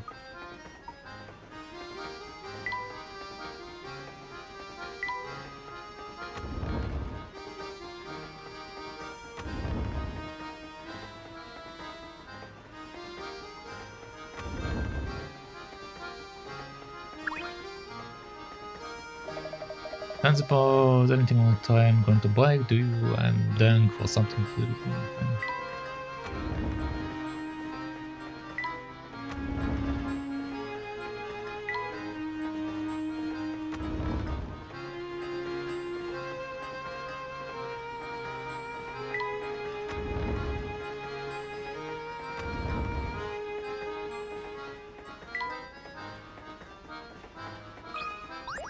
Oh. I'm sorry, I couldn't be of more help to you. It was nice talking with you, though. Let me give you a puzzle for the road. Why, thank you. I do like a good puzzle on the road. Pass it on. 8 people are playing a communication game. In this game, one player has to get their message across to 7 other people. It takes 1 minute to pass along the message, and each time the message is spoken, it can only have 1 recipient. Using these rules, what is the shortest amount of time required for the message to pass to all 7 other players? Huh? One player has to get the message across to 7 other people. It takes 1 minute to pass along the message. And each time the message is spoken, it can only have 1 recipient. Well, if we have 1 recipient, then this recipient can also transfer the message, right? So this will be 1 minute.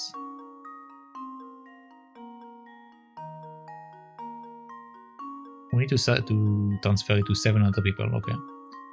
So this was 1. Then she transfers it to this person, and this person transfers it to this person. So together that will be 2 minutes. Then next up we have these guys. So you will transfer to you, we will transfer to you, you will transfer to this, and she will transfer to this. So that in total will be 3 minutes. Right?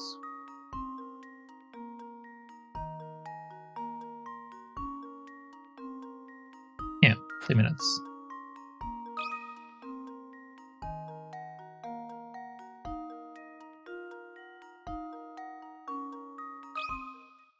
And now to test my theory. A true gentleman leaves no puzzle unsolved.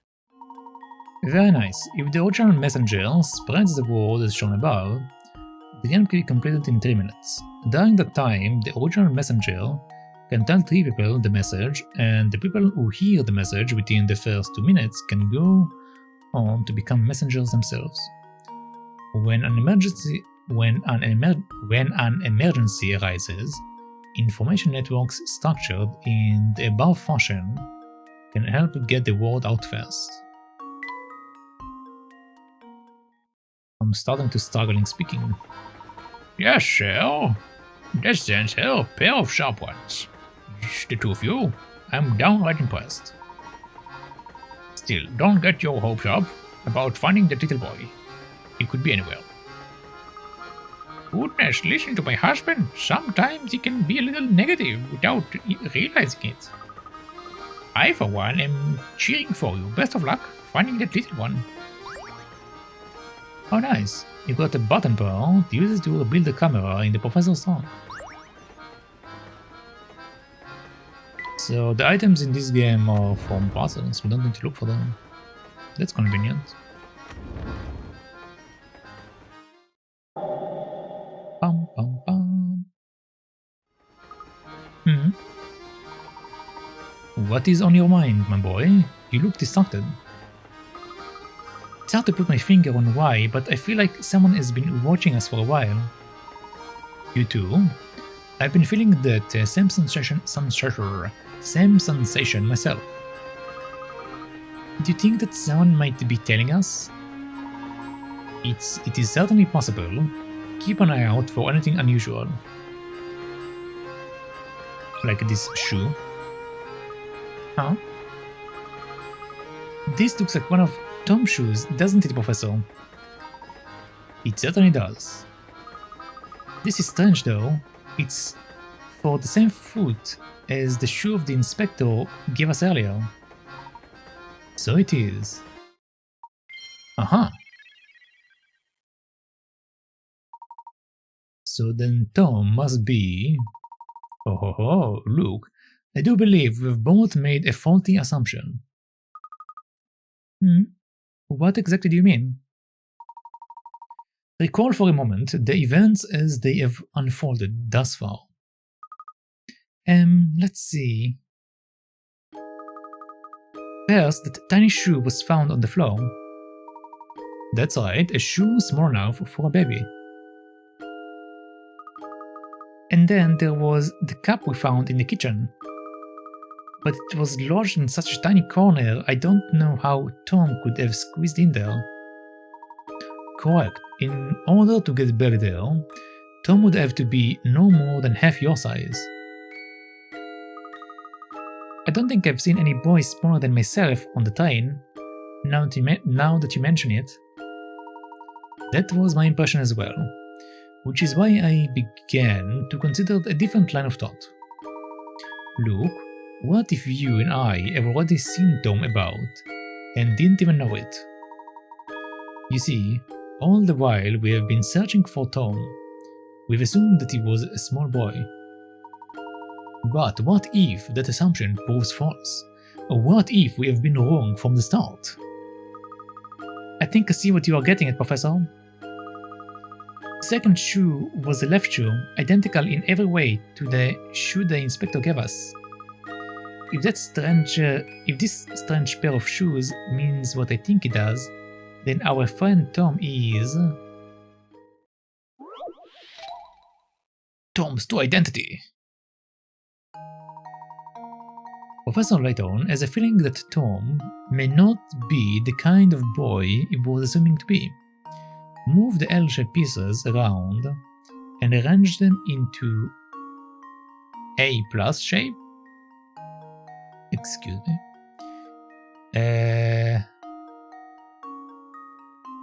The L-shaped. Why is it considered to be an L-shaped? And why do you want me to put it into A+ shape?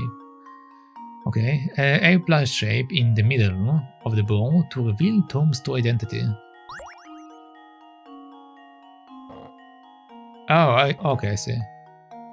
I see.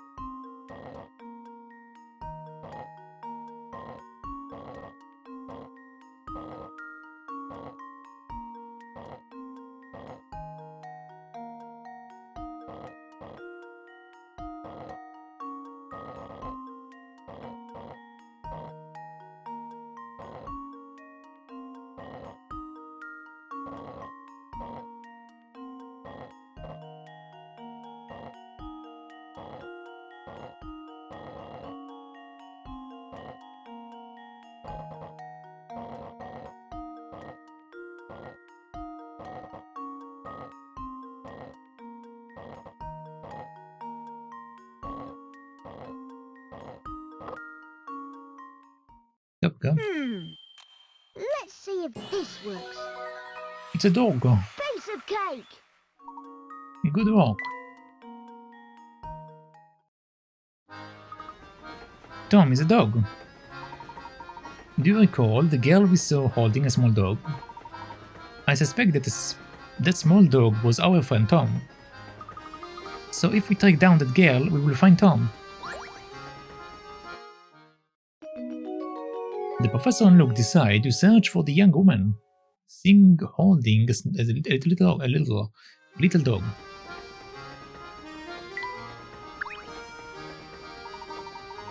No, I don't want to. Go away.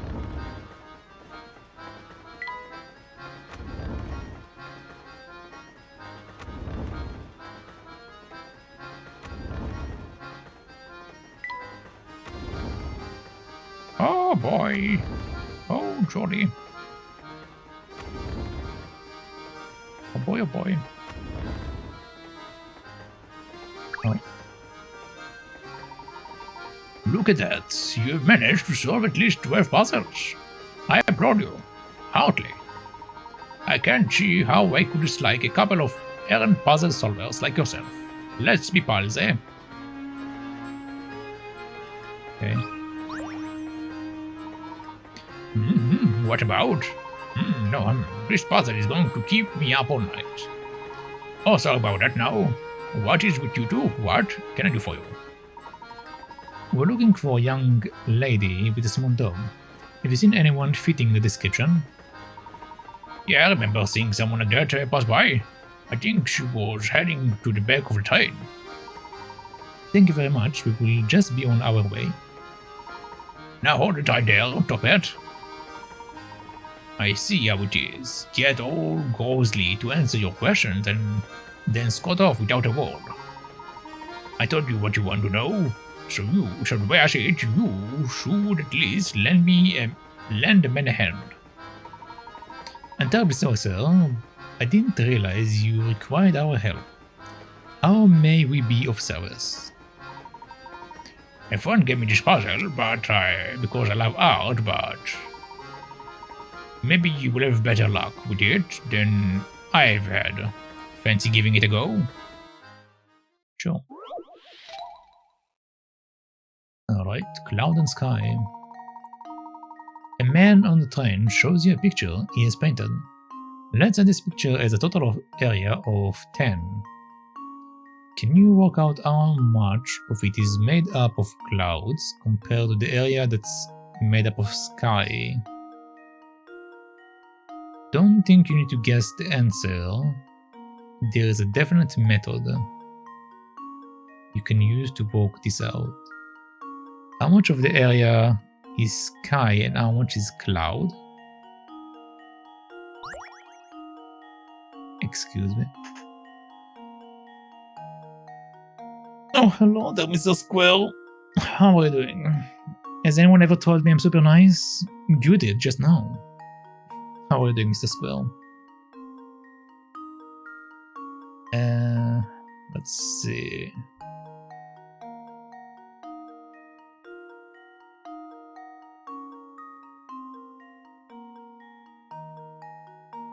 Let's say this picture is a total of area of 10. Can you work out how much of it is made up of clouds compared to the area that's made up of sky? Don't think you need to guess the answer. There is a definite method you can use to work it out. There's a definite method to work it out.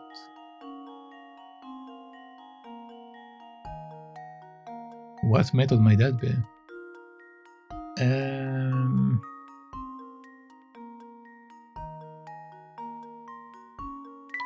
Oh, we have lines over there.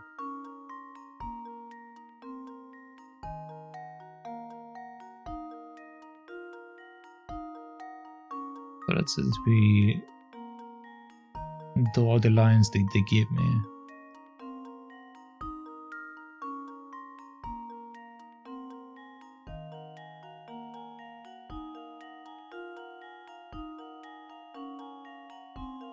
Okay, so this way we split it to 10 portions, a bit squiggly.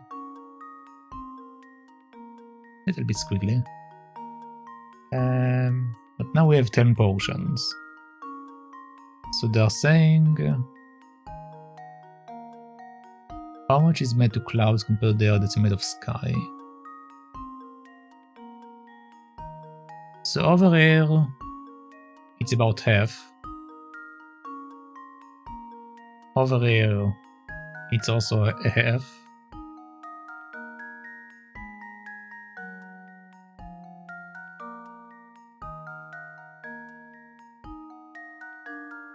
This is completely blue. This is completely blue.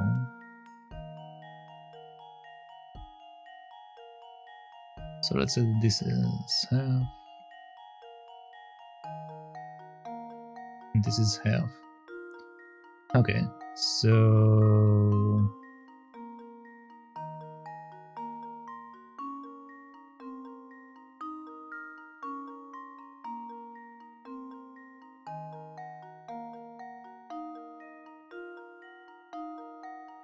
some of these shapes looks like they can fit into other places. Like for example, this one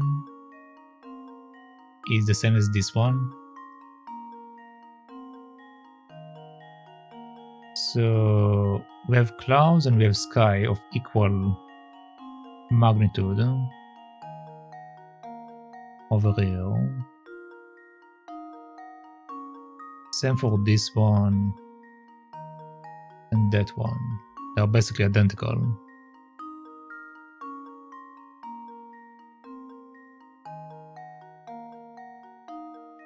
And then we have the last part, which is this and that, which are also identical. So how much of the area is sky and how much of the area is cloud is the question.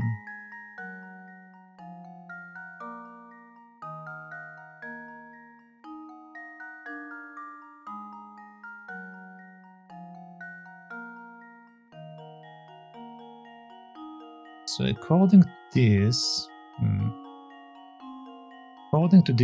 if we convert the portions based on the things that they fill it up,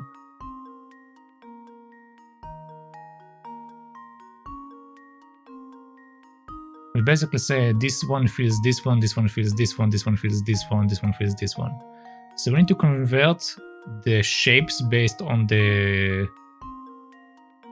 how much we have them in each other, basically. So let's count it. So we have first of all 2 blues at both corners. Okay, now we have 1 blue, 1 white. So +1.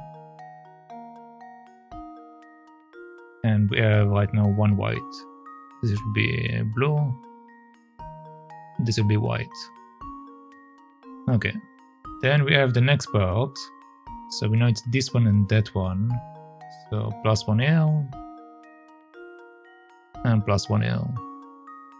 And it basically keeps going like that until we get to 10. So that will be plus another one,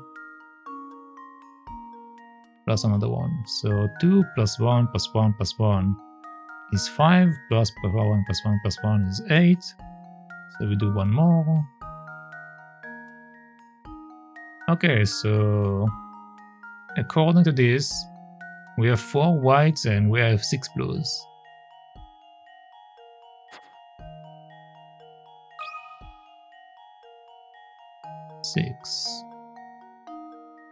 Oh. This should do the trick. Well, I suppose Too bad. that's Take another one look. possibility eliminated. Take another look. Careful look at the puzzle. Do I need to minimize it?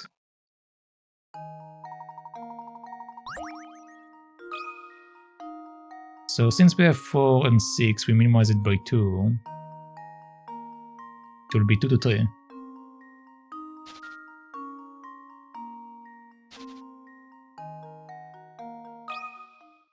And now to test my theory. Well, I suppose you can't win them all. Why am I wrong?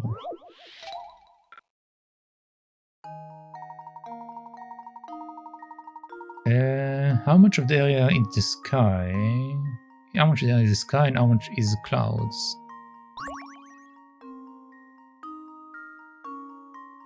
It's 4 to 6, I'm not wrong.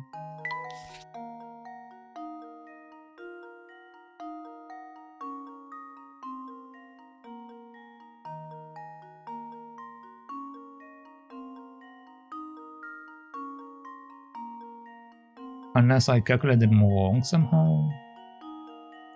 Let's only calculate the blue ones, okay? So this is 1, this is 1. We shove this one over there, so let's count this one as 1. This one will be the other one. So then we have the 3. This will be an X. Let's take this one. This will be an X. This one. This will be an X. It's 4 to 6.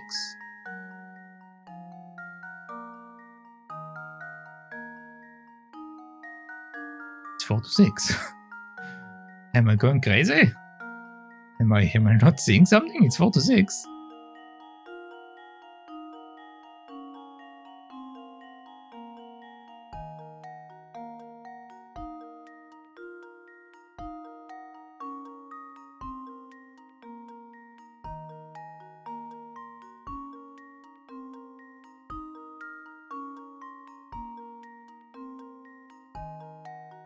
Unless, well, okay. Technically speaking,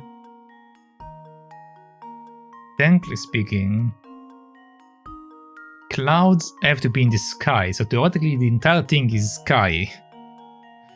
But I don't think they want me to put it 4 to 10. Which means either I'm missing something or this is a trick question. Okay. Either I'm missing something or it's a trick question. We have one here, we have one there.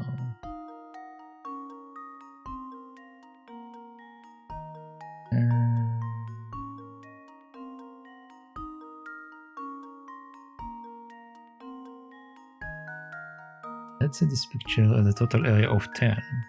Can you work out how much of it is made up of clouds compared to the area that's made up of sky? Don't think you need to guess the answer, there is a definite method you can use to work this out.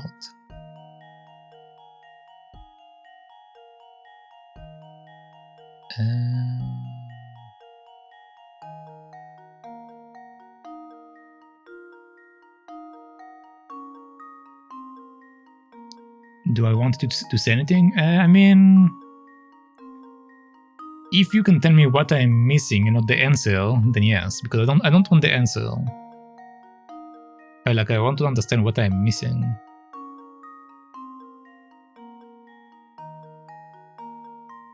Because as far as I can see it, we have 6 areas that are sky and 4 areas that are cloud. So unless I put the numbers wrong, like in the wrong places, that should be correct. I didn't put the numbers in the wrong places, right? Yes, sky cloud. Oh, I did put I did put the numbers in the wrong places.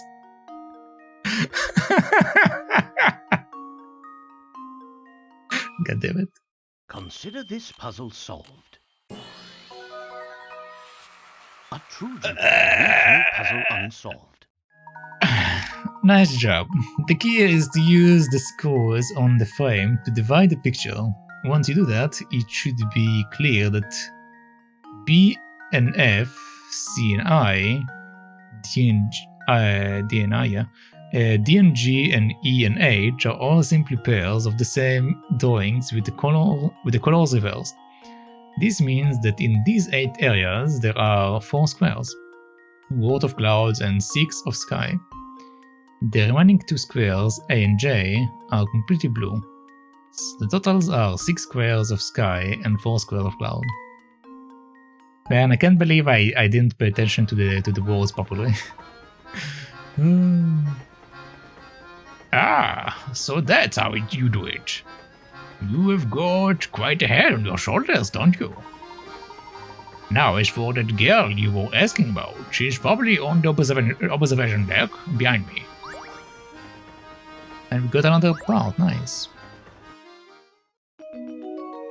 The professor and Luke decide to talk to the girl on the observation deck.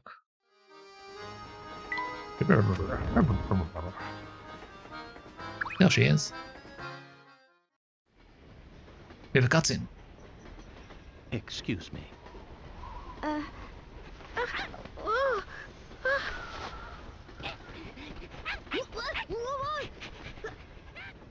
it's you! Yes, I had the sneaking suspicion that it was you who was tailing us. Flora! What are you doing here? I'm sorry. It's just... Well, you see, I just didn't want to be all alone again. Professor? What lies ahead could be dangerous. Huh? That's why you'll have to be extra careful. All right? Yep.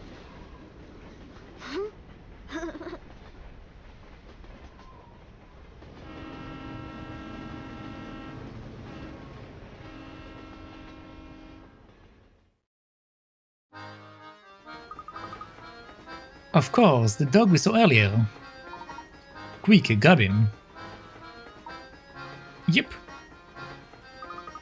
To think we were chasing after a dog all along. Oh, right you are, Luke. Now, let's get him back to his owner.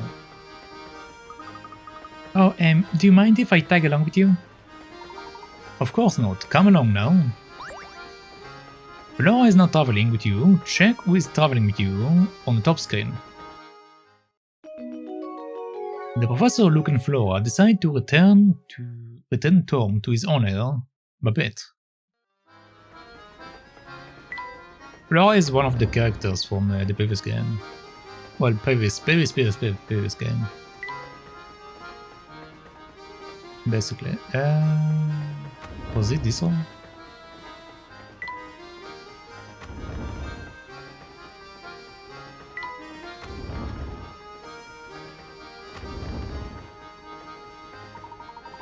Oh, it's a miracle. You are alright, my sweet Tommy Womby. I've missed you so, my baby, my boy. Yep. This is Tom. We were under the impression that we were searching for a boy, not a mutt with a fancy haircut. How dare you compare my darling Tommykins to some common street mongrel? Lost dogs are no matter for Scotland Yard. Next time he goes missing, find him yourself. Blimey, some folks haven't an ounce of sense. Come on, Barton, we've got real cases to solve. Yes sir, Inspector. Don't you walk away from me. I want to have a word with you about your atrocious manners. Well, enough of that. Welcome back, sweetie. Where did my little Tommykins run off to today? He's such a darling that I feared someone might have kidnapped him and held him for ransom. Maybe we should keep Flora's involvement in Tom's disappearance to ourselves. Good idea, my boy. Yep. I do believe a reward is in order. Here, I know it is quite generous, but I insist. You got a new hamster toy. Use this pet house to help your hamster get in shape. Nice. I hear we will be making a stop in a quaint village by the name of Dropstone. How much longer until we get there, Professor? I'm not entirely sure. Why don't we rest until we get there? That should make the time pass faster. And there we go. Mystery. Tom's disappearance. It turns out that Tom isn't a child, as was originally thought, but rather Babette's pet dog. It will seem that Babette's affection for Tom is so deep that she considers him to be much more than just a pet. The professor, Luke, and Flora decide to return to their quarters to rest. Goodbye. Say, Flora, where have you been hiding all this time? Well, until I found the tickle dog, I'd just been relaxing in my room. Really? You've got your own room? Sure I do. It's the middle one in the tiered carriage. Wow, do you know that's the room right next to ours, don't you? You were just a wall away from us, and I never so much as suspected you were there. It would seem that my power of observation are rather rusty. Yeek. My word. Why has the train stopped? What's going on? Samuel, you dolt! What did you do this time? Hey, boss man, just chill out. There is a broken train, like just sitting on the track. Until we can move the thing out of our way, we're not going anywhere, man. Then get on your rear. Then get your rear in gear and move it now. I won't have you laziness tarnishing the Molentary brand. But the trains are heavy, man. How am I supposed to move it? I would not hear excuses, especially not from a layabout conductor like you, who barely earns his keep. I don't care how you do it, just get it done. Okay, I will give it a shot. Just turn it down a notch, Uncle. Uncle? I might be your uncle, but I am also president of this railway, and I demand you address me as such. Okay, alright, sure. Whatever you say, Your Majesty. Alright.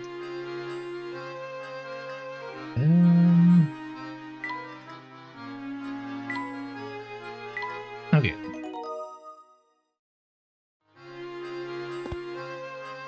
I wanted to finish the chapter, but it seems like the chapter keeps going. But I'm too nice to that indulgent scruffy nephew of mine. All he does is complain. Let's see if the chapter ends there. If it does, cool. If not, we should say. What seems to be the problem here? Oh, sorry, Mr. Passenger. See, there is this gigantic freight train parked on the tracks and it's blocking our way. Clearing the tracks is going to take some time, so sit back with something fizzy and wait. I see. Can I lend you a hand? For real? Ah, yeah. That will be way helpful.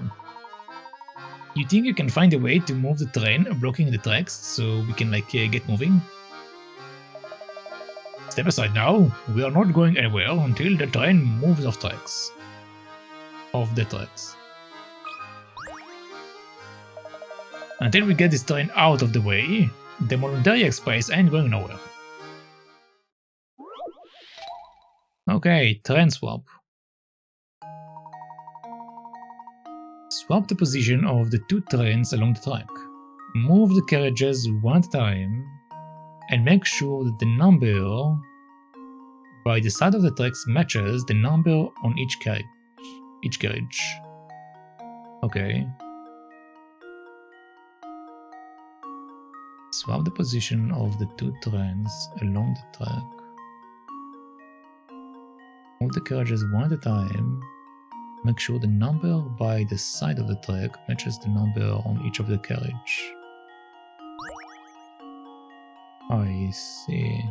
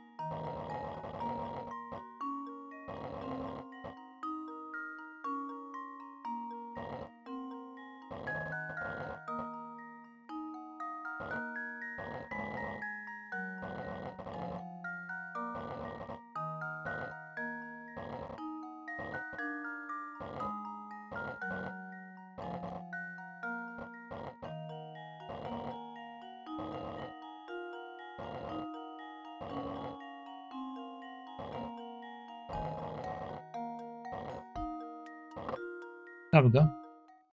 Consider this puzzle solved. A true gentleman leaves no puzzle unsolved. That's right. Now hurry back to the train. It's behind schedule as it is.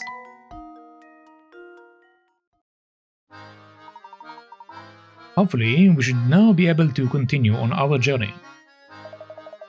Looks like we are good to go. Give me just a second and we'll be up and running again.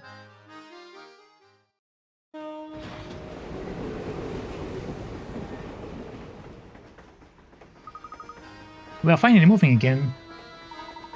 It shouldn't be too much longer before we arrived in Dropstone. I wonder if we will find any useful information there. I hope so. You got a round part, use it to rebuild the camera in the professor's trunk. Okay. And we don't have any puzzles left over. Nice. Okay, and there we go. This is going to be the end of today's streams. Let's save. I don't want it to start the next chapter, so I'm not going to dash it. Yeah, let's pause here. Okay, so that's where we should wrap it up. Alright, so thank you for watching, thank you for hanging out, and thank you for keeping me company. But that shall be it for today. And per usual, if you like what I've seen here, make sure to follow if you're on Twitch. And if you're watching this playthrough anywhere else that I upload into, make sure to follow, subscribe, or follow whatever it's called over there, wherever I upload the file into. So you can catch more of these playthroughs and VODs and all of that. Yeah. But as far as that should be it. So thank you. And bye-bye.